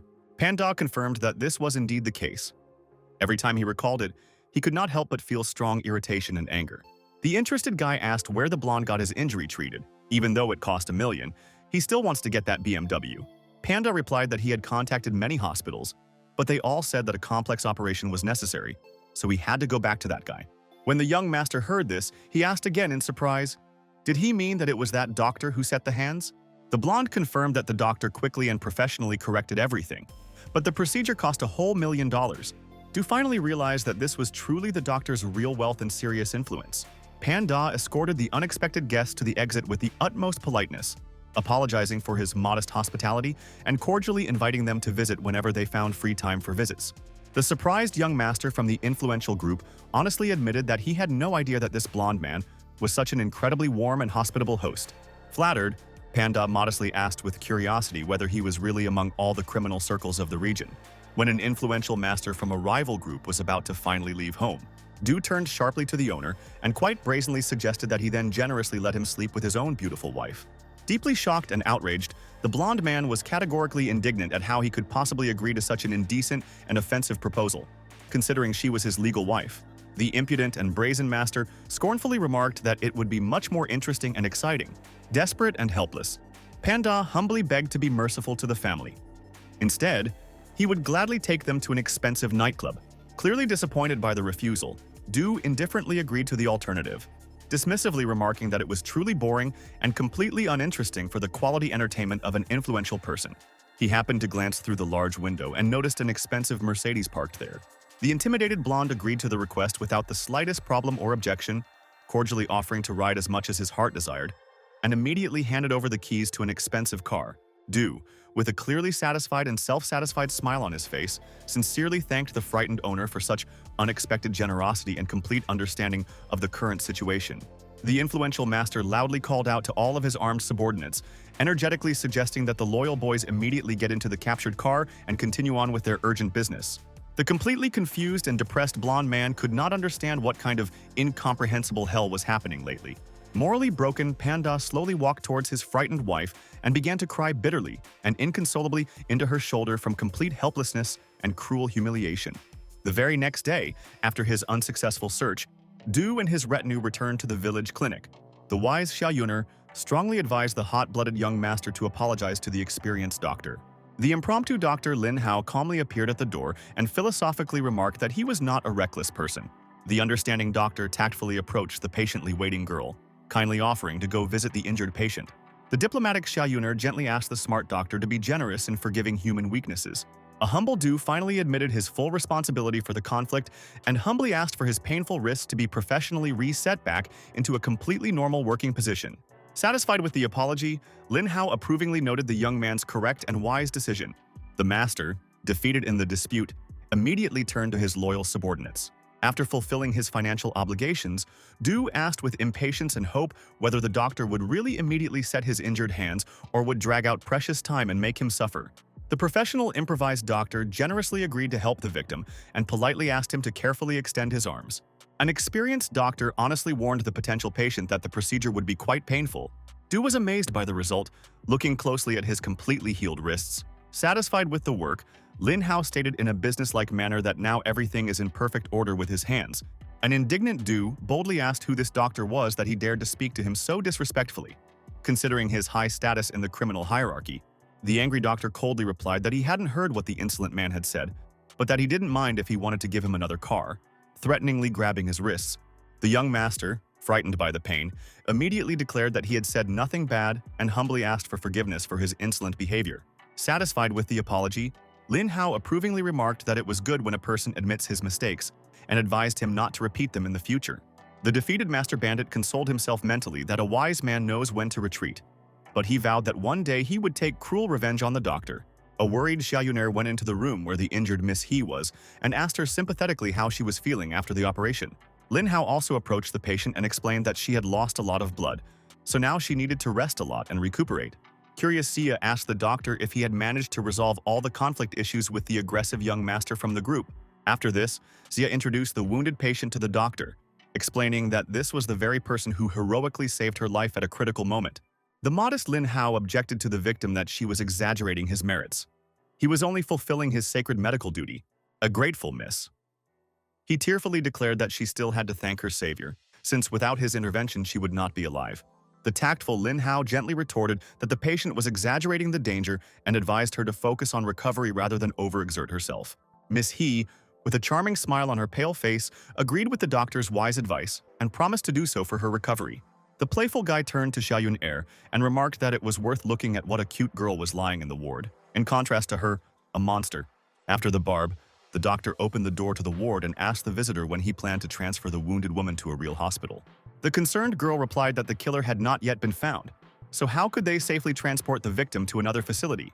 The doctor agreed that it would be better for the patient to stay there, but expressed concern that other patients would appear where he would operate. The enterprising Xia assured him not to worry about problems, because if he agreed to the proposal, she would present him with a luxurious gift. The intrigued guy asked her what this mysterious gift was and whether she would really agree to become his official girlfriend and life partner.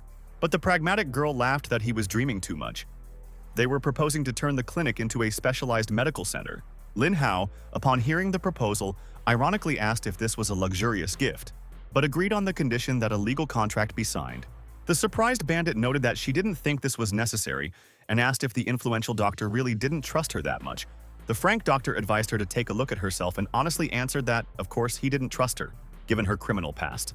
A puzzled Xia admitted that their lawyer had resigned several months ago, so it was unclear where to find a good lawyer. The confident doctor assured that finding qualified lawyers is easy as pie, as he personally knows one reliable attorney. The impulsive Lin Hao grabbed the girl's hand and energetically suggested that she go right away, promising to show her this specialist. Thus, the persistent doctor decisively led the intrigued bandit girl to the exit of the clinic to get acquainted. Observant Du watched the proceedings closely and, with jealous displeasure, inquired why the two were staying so close, advising them to observe propriety. The irritated guy categorically answered the intrusive master that he was taking the girl on important business, and it was absolutely none of his personal business. As it unexpectedly turned out, this impudent guy is the girl's official fiancé, which greatly surprised the doctor. She had never mentioned this. It turned out that the girl's influential father had arbitrarily arranged an engagement with this guy without her personal permission or consent. She firmly told the annoying master that she was listening carefully. Firstly, she had never had any romantic feelings for him. Secondly, she will date absolutely those people whom she wants, regardless of the family agreements of her elders. And thirdly, if he continues to claim that she is his fiancée, his health will be seriously harmed. Therefore, the determined girl turned to the doctor with a proposal to simply leave and forget about the annoying fiancé forever. They got into a beautiful red car, and during the ride they discussed how this young master was afraid of the influential doctor. The girl explained that he was just a typical punk from his youth. She bullied him as a child, and her father always scolded her for it. She admitted that she would gladly kill him, because every day she sees this man, she is very disgusted by him. The guy, hearing these cruel words about his rival, just laughed cheerfully. He was pleased to hear this from the girl. They continued to drive in this comfortable car, immersed in thoughtful silence about the conflict that had occurred. The remaining dude thought with hatred that the doctor had not only taken his expensive car, but also stolen his fiancée. The enraged master dialed the number and demanded that the ghost come to their village as soon as possible to solve the problems. He clutched the phone in his hand with rage and swore that the doctor would pay for everything. He would make him suffer cruelly for the humiliation. Juhei is a huge and influential criminal organization that has existed since the powerful Qin dynasty in ancient times. At first, there were only representatives of the Zhongyi clan, but gradually the union grew and strengthened, capturing new territories. Xi regretfully admitted that, unfortunately, their Zhongyi Tang group is now losing its traditional leadership positions. Lin, hearing this confession, smiled knowingly and said that he understood everything perfectly. In order to strengthen the situation, her father decided to maintain a warm relationship with Juhei Tang, and so it was he who sent his daughter to them to establish closer ties between the organizations. When the girl heard this interpretation, she indignantly noted that he was speaking as if she were a sheep that could easily be sent anywhere. Lin apologized, asking her not to be angry. He didn't mean anything bad. He just realized that she was from a rich, influential family. Xia confirmed the guess, saying that she is the granddaughter of the richest and most influential man in Macau in the region. When the doctor heard this important clarification, he thought for a moment, and then replied that he now understood everything perfectly. Juhei Tang sent her to negotiate a lucrative business deal for long-term cooperation between the groups. Because he thinks correctly, the girl confirmed that this was indeed the case. The billionaire's granddaughter had come to discuss a major deal involving an $8 billion investment. Lin noticed that her father was an intelligent man, had not yet married off his daughter, but was already receiving financial dividends and benefits from it. When the girl heard such a cynical assessment of family policy, she irritably asked him not to even think about saying such things. The astute doctor added that it seemed to him that the deal was also kept strictly confidential. He noted that no one wanted to go to a large hospital, because if the information leaks to the press, their secret collaboration will be at great risk of being exposed. Lin smiled smugly and boasted about how cleverly he had figured all this out thanks to his logical thinking. The impressed girl admitted that it seemed that he was not only a reasonable person, but also knew how to skillfully avoid unnecessary troubles. The guy modestly replied that he doesn't like to create unnecessary problems for himself, but sometimes he can help other people out in difficult situations. Lin proudly declared that you could call him a real detective, since he had well-developed deduction and observation skills. The girl asked him to stop showing off and asked where he was taking her at such a late hour. The guy reminded her that she had spoken about the need to find an advisor and a lawyer who would draw up the necessary business documents. She asked in surprise what this even meant, and what kind of specialist he had in mind for their project. The doctor, with a mysterious smile, replied that he knew a wonderful person who would definitely help them solve the problem. They got out of the car near a familiar house, and the guy solemnly announced that they had finally arrived at their destination. He explained that the artist Lin Shitian lived there and asked if the girl even knew this master. The girl happily replied that of course she knew this talented artist, and that she adored his beautiful paintings and work. She asked what they were doing here, and it turned out that the lawyer they were looking for lived in this very house. The guy confirmed that she was thinking correctly. This artist's wife is also a good, qualified lawyer. Su Ting opened the door and warmly greeted the doctor. Politely inviting the guests into the house, the doctor immediately began to explain to the hostess from the doorway that, in fact, he had an important business proposal for her. The female lawyer responded immediately without any problems.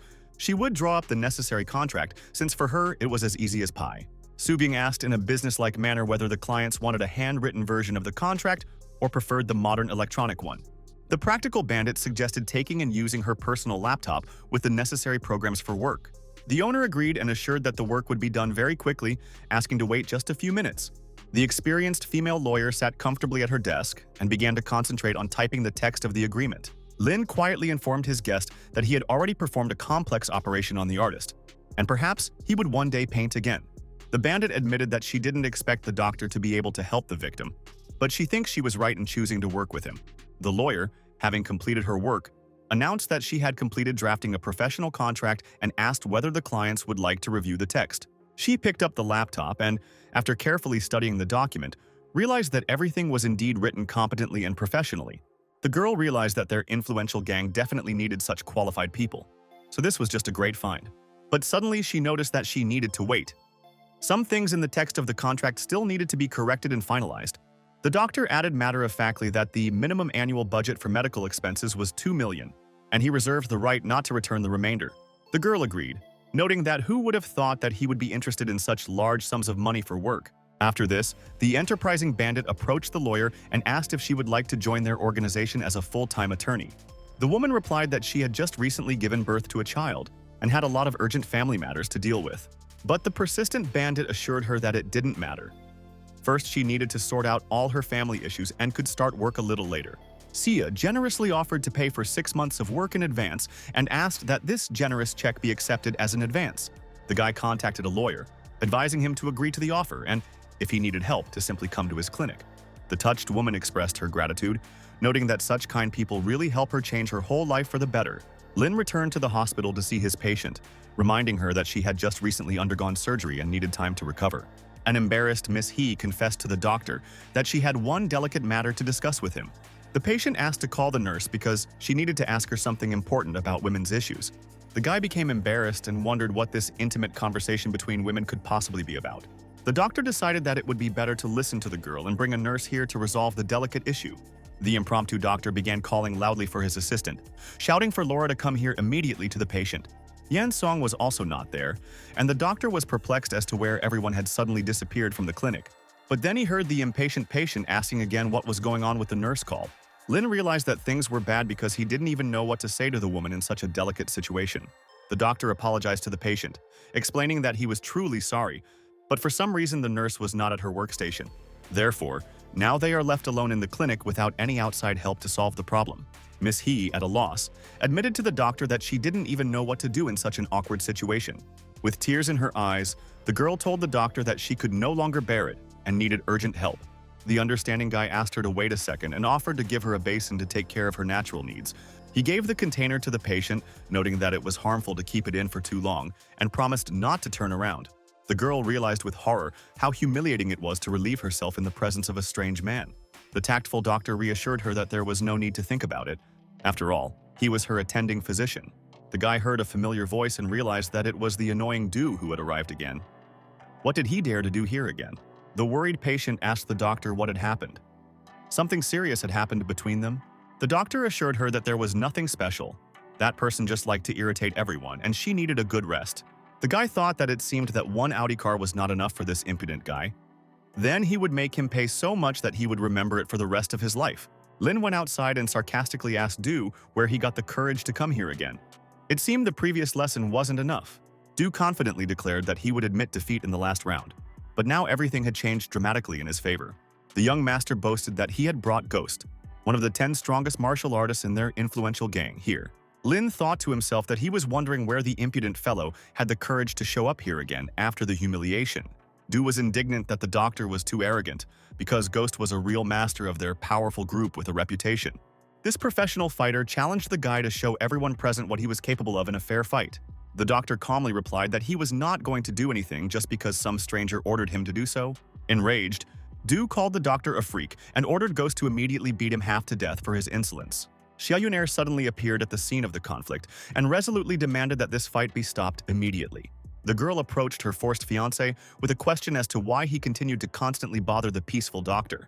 Du declared that he had had enough of the doctor's arrogance. Let him not interfere. Today he would take his well-deserved revenge. Lin assured the girl that he would deal with it himself without any outside help, so there was no need to worry at all. She shrugged and agreed that since the guy had decided so, then let them sort it out among themselves. The girl warned him that in any case he shouldn't complain later. She was trying to help him avoid conflict. Lin remarked that, by the way, he needed a reliable witness to what was happening, which greatly surprised the girl present. Du mockingly asked what exactly he was witnessing, how a doctor would simply be brutally beaten by a professional master. The guy advised him not to be so self-confident and to believe that no one had ever defeated him in a fair fight. The doctor threatened that Du was digging his own grave. If he lost, he would become his loyal subordinate forever. Du turned to the master, complaining that this insolent boy did not show due respect for their authority. The ghost approached the boy and warned him not to blame him for his lack of mercy in the upcoming fight. The opponents looked at each other carefully, and each thought to himself that the opponent seemed strong enough. The master jumped up sharply and promised that today he would teach the impudent doctor a good lesson in humility. She thought with concern that Ghost was a master of the Southern Fist. He was a true professional in his field. Du, with an evil smile, triumphantly declared that this was the end of this impudent scoundrel of a doctor. Lin dodged the powerful blows that flew at him from all sides at incredible speed. The doctor realized that the enemy was attacking too quickly. He was unable to strike back. He could only defend himself. The master thought that the rival was now in despair, but if he bowed before the master, he would receive mercy. She shouted at the guy that it was better to surrender immediately. The ghost was fighting with full force and without mercy. The doctor replied that the enemy might be fighting seriously, but he was just beginning to warm up before the fight. The angry bandit threatened to shut the insolent doctor up once and for all by any means necessary. Du angrily told the boy that it was too late to regret his insolence now, so it was time to go straight to hell. The enraged bandit swung his fist to deliver the finishing blow to the guy, but he deftly dodged the attack at the last moment. The quick doctor managed to grab the master's hand with an iron grip, and he asked in surprise why he had grabbed his limb. The ghost threatened that in that case the enemy would not be able to escape, but the guy laughed and replied that he also had nowhere to go. Their fists literally touched each other, creating a powerful sound from the collision. The experienced master was amazed to realize that the doctor's fist was as hard as tempered steel, which was truly surprising for an ordinary doctor. Lin, like a true martial arts professional, took and knocked down that vaunted master, which shocked absolutely everyone present. The victorious guy reassured Du that he wasn't worried. He hadn't killed his opponent, he'd simply lost consciousness from the blow. The shocked girl admitted to the doctor that she did not expect him to be able to cope with such an experienced fighter as Ghost. The modest Lin replied that, "Believe me, this was just a little warm-up. There was nothing more serious." A relieved Zia hugged the hero and thanked God that he remained completely unharmed after the dangerous fight. An indignant Du began to shout at how she could hug her opponent and celebrate his humiliating defeat. The young master simply fell to the ground and began foaming at the mouth from nervous shock. Concerned subordinates ran up to him and said, "Sir, what's wrong with you? Is everything all right with your health?" Lin became concerned and asked if the boy had any chronic illness or what might have happened. The doctor noted that it would be bad if something serious happened to the young master on his territory. Therefore, the doctor approached the victim, ordering everyone to move aside. As a medical professional, he had to examine him professionally. After examination, Lin realized that there was nothing dangerous, just a false alarm from overexertion and stress. He gave the impudent fellow a light slap, which caused him to instantly come to his senses and open his eyes. The triumphant doctor reminded him that he had won a fair fight, and that now, in accordance with his promise, Du would become his servant. The green-haired guy brazenly told the doctor to go to hell, declaring that he hadn't promised him anything and wasn't going to obey. The doctor asked if he should remind me what it was like to walk with broken arms, like last time. A frightened Du quickly agreed that it was okay. From now on, the doctor was his boss, and he would obey. Lin addressed the bandits, emphasizing that everyone had heard that their boss had recognized him as the boss, and that they were now subordinate to him. The doctor added that he needed to resolve one personal issue with the green-haired man. The rest could go free. The delighted girl exclaimed that he was magnificent, and also got ready to leave with the others. Left alone, the defeated scoundrel asked what questions the doctor wanted to discuss with him personally. They sat down near the clinic, and the guy asked to speak frankly about how often such attacks occur. The doctor noticed that Du didn't look like someone who would have them for medical reasons. The green-haired guy started telling me that he once went to Hong Kong from Macau to have fun, and there were a lot of beautiful girls in the club there. He admitted that he had a crush on one special girl and then got her heavily drunk with alcohol to get closer to her. Du continued that they went to an expensive hotel, where he was already mentally preparing to have some fun with her. But he thought for too long and did not know what to do with this attractive girl. The young man wanted to drink some beer and watch a little TV to relax and get in the mood for romance. But when the girl finally sobered up from the alcohol, she got out of bed and grabbed a glass bottle. The enraged victim smashed a bottle of wine over the rapist's head and quickly fled the hotel, leaving him injured. Du explained that he had received a lot of stitches for his head wound at the hospital, and that's when these seizures and loss of consciousness began. The doctor, having heard the medical history, noted understandingly that it was not surprising that his fiancée did not know about this delicate problem. Du angrily warned the doctor not to even think about telling anyone about this humiliating incident with the girl. The guy hit the insolent man and asked since when servants were allowed to dictate their terms to the master. Du grabbed his bruised cheek and meekly assured the doctor that he understood and would not behave like that again. Lin warned him not to go far. He could call at any moment and let him just try not to end up where he needed to. The doctor began to think that his professional habit made him worry even about the health of his new servant. While the guy was sitting near the clinic, lost in thought, an unfamiliar girl approached him and politely apologized for disturbing him. The visitor explained that she wanted to know something important from him on a medical matter. The only thing the doctor immediately noticed in front of him was how beautiful and slender the legs of this elegant girl were. An attractive blonde asked him if he knew where he could find a good doctor nearby. The stranger noted with surprise that he looked so young for a serious doctor. The guy's jaw dropped when he looked closely at the girl, as her appearance was like that of an angel. The doctor thought that appearances can still be incredibly deceiving in terms of a person's character. The blonde asked in bewilderment what was happening and why he had such a strange reaction to her. It turned out that the girl was the personal physician of an influential gentleman, who sent her to take care of Miss He. Lin asked if this meant she could cure Du of his painful seizures, which shocked his colleague. The guy added that it didn't matter. He planned to perform a craniotomy on the patient to fix the problem. The makeshift doctor asked a colleague if she knew the detailed medical history of this difficult patient. The blonde explained that although surgery to close the injury had been performed, they had not expected a hematoma to form in the brain. Lin confidently stated that everything was fine and that he could deal with the problem himself. The skeptical blonde asked him if he really thought he could perform such an operation. The guy challenged his colleague to a bet on this matter if she doubted his professional abilities. The girl set a condition. If he did not cure Mr. Du, then he must marry her in any case. The doctor assured that you don't have to worry. He will definitely cure the patient. If not, it's better to die. Lin suggested to his colleague that he examine her patient who was inside the clinic for recovery. At this time, Yan Song was carefully looking after the turtles, gently telling them to grow up well. She suddenly felt embarrassed to see the doctor, as she remembered their recent romantic moments in the mountains. Lin understood that the upcoming task of trepanation was indeed not an easy one, but he could handle it. The green-haired girl approached the guy who was busy with his thoughts and quietly called out to him for a conversation. Yan Song thought that the doctor was not listening to her at all and was pretending not to notice her presence nearby. The irritated girl hit the guy on the shoulder and indignantly asked why he suddenly started ignoring her for no reason. She asked curiously if something had happened to him. "Tell me, I want to laugh about it." Lin shouted at the girl in irritation, asking if she couldn't see that he was now deeply thinking about an important problem. The interested girl asked what something so serious could have worried and upset him so much. The improvised doctor philosophically noted that even heroes have their own personal problems and difficulties in life. Yan Song suggested that why not tell him the problem. She might be able to come up with something useful to solve it. The guy asked to imagine a round bottle with dirt inside that needed to be removed. The doctor specified the condition. This bottle cannot be opened in the usual way, as then how can the dirt be removed from inside? Lin remarked triumphantly that you see, she too can't find a simple solution to this problem right away. But the smart girl objected that, in fact, this was a very easy task for a smart person. Yan Song explained that we need to think bigger. Why not cut an extra hole, take out the dirt, and then restore the bottle? The girl asked the guy how he felt about this decision and what he thought about it. She added that if the proposal doesn't suit him, then in that case she will simply forget her idea. But the admiring guy exclaimed that she was a real genius and kissed her on the cheek in gratitude. The girl's heart began to beat at that moment from surprise, she thought. What a turn of events! The delighted guy jumped for joy, thinking that now he no longer had to worry about anything. He approached the girl, asking her to have fun on her own, since he urgently needed to work on a solution. Yan Song didn't understand anything at all about what was happening or what had happened to the doctor at that moment. Lin called his new servant and rudely demanded that he drag his ass back to the clinic immediately. The doctor warned me not to even ask unnecessary questions and to do only what he ordered. If Du isn't here in 10 minutes, he might as well be writing his will in case of death. The guy thought what a troublesome and problematic subordinate he had been given to serve. Suddenly, he heard the patient screaming, "Doctor, could you do the procedure a little more gently?"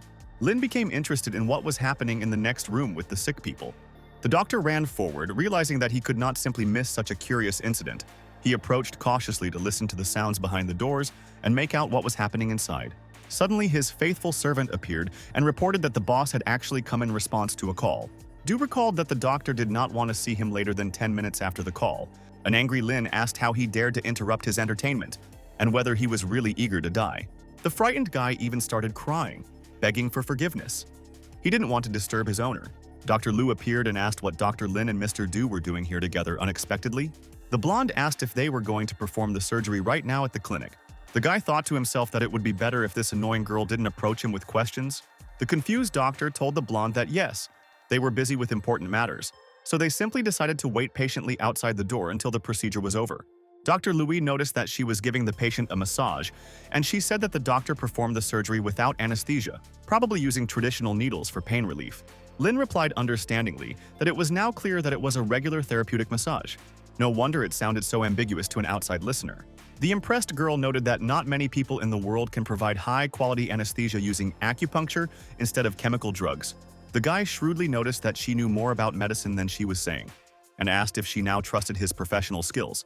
A colleague honestly admitted that she must admit that she now truly believes in the abilities of this unusual village doctor with amazing talents. The blonde asked him to please teach her the same effective acupuncture that he practices in his work with patients. She explained that she had studied Western medicine at university, but wanted to learn traditional methods from an intelligent and experienced doctor like him. Lin agreed that it was fine. In that case, after the complicated brain surgery, he would show her some basic techniques. Dr. Lu recalled the bet's terms. If the operation failed, he would have to marry her as agreed. The confident guy replied that yes, he remembered the condition, but she needed to understand that he simply could not lose this bet in this case. The tactful woman offered to take the patient, Miss He, for a walk, so that the doctor could fully concentrate on the upcoming complex operation. The stern young man turned to his servant, noting that his miserable life was not worth even the simplest game or entertainment. Finally, Nurse Laura returned with her shopping, saying that she had bought fresh fruit and wanted to treat everyone to vitamin juice. But the delighted doctor noted that she had arrived at the perfect time to help with the important task that needed to be accomplished. Laura curiously asked, "On time for what exactly?" What was going to happen now in the clinic? Lin seriously explained that a complex surgical operation was about to begin, and he would let us know when he had completely finished the work. The improvised doctor asked the nurse to prepare the operating room with all the necessary instruments for trepanation. He then turned to his nervous servant, telling him to simply lie down on the operating table and wait patiently for the procedure to begin. Yan Song was sitting peacefully in her room, caring for her turtles, when she was suddenly called to see a sick patient. "Miss?" He approached the girl, asking if she remembered her. The patient with a severe bullet wound to the abdomen. The green-haired girl looked closely and realized that yes, she seemed to remember something like that from the recent events at the clinic. Yan Song remembered the doctor saying that she was unable to donate her blood due to her weakened body. She sympathetically asked the recovering patient how she was feeling after a difficult operation. Dr. Louis admiringly remarked that the local doctor was simply incomparable, and that Miss had almost completely recovered despite her critical injury. The blonde introduced herself as the personal physician of the influential Mr. Du, who had entrusted her with looking after an important patient during her treatment. She casually asked if it was true that the local doctor was currently performing a complex brain operation on her master. Yan Song wondered in surprise how it was that Lin was now operating on that same impudent scoundrel who was constantly causing trouble. Yan Song realized that the problems he was talking about must be related specifically to the need for brain surgery. The girl wondered if he was really doing all this to help this blonde doctor, to impress her with his skills? And then she thought, no, that's impossible. How can he like her when she's obviously much better and more attractive? Yan Song consoled herself with the thought that she was simply thinking too much and getting hung up on trifles, nothing more. And then the green-haired girl carefully sharpened her gaze, peering in the direction of the operating room from where the sounds were coming. A loud victorious cry came from the hospital at the top of its voice, announcing that everything was ready and the operation had been completed successfully. These two girls on the street were in complete shock, wondering if the complex brain surgery had really been successful. Lin turned to his servant who was lying on the operating table and ordered him to get up. He was alive and well. Nurse Laura also approached the doctor and asked in amazement whether he had really finished everything already. She replied that it was incredible, the fastest and most effective brain surgery she had ever seen in her life. Du thought anxiously about why his body was shaking from weakness, and he couldn't do anything properly with his hands. He worriedly asked the doctor if it was possible that he had not completely cured his head problems, but an experienced doctor reassured him that these were just temporary side effects from acupuncture used instead of anesthesia. The guy decided that it would be a good idea to go to a real hospital so that they could also examine him there to be sure. Dr. Louis congratulated her colleague, noting that the operation was indeed successful and without complications for the patient. Therefore, she reminded them that it was time to start fulfilling the promise that they had previously agreed upon between themselves. Laura began to scream indignantly and demandingly ask who she was and what they had secretly agreed on there. Yansong also said suspiciously that she was also very interested to know what the doctor was hiding from them. Lin, looking at these angry girls, thought with horror that, oh my god, it seems he really got into trouble. Two of nature's most truly dangerous forces are now staring at him with clearly unfriendly intentions and suspicions. The doctor asked the blonde to explain to the jealous girls how things really stood with their agreement. Lu tactfully approached the girls with a question, because they liked this talented doctor, didn't they?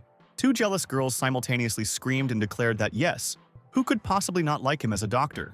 The diplomatic Lu asked them to calm down first, promising to explain everything to them simply and clearly, without ulterior motives.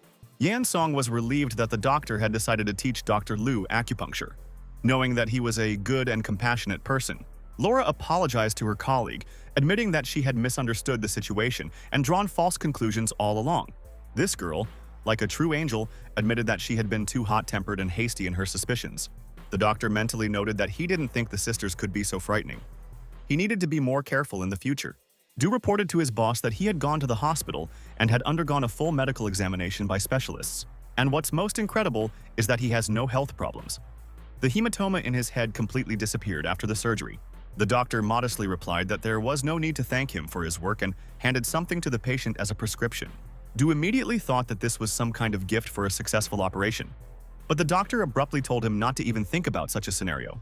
Lin explained that these are special medical needles that he uses for procedures.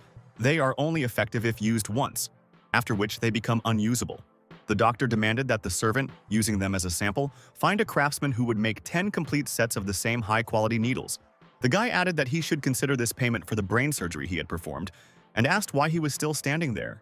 If your order isn't ready in full within 2 weeks, you might not even have to return to the clinic alive and well. Lu, watching this scene, thought that it was incredible. Even such an influential Mr. Du unquestioningly does everything the doctor tells him to do. The smug guy noted that yes, he had indeed trained him well and taught him discipline in a short time. Laura approached the braggart and asked him to stop showing off and instead take some fruit and eat properly to restore his strength. At that moment, a black man near the clinic was talking on the phone, saying that Milo would apparently have to cancel her planned vacation. The red-haired girl, lying on the sunny beach, asked if they had found Miss He and where exactly she was now. Her loyal subordinate reported that the target was still alive. It seemed someone professionally saved her from certain death. The agent said that she was currently being treated in a small clinic in the village, so she would have to urgently go there in person. This dangerous girl with fiery red hair understood the situation and decided that she urgently needed to get a ticket on the next plane. The professional killer thought that it was imperative to meet with the man who saved her target from elimination. Lu warned the doctor not to abuse the defenseless patient under the noble pretext of a medical examination. Miss He noted that, by the way, her gunshot wound had almost completely healed thanks to high-quality treatment. The patient asked if she could leave the clinic because she had urgent matters to attend to. Lin realized that he had almost forgotten and called Xiaoyuner to remind him that the initial payment under the contract was 50%. And where was his money? The girl irritably replied that there was no need to remind her about it so often. She remembered and knew everything perfectly well. The guy agreed, but asked another important question. The patient wants to be discharged from the clinic. Can she be released now? Xie explained that for now it was absolutely impossible. At least for now, they had only managed to find a few clues about this killer. The girl read out a report that, according to the investigation, the killer was a professional woman who shot from a distance of more than 50 meters. It was one precise shot without any additional attempts. So they think that she is a real high-class professional in her field. Lin understood the logic of the situation. If the employer realized that the target was still alive, they would definitely send a new assassin to complete the job. The doctor decided that the patient would remain in the clinic under his personal protection, and that he would take care of her safety. The grateful bandit girl sincerely thanked the doctor for his understanding of the situation and his willingness to help in a difficult moment, risking her own safety. Therefore, the worried young man explained to the patient that she absolutely cannot go outside for now. It is better to stay here since it is too dangerous for her life outside. Lin, being at home in the clinic, thought that there were so many different patients in the morning, and now in such stuffiness no one wants to go to the doctor's appointment. Unexpectedly, Nurse Laura came to the clinic with her father to discuss important matters concerning the future of the medical institution. The doctor asked the visitors why they had come here in such unbearable heat instead of sitting quietly at home in the cool. Mr. Wu explained that the thing was that they had received $1 million in advance payment, and he thought it was time to buy a new spacious house. The man added that the clinic was too small and cramped, making it difficult to provide quality treatment to patients. The nurse's father revealed plans to buy a beautiful three-story building in Western architectural style to expand his medical business. His daughter noticed that the house seemed to belong to Liang Sambo, who had lost a lot of money in the lottery and needed urgent funds. When the doctor heard this, he sympathetically noted that it turns out they are profiting from people who have fallen into trouble and financial difficulties. But the wise gentleman objected that there was no need to say that. In this case, both parties would benefit from a fair deal. Wu explained the plan. Once he bought a new house, the doctor would set up a modern clinic, and the space could be converted into a dormitory for the staff. The doctor agreed with the man, stating that he had already made a decision and could not miss such a wonderful opportunity for the development of medical affairs. But then Lin wondered why they were even asking his opinion if the decision had already been practically made by the clinic owner. The man replied that the doctor works in their clinic as the chief specialist, so he should be informed of all changes. The guy approached the nurse and suggested that she act as her father decided. After all, he wanted the best for the development of the clinic. Mr. Wu, watching this scene, thought that it seemed like this guy and his daughter had a very good relationship. The father thought that after this place became a dormitory, the doctor and nurse would have to live under the same roof in close proximity. The man announced that he would go to Liang Sanbo to discuss the details of purchasing the house, so they shouldn't wait for dinner without him. His daughter asked her father to no longer make such serious financial decisions on his own, without discussing them with the family. As he left, the man assured her that it was fine and that he would consult with his daughter on important issues in the future. After he left, the doctor and nurse were left alone with each other in the silence of the clinic. The guy looked closely at the girl and noticed how she looked away out of embarrassment. Lin saw the girl's eyes, which were full of some tender feelings, similar to love for him. The doctor worriedly asked what had happened and why she had suddenly started crying for no apparent reason. The girl tearfully admitted that she could not even imagine what her life with her father would be like without the doctor's help. Laura added that they are therefore incredibly grateful to him for helping them so selflessly in difficult times. The guy modestly replied that there was no need to overwhelm him with thanks. After all, he had come here with his own personal interests. The doctor playfully reminded her that, okay, let's forget about it for now. But she still owed him a kiss for his help. The embarrassed girl thought, okay, if that's the case, and hesitantly kissed the guy on the cheek, blushing from embarrassment and excitement. The persistent guy objected that no, that wasn't considered a real kiss. You had to kiss on the lips, not just on the cheek like friends. The embarrassed nurse said that she would go and cook dinner for everyone and looked very angrily at the impudent guy for such demands. Yan Song and Dr. Lu were already waiting in the kitchen, offering to help with the dinner preparations so that the nurse wouldn't have to cope alone. Laura replied that it would be wonderful if they really helped her in this difficult task of cooking for the whole company. The guy smugly thought that everyone wanted to cook something delicious especially for him. He was so touched by the attention, but all three girls unanimously answered him that there was no point in flattering himself or creating illusions on this account. Miss, his patient remarked to the doctor that he had been busy with work all day, so he should just rest and observe. The doctor philosophically noted that she was right. When three women entered the kitchen stage, there was definitely no room for him there. The cheerful patient admitted to the doctor that he really is such a funny and interesting person to talk to. They continued to chat pleasantly, saying that they couldn't wait for this dinner together in good company. Miss, he guessed that Dr. Lu must be a professional and an excellent cook of various dishes. The doctor casually asked, after all, she hadn't come here just because of a business deal, had she? The smart girl asked in surprise how he had even guessed about this if she hadn't said so. He admitted that she actually wanted to make some profitable investments while she was in the region. The guy replied that he thought she was just a spoiled girl from a rich family. But it turns out she's a serious business person. The green-haired girl approached them and asked if they were hungry yet and ready for dinner. The doctor, his mouth open, admiringly noticed the delicious smell of cooking coming from the kitchen. Three caring housewives brought him sumptuous dishes, solemnly announcing that the festive dinner was already completely ready. The hungry doctor quickly took the chopsticks and pounced on the food, but the girls asked him not to rush. There was enough food. The cunning chefs asked the guy which dish he liked the most out of what he had prepared. Lin understood the catch. Each housewife had prepared something of her own and wanted to hear about her own dish. The guy realized that he had fallen into a real trap, and he had to be very careful with his words so as not to offend anyone. The doctor began to smile diplomatically and tried to somehow deftly deflect this dangerous conversation. He said that all dishes are wonderful in their own way. Let's just eat together and enjoy the company. The nurse asked the boy with concern. Everyone was getting ready to go to bed and why his father hadn't returned home yet. The doctor offered to go check and pick up her father to make sure he was okay.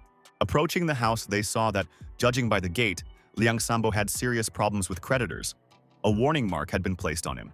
Laura noted that if they bought this house, they would probably be of great help to this man in trouble. She knocked on the door and introduced herself as Laura, looking for her father who was here.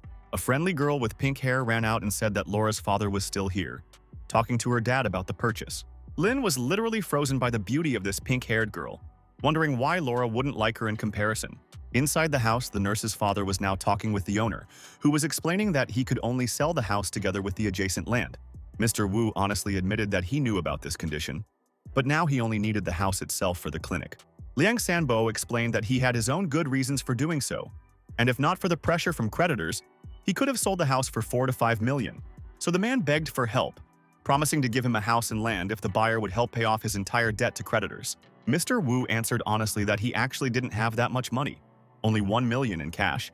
At that moment, the man noticed his daughter and the doctor at the door and asked in surprise what they were doing there. Laura explained that they were very worried about him because it was late and he still hadn't returned home. The girl admitted that they actually have another million, so they have 2 million in total. She added that she was afraid to say this earlier because she thought her father would waste the money on unnecessary things. The delighted man offered 2 million for the house and land. If the owner agreed, he would pay right away. The desperate debtor replied that he actually needed an additional 200,000 to fully pay off the debt, because if he doesn't pay this amount to the creditors, he will still have serious problems with crime. Mr. Wu promised to give the missing 200,000 tomorrow morning, asking if the owner agreed to such conditions. The man, hearing this proposal, blossomed with relief, realizing that he was being saved from big trouble. Liang realized that the situation was turning completely in his favor, so he happily agreed and shook hands. But suddenly everyone present heard some strange threatening sound outside the house. It was a dangerous bandit who forced his way through the locked gates of a private property. A bald man with a scar on his head simply went and broke the lock, invading private property. He was literally screaming for the owner of the house and looked very angry and aggressive. The bandit introduced himself as Black Hand, one of the 4 powerful bosses of the Green Gang, who had come to collect the debt by force. This poor debtor begged his creditors if they could give him just a little more time to collect the money, but the cruel Black Hand suggested that, well, let him and his guys play with the debtor's daughter, and then the payment would be delayed. It is clear that the desperate father began to shout, demanding that his daughter be released. She had nothing to do with his debts. Black Hand mockingly noted that he could see how worried he was about his beloved daughter. The bandit threatened that he would now help the debtor shut his impudent mouth once and for all. But at this critical moment, a very loud sound of a powerful blow was suddenly heard.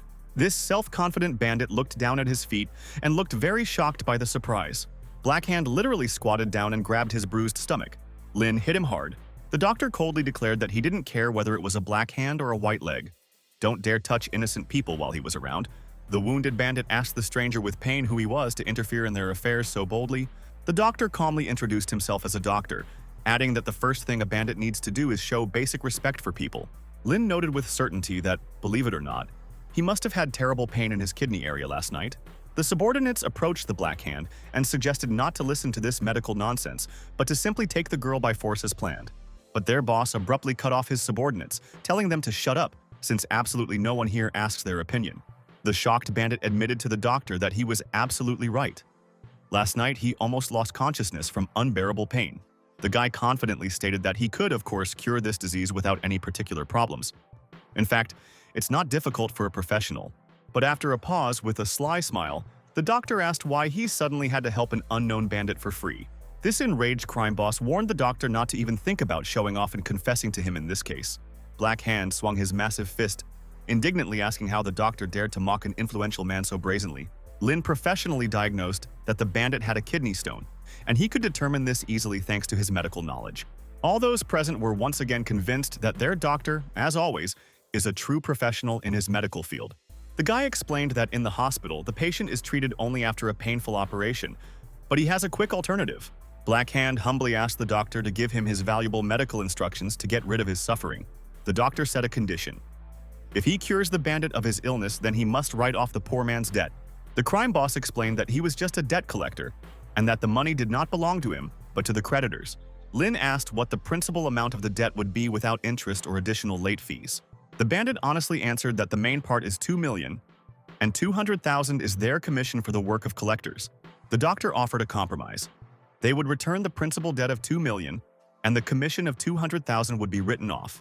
Black Hand thought that he couldn't take any risks because his boss had died on the operating table and he couldn't make any decisions. So the bandit agreed that there were no problems, but the creditors would like the principal debt to be repaid immediately and in full.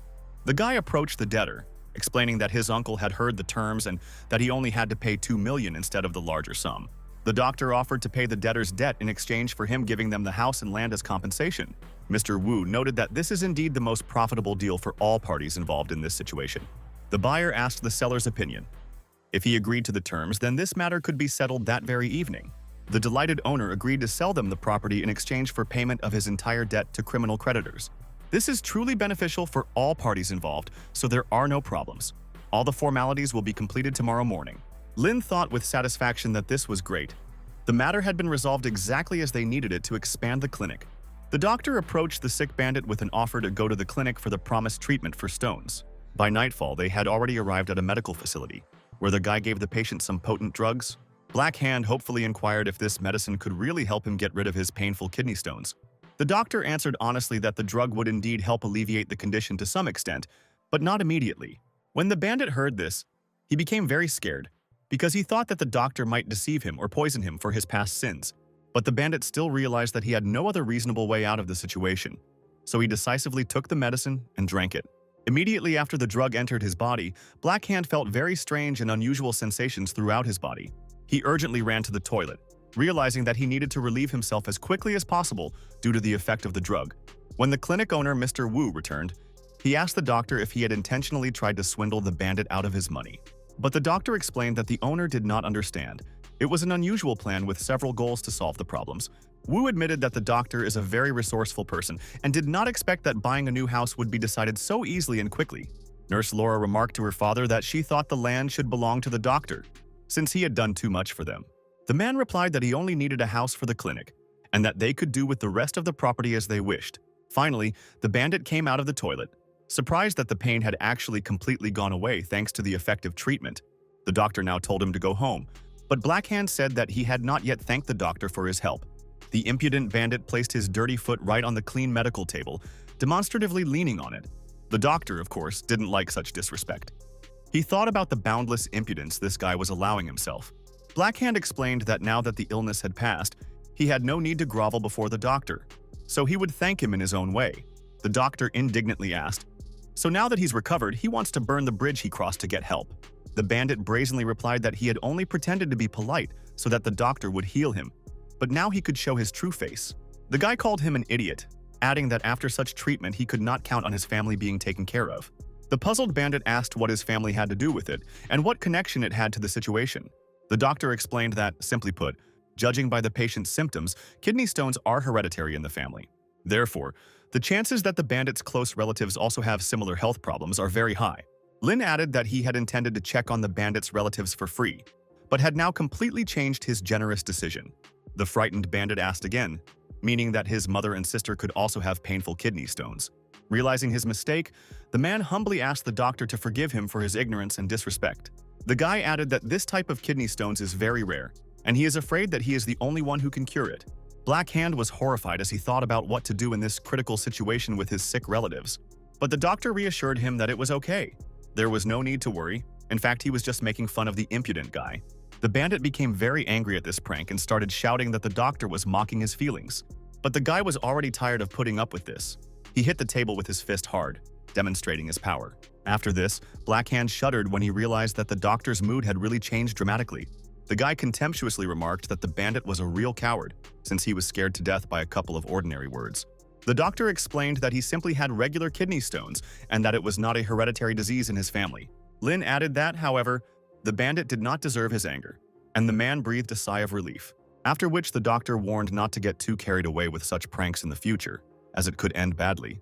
The enraged bandit was so angry that his hands were shaking and he started shouting that the doctor dared to humiliate him like that and deceive him in front of his subordinates. Black Hand swung his massive fist, threateningly declaring that today the doctor would be lying on the floor as a dead corpse. The guy calmly replied to the impudent man that he had asked for trouble and was now about to experience the true wrath of an angry doctor. Lin took a pistol out of the desk drawer and put the barrel to the bandit's head, ordering him to repeat his threats again. The man, scared to death, said that yes, the great doctor, he was asking for forgiveness, but only if he didn't shoot him. The doctor coldly declared that he had nothing more to say to this worthless fellow, so he should get out immediately. The cowardly man fell on his buttocks in fear and meekly agreed to fulfill the influential doctor's demand. The bandit very quickly began to crawl along the floor as quickly as possible to get out of the clinic alive and unharmed. Nurse Laura asked in surprise where the doctor got the gun and why he kept it in the drawer there. But the guy with a mysterious smile noticed that he had indeed forgotten to show them something interesting and important. The doctor demonstrated that it was actually an ordinary lighter in the shape of a pistol, which he had taken from another defeated bandit. The nurse said with relief that they would go to bed and that the doctor could rest after such a stressful day. The guy thought with satisfaction that now it seemed the clinic's safety had increased significantly thanks to his reputation. But he seriously considered the fact that there were no clues in his past for those who were looking for him. Lin knew that sooner or later his enemies would discover that he had faked his death to escape, and then he would always be surrounded by danger. However, the doctor was still unable to understand what goals the enemies were pursuing by kidnapping orphans and subjecting them to cruel experiments. He realized that now he shouldn't stand out too much and attract unnecessary attention from influential people. Suddenly, someone called out to the guy. He looked in the direction of the sound and even got a little scared from the surprise. Yan Song walked up to him and curiously asked why he was still awake at such a late hour. The guy wearily replied that, "Believe me. It's a very long story actually. It's difficult to explain in a couple of minutes." For 10 whole minutes, he recounted the events of the day, and the girl was surprised that he had already managed to buy a new house for the clinic. She happily noted that it turned out that the old clinic would now be a dormitory, and they would live only together under one roof. Yan Song added that she is already much better after the treatment, so she can really live independently. The girl suggested that since he wasn't sleeping anyway, why not chat with her and the patient in pleasant company? She led the doctor to Miss He's room, explaining that she wanted to talk to the doctor about various interesting things. The embarrassed guy replied that he thought he wouldn't be able to join the women's conversation because he was busy. But the green-haired girl playfully asked if he didn't want to chat with two beautiful, educated girls. The doctor thought he wouldn't be able to get a word in between the two chatty ladies. Yan Song reassured them that there was no need to worry. It was just a casual conversation. They could talk about anything interesting. Miss He confirmed that the doctor would be very happy to communicate with such an intelligent and interesting comrade. The guy thought, carefully looking at this situation from different angles, weighing all the pros and cons. With a sigh of resignation, the doctor realized that he really had no other reasonable choice under the circumstances. So Lin was left with these two charming girls completely alone in a cozy conversation room. At this time, an unknown armed man is carefully hiding on the roof of the clinic, observing what is happening. It turns out that the mysterious observer is not alone, but there are 4 professional fighters on the roof of the building. All of this is being closely observed by a dangerous bandit girl with fiery red hair, who has counted as many as 5 potential targets inside the clinic. The professional killer remarked with disdain that this was all that her enemies had prepared for her as protection. Loading her pistol with new cartridges, this dangerous girl with fiery red hair decided that this time she would not even use a sniper rifle, but would kill everyone with her bare hands for fun. Yan Song quietly remarked to the patient that their doctor seemed like a very decent person, just a little distracted from fatigue after a hard day. At this point, the exhausted doctor was so tired from the events of the day that he simply fell fast asleep right there on the uncomfortable chair in the ward. Suddenly, a loud gunshot sound was heard. He quickly opened his eyes and wondered why he suddenly began to feel so anxious and restless. The doctor's pupils narrowed from tension. He thought that perhaps there was an atmosphere of fear, like in the cursed castle. Why did he have this ominous feeling? The guy approached the girl with green hair, confessing that he had a feeling that something was wrong around the clinic. The worried doctor added that it seemed that someone dangerous was approaching their medical facility with ill intentions. To confirm his fears, he heard another loud shot from somewhere outside the building. Then, Lin finally realized everything and realized that, oh my god, those were really gunshots. And so loud and close to the clinic, one of the security guards was simply taken and killed in cold blood on the street, with one precise shot to the head by a sniper. It was Xia Yun'er's bodyguards who said that it seemed like what Miss was afraid of had happened, but they didn't expect the killers to find them so quickly. The remaining fighters decided to defend the clinic at any cost, even at the cost of their own lives for the safety of the patients. The frightened girl, with a trembling voice, noticed that someone was shooting outside, and she was very scared of what was happening. The worried patient suggested to the doctor that perhaps this was the same killer who attempted on her life last time. The doctor agreed that it was quite possible and decided to check the CCTV footage at the main entrance to the clinic to clarify the situation. Lin left the room and tried to reassure the girls that there was no need to worry. Xia Yun'er had posted experienced bodyguards at the entrance. But immediately it became audible how these professional bodyguards were dealt with using loud shots. Yet another bodyguard simply fell dead to the ground from a well-aimed hit by the killer. Only the last defender remained, and he too received a fatal bullet right in the forehead from a professional sniper. There was another guard left on the roof in horror, wondering what to do in such a hopeless situation. But he was simply hit with a precise shot right in the head, completing the clearing of all the guards. Lin opened his phone to check the surveillance video and saw all the bodyguards falling dead one after another. The doctor thought with horror that, damn it, All the professional bodyguards were killed in literally 1 minute of the sniper's work. The girls panicked and wondered what they could do in such a situation, even without anywhere to hide from a professional killer. The guy resolutely replied that they should stay in the clinic and not panic. They were not in any serious danger inside the building yet. The doctor added that it looks like he'll have to deal with this problem himself, but don't worry, he has his own proven methods. Lin went outside and realized the scale of the tragedy. 1 shot equals 1 corpse. This is the work of a true professional. So the brave guy shouted loudly to the unknown enemy to stop hiding and come out of his cowardly shelter. The doctor added defiantly, or the professional killer lacks the basic courage to come out and meet him face to face in a fair fight. Another shot rang out. The doctor quickly turned his head and dodged the flying bullet in time, which whistled past his ear. Lin shouted towards the sniper that he was a common coward and didn't even hope that he could hit a moving target. The doctor thought to himself that his words were just a bluff, but in fact he was in a great panic about what was happening. The professional killer started shooting very actively at the guy, and the doctor tried to dodge all these fast and accurate shots. Lin ran to the thick bushes and triumphantly announced that she had finally found a location fix. The killer girl thought in horror about how he was able to get so close to her hiding place so quickly and unnoticed. The guy noticed that she had a German gun with a 15-round magazine, and he was counting the number of shots she fired. After this, the doctor suddenly jumped on the bandit, trying to incapacitate her in close combat with all his weight. Together they slid down the slippery slope straight to a small pond near the clinic. Both opponents fell into the water, continuing to desperately fight for the advantage in the duel. The girl screamed, demanding that he stop fighting, but the guy was in a state of battle shock. The doctor realized that his opponent was a girl. She demanded that he immediately move away from her. The guy remarked that since they found themselves in this situation, let this be his reward for his bravery. The red-haired bandit beauty was already experiencing a real nervous breakdown from the unexpected turn of events. She threatened that one more careless move and she would simply turn him into meat. Don't even think about resisting. Lin quickly grabbed her hands holding the daggers, preventing her from using the bladed weapon against him, after which the doctor said, "Believe me, in close combat she is definitely no match for him in strength and skill. The girl warned me not to think or underestimate her abilities. Believe me, she will still show what she is capable of." The killer tried to pull a spare dagger from its sheath to continue the resistance. She tried to kick the guy to free herself from his grip, but the doctor managed to grab her leg and immobilize it, commenting on her fighting skills. The girl demanded that the freak immediately let her go and stop this humiliation. After a short struggle, she manages to break free and jump back to regroup. She demanded an explanation of who he was and why he was interfering with her mission. The killer said that no one will stop her. Believe me, she will still kill her target, the billionaire's granddaughter. The doctor managed to knock one dagger out of the girl's hands, which fell with a splash into the dark water. She admitted that he did have some combat skills for a medic. The bandit warned that it was then time for her to move on to much more serious methods of combat. The guy wondered with interest what could be more serious. She was already a pretty strong opponent. The doctor again tried to knock her down with force, asking if she was ready to give in. She was outraged by his insolence, declaring that he was too young to compete with a professional killer. During the struggle, the girl admitted that he had managed to hurt her, so she was ready to retreat temporarily. The doctor noted that it was a good decision on her part, and now let her tell who sent her to kill innocent people in the clinic. Naturally, this turned out to be a real trick for the guy when a hidden dagger flew straight towards him from the shelter. This sharp dagger flew right over the guy, literally over his head, almost touching his hair from the killer's precise throw.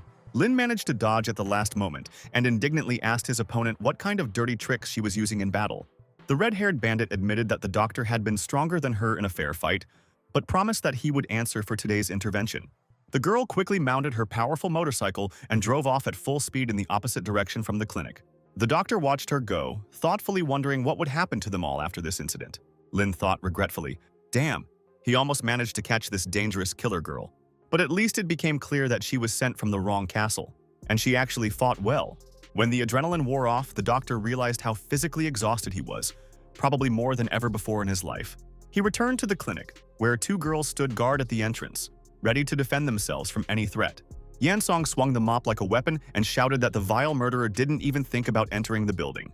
She swung and hit the guy right on the head, despite the fact that it was their own doctor. "Miss?" He stopped her friend, asking what she was doing and who she had just attacked in the dark. The girls realized that, damn it, this was their doctor, and they worriedly asked how he was feeling. The guy assured them that he had already driven the killer from the territory. He was lucky that he was strong enough for the duel. The girls became worried about the doctor, noticing that he had wounds all over his body. He must have fought desperately with a professional killer. They lifted the wounded doctor and decided to take him to the bathroom to provide first aid. The girls understood that they needed to treat the wounds as quickly as possible before infection entered the body. They thought about what to do with these serious wounds and how to treat them properly. They brought the doctor into the bathroom and realized that they needed to remove his bloody clothes for examination.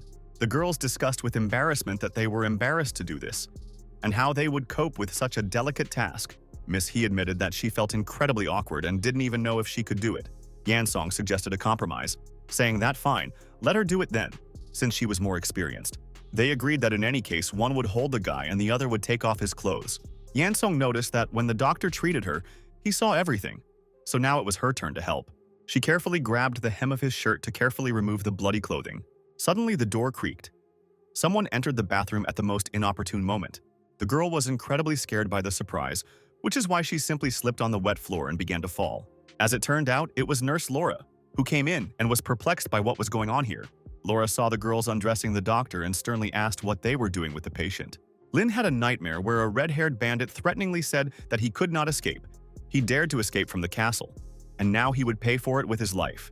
The doctor had a disturbing nightmare in which he was attacked by an unknown assailant in a dark castle, inflicting painful blows with a blunt object all over his body. He thought in his sleep that no, he didn't realize that he was still under the strong influence of stress from the recent dangerous fight with the killer. After a particularly vivid moment of the nightmare, Lin suddenly woke up, opened his eyes wide and screamed loudly from the horror and pain he had experienced in the dream.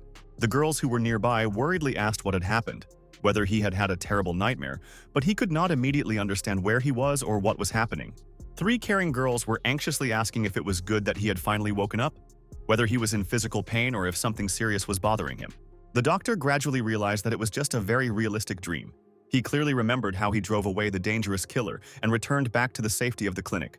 The green-haired girl was relieved to see that he seemed to be completely fine and recovered, so she could finally relax.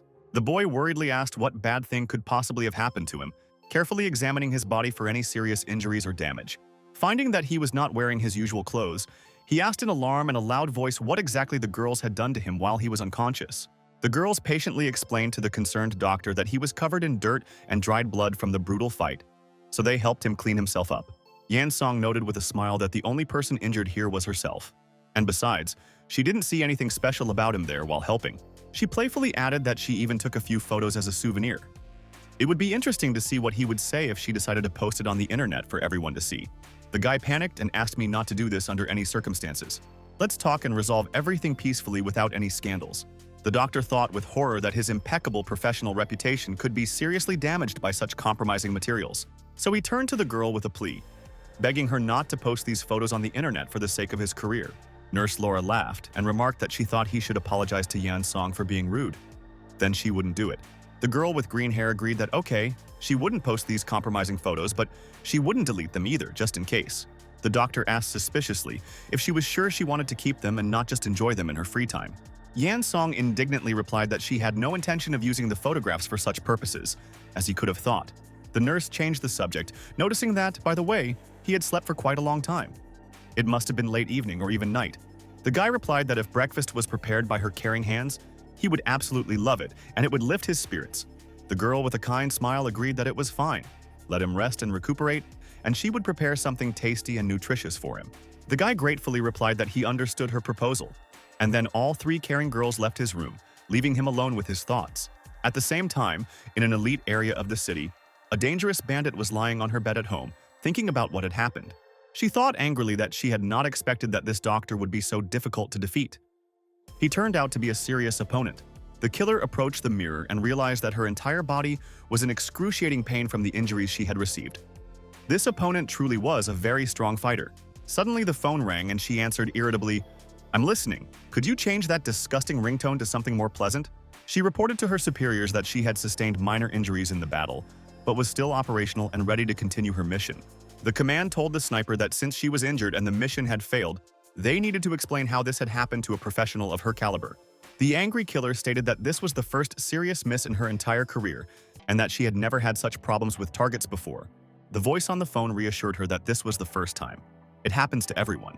They understand that she might feel disappointed after failure. The management suggested that they talk about the matter. Since she had failed, they would have to hire someone else to complete the important task. The sniper asked to wait for a replacement. She only needed a few days to recover her strength and health. She assured that 5 days would be enough to finally deal with this problematic target. The killer set a condition.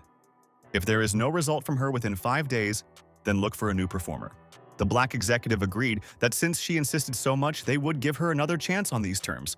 The leader hung up and thought that if even she couldn't cope, then what could we say about the other performers? The bandit thought with fury that, damn it, this was the first time in her career that such a serious failure had actually happened. She decided that as soon as she regained her strength and healed her wounds, she would immediately set out to complete the work she had started. The killer's gaze became very serious and determined. It was clear that she was not joking at all about revenge. Lin was at home at that moment and suddenly sneezed very loudly for no apparent reason. The nurse was concerned about his health, but the guy said he just had a sore throat. The doctor praised her culinary skills, noting that her cooking was truly amazing. She had outdone herself. The girl thought that even in such a beaten state, he managed to joke and lift her spirits. Laura noticed that he had suffered greatly while protecting them all, but seemed completely unaware of his own injuries. The nurse added that they all truly owe the doctor a debt of gratitude for his heroic actions. The girl offered to give him a therapeutic massage, since she couldn't stand to look at his bruises and contusions. The doctor asked if she really wanted to undergo a medical procedure to restore it. Lin agreed that he would finish eating quickly then, and the procedure would be very useful for treatment. Then the girl quickly closed the door and began to prepare for the upcoming treatment. The nurse brought the necessary medical supplies and closed the door for the procedure. She explained that she had brought rubbing alcohol, which would make the therapeutic massage much more effective. Laura expertly advised that in order to properly examine the injuries, it would be necessary to remove the shirt. The doctor was surprised by this turn of events and looked at the nurse in silence for a while. She asked if there were any problems or if he wanted her to help with the medical examination. The guy replied that no, he could handle it himself, but it would really be useful for treatment. The nurse nodded and asked to leave only what was necessary for the medical procedure. The doctor prepared himself and informed the nurse that he was fully prepared for the treatment procedure to recover from the injuries. He sat up carefully on the bed, pulling his knees up to his chest like a small child.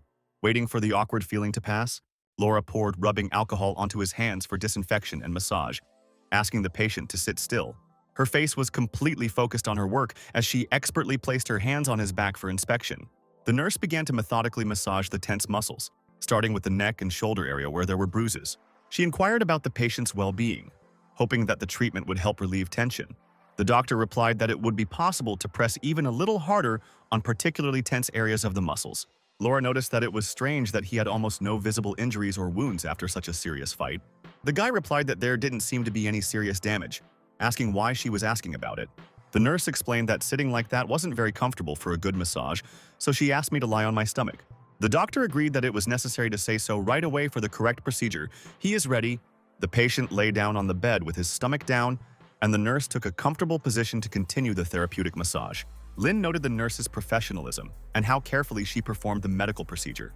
The doctor felt some awkwardness about the situation, but understood the need to treat the injuries. Laura reported that she could now fully utilize her massage skills, wondering if it was helping.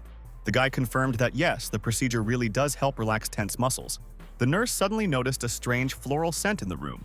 The door suddenly opened and Yan Song entered, reporting that she had heard some unusual sounds. The doctor quickly explained that they were simply performing a medical procedure, and she had misunderstood. The girl noted skeptically that even if this were true, the situation looked suspicious. Laura confirmed that this is indeed not at all what one might think. She explained that she was simply doing a therapeutic massage to help her recovery, and that nothing else was happening. Everyone noticed a growing strange aroma in the room from the massage oils. The girls commented in surprise on the unusual floral scent that suddenly filled the room. The doctor was very embarrassed by the awkward situation and misunderstanding with the massage. Lin realized how ridiculous this whole situation looked. He was on the bed, the nurse was giving him a massage, and there was a strange aroma. Nurse Laura sincerely apologized for the misunderstanding that had arisen. She had not considered what a normal medical procedure might look like to an outside observer. The guy hastened to assure her that the massage was completely professional and that it was not her fault that there had been a misunderstanding. After the explanation, Laura tactfully suggested that the doctor take a good rest. The nurse gently said that if he was tired, he should just go to bed and they would call him when dinner was ready. Laura took Yan Song's hand and called her out of the doctor's room. The girls quietly left, closing the door, leaving Lin alone. The guy was left completely alone in a quiet room. He sat on the edge of the bed, experiencing what had happened and thinking about the vicissitudes of the day. The doctor felt somewhat devastated by the misunderstanding. Despite his explanations, a sense of awkwardness remained, and he began to wonder about his future relationships with women. But then something caught his eye, and his expression changed in a second. The doctor thought what a windy day it was, and felt some melancholy and fatigue after the events. Suddenly, someone started calling the doctor's name loudly, repeating "Doctor, Doctor" at the entrance to the clinic, attracting the attention of all the staff. Lin saw the new official visitors and was surprised to ask if they had decided to come here specifically to see him. It turned out to be Xia Yun-er and the police chief, who explained that they had come here for a completely different, serious reason related to the investigation.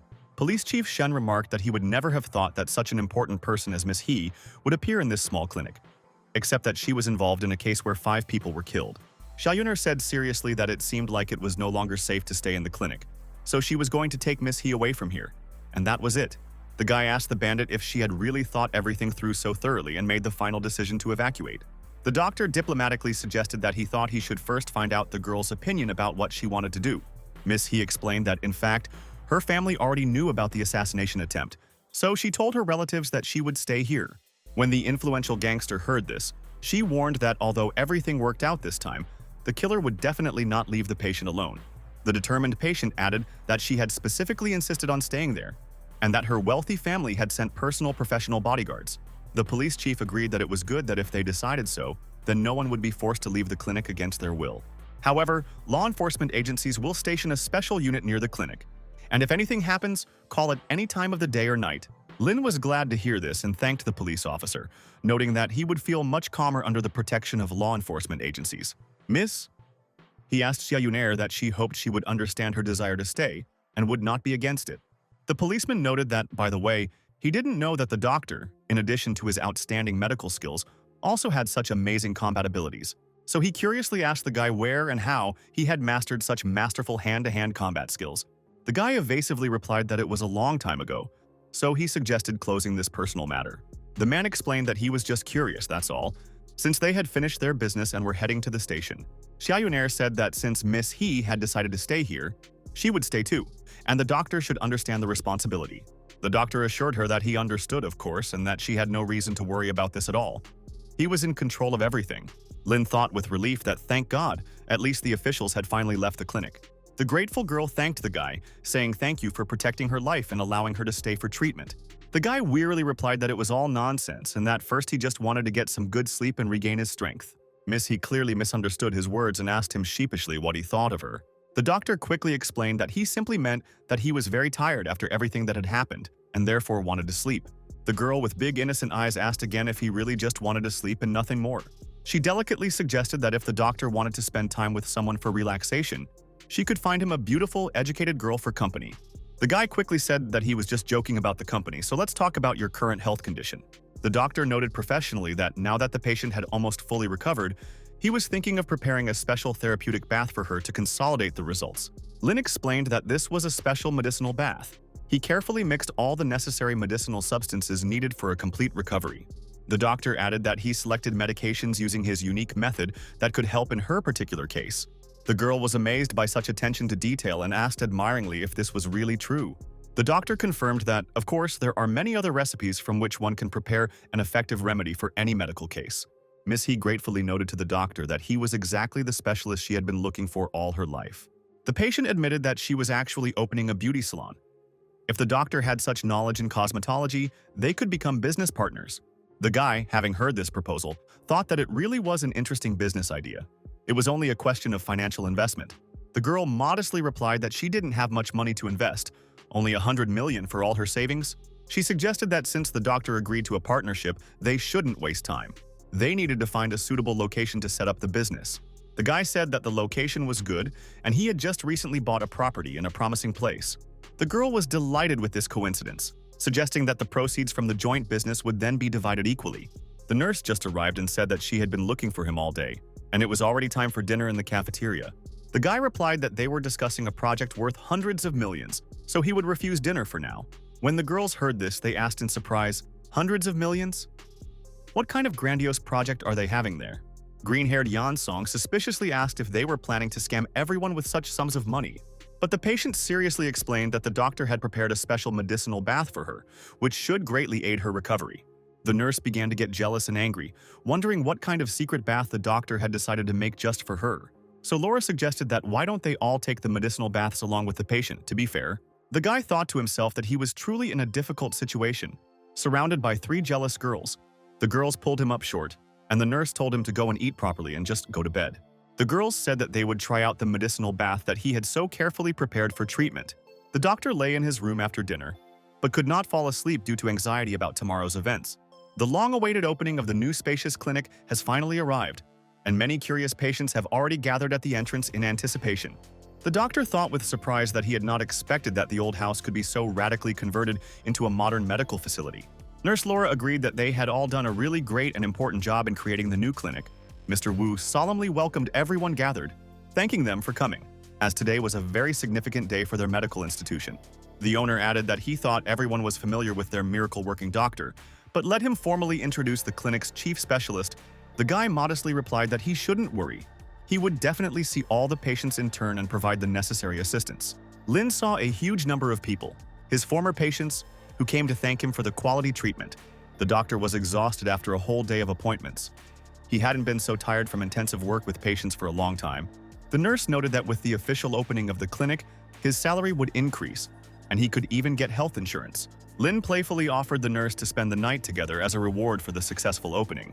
Laura indignantly replied that he was simply daydreaming, and that it would be better if he kept such thoughts to himself, after which she added that there was no need to be sad. It was better to go have a drink with friends, so we could go home and rest. They headed to the clinic's dormitory and thought that they missed the old cozy place a little. As the guy approached the building, he noticed that it smelled very good from there. He wondered who was cooking dinner there.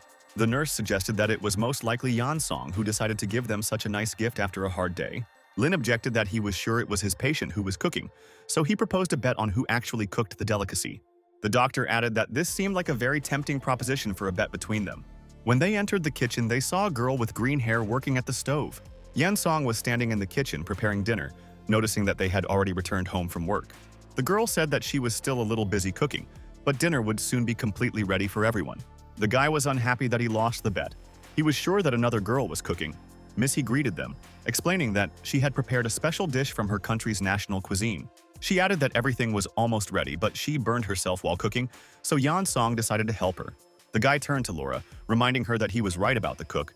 And now what about their bet? The two girls who were cooking together were discussing that all the dishes were already completely ready to be served. The guy reminded the nurse that they shouldn't forget about their bet and its fulfillment after dinner. But Laura replied that she didn't even know what to say about the results of this dispute. They saw what a beautiful table was set with a variety of delicious dishes for dinner. Missy proposed a toast to the doctor, thanking him for his helpful medical skills and care. The doctor was surprised by such attention and said that he hoped they would continue to work together. After these words, their glasses of wine solemnly clashed in honor of a successful day. The guy realized that he had completely forgotten to tell these two girls about his plans for a business partnership with a patient in the beauty industry. Yan Song curiously asked why he had quietly decided to set up a business with a patient and how it would all work in practice.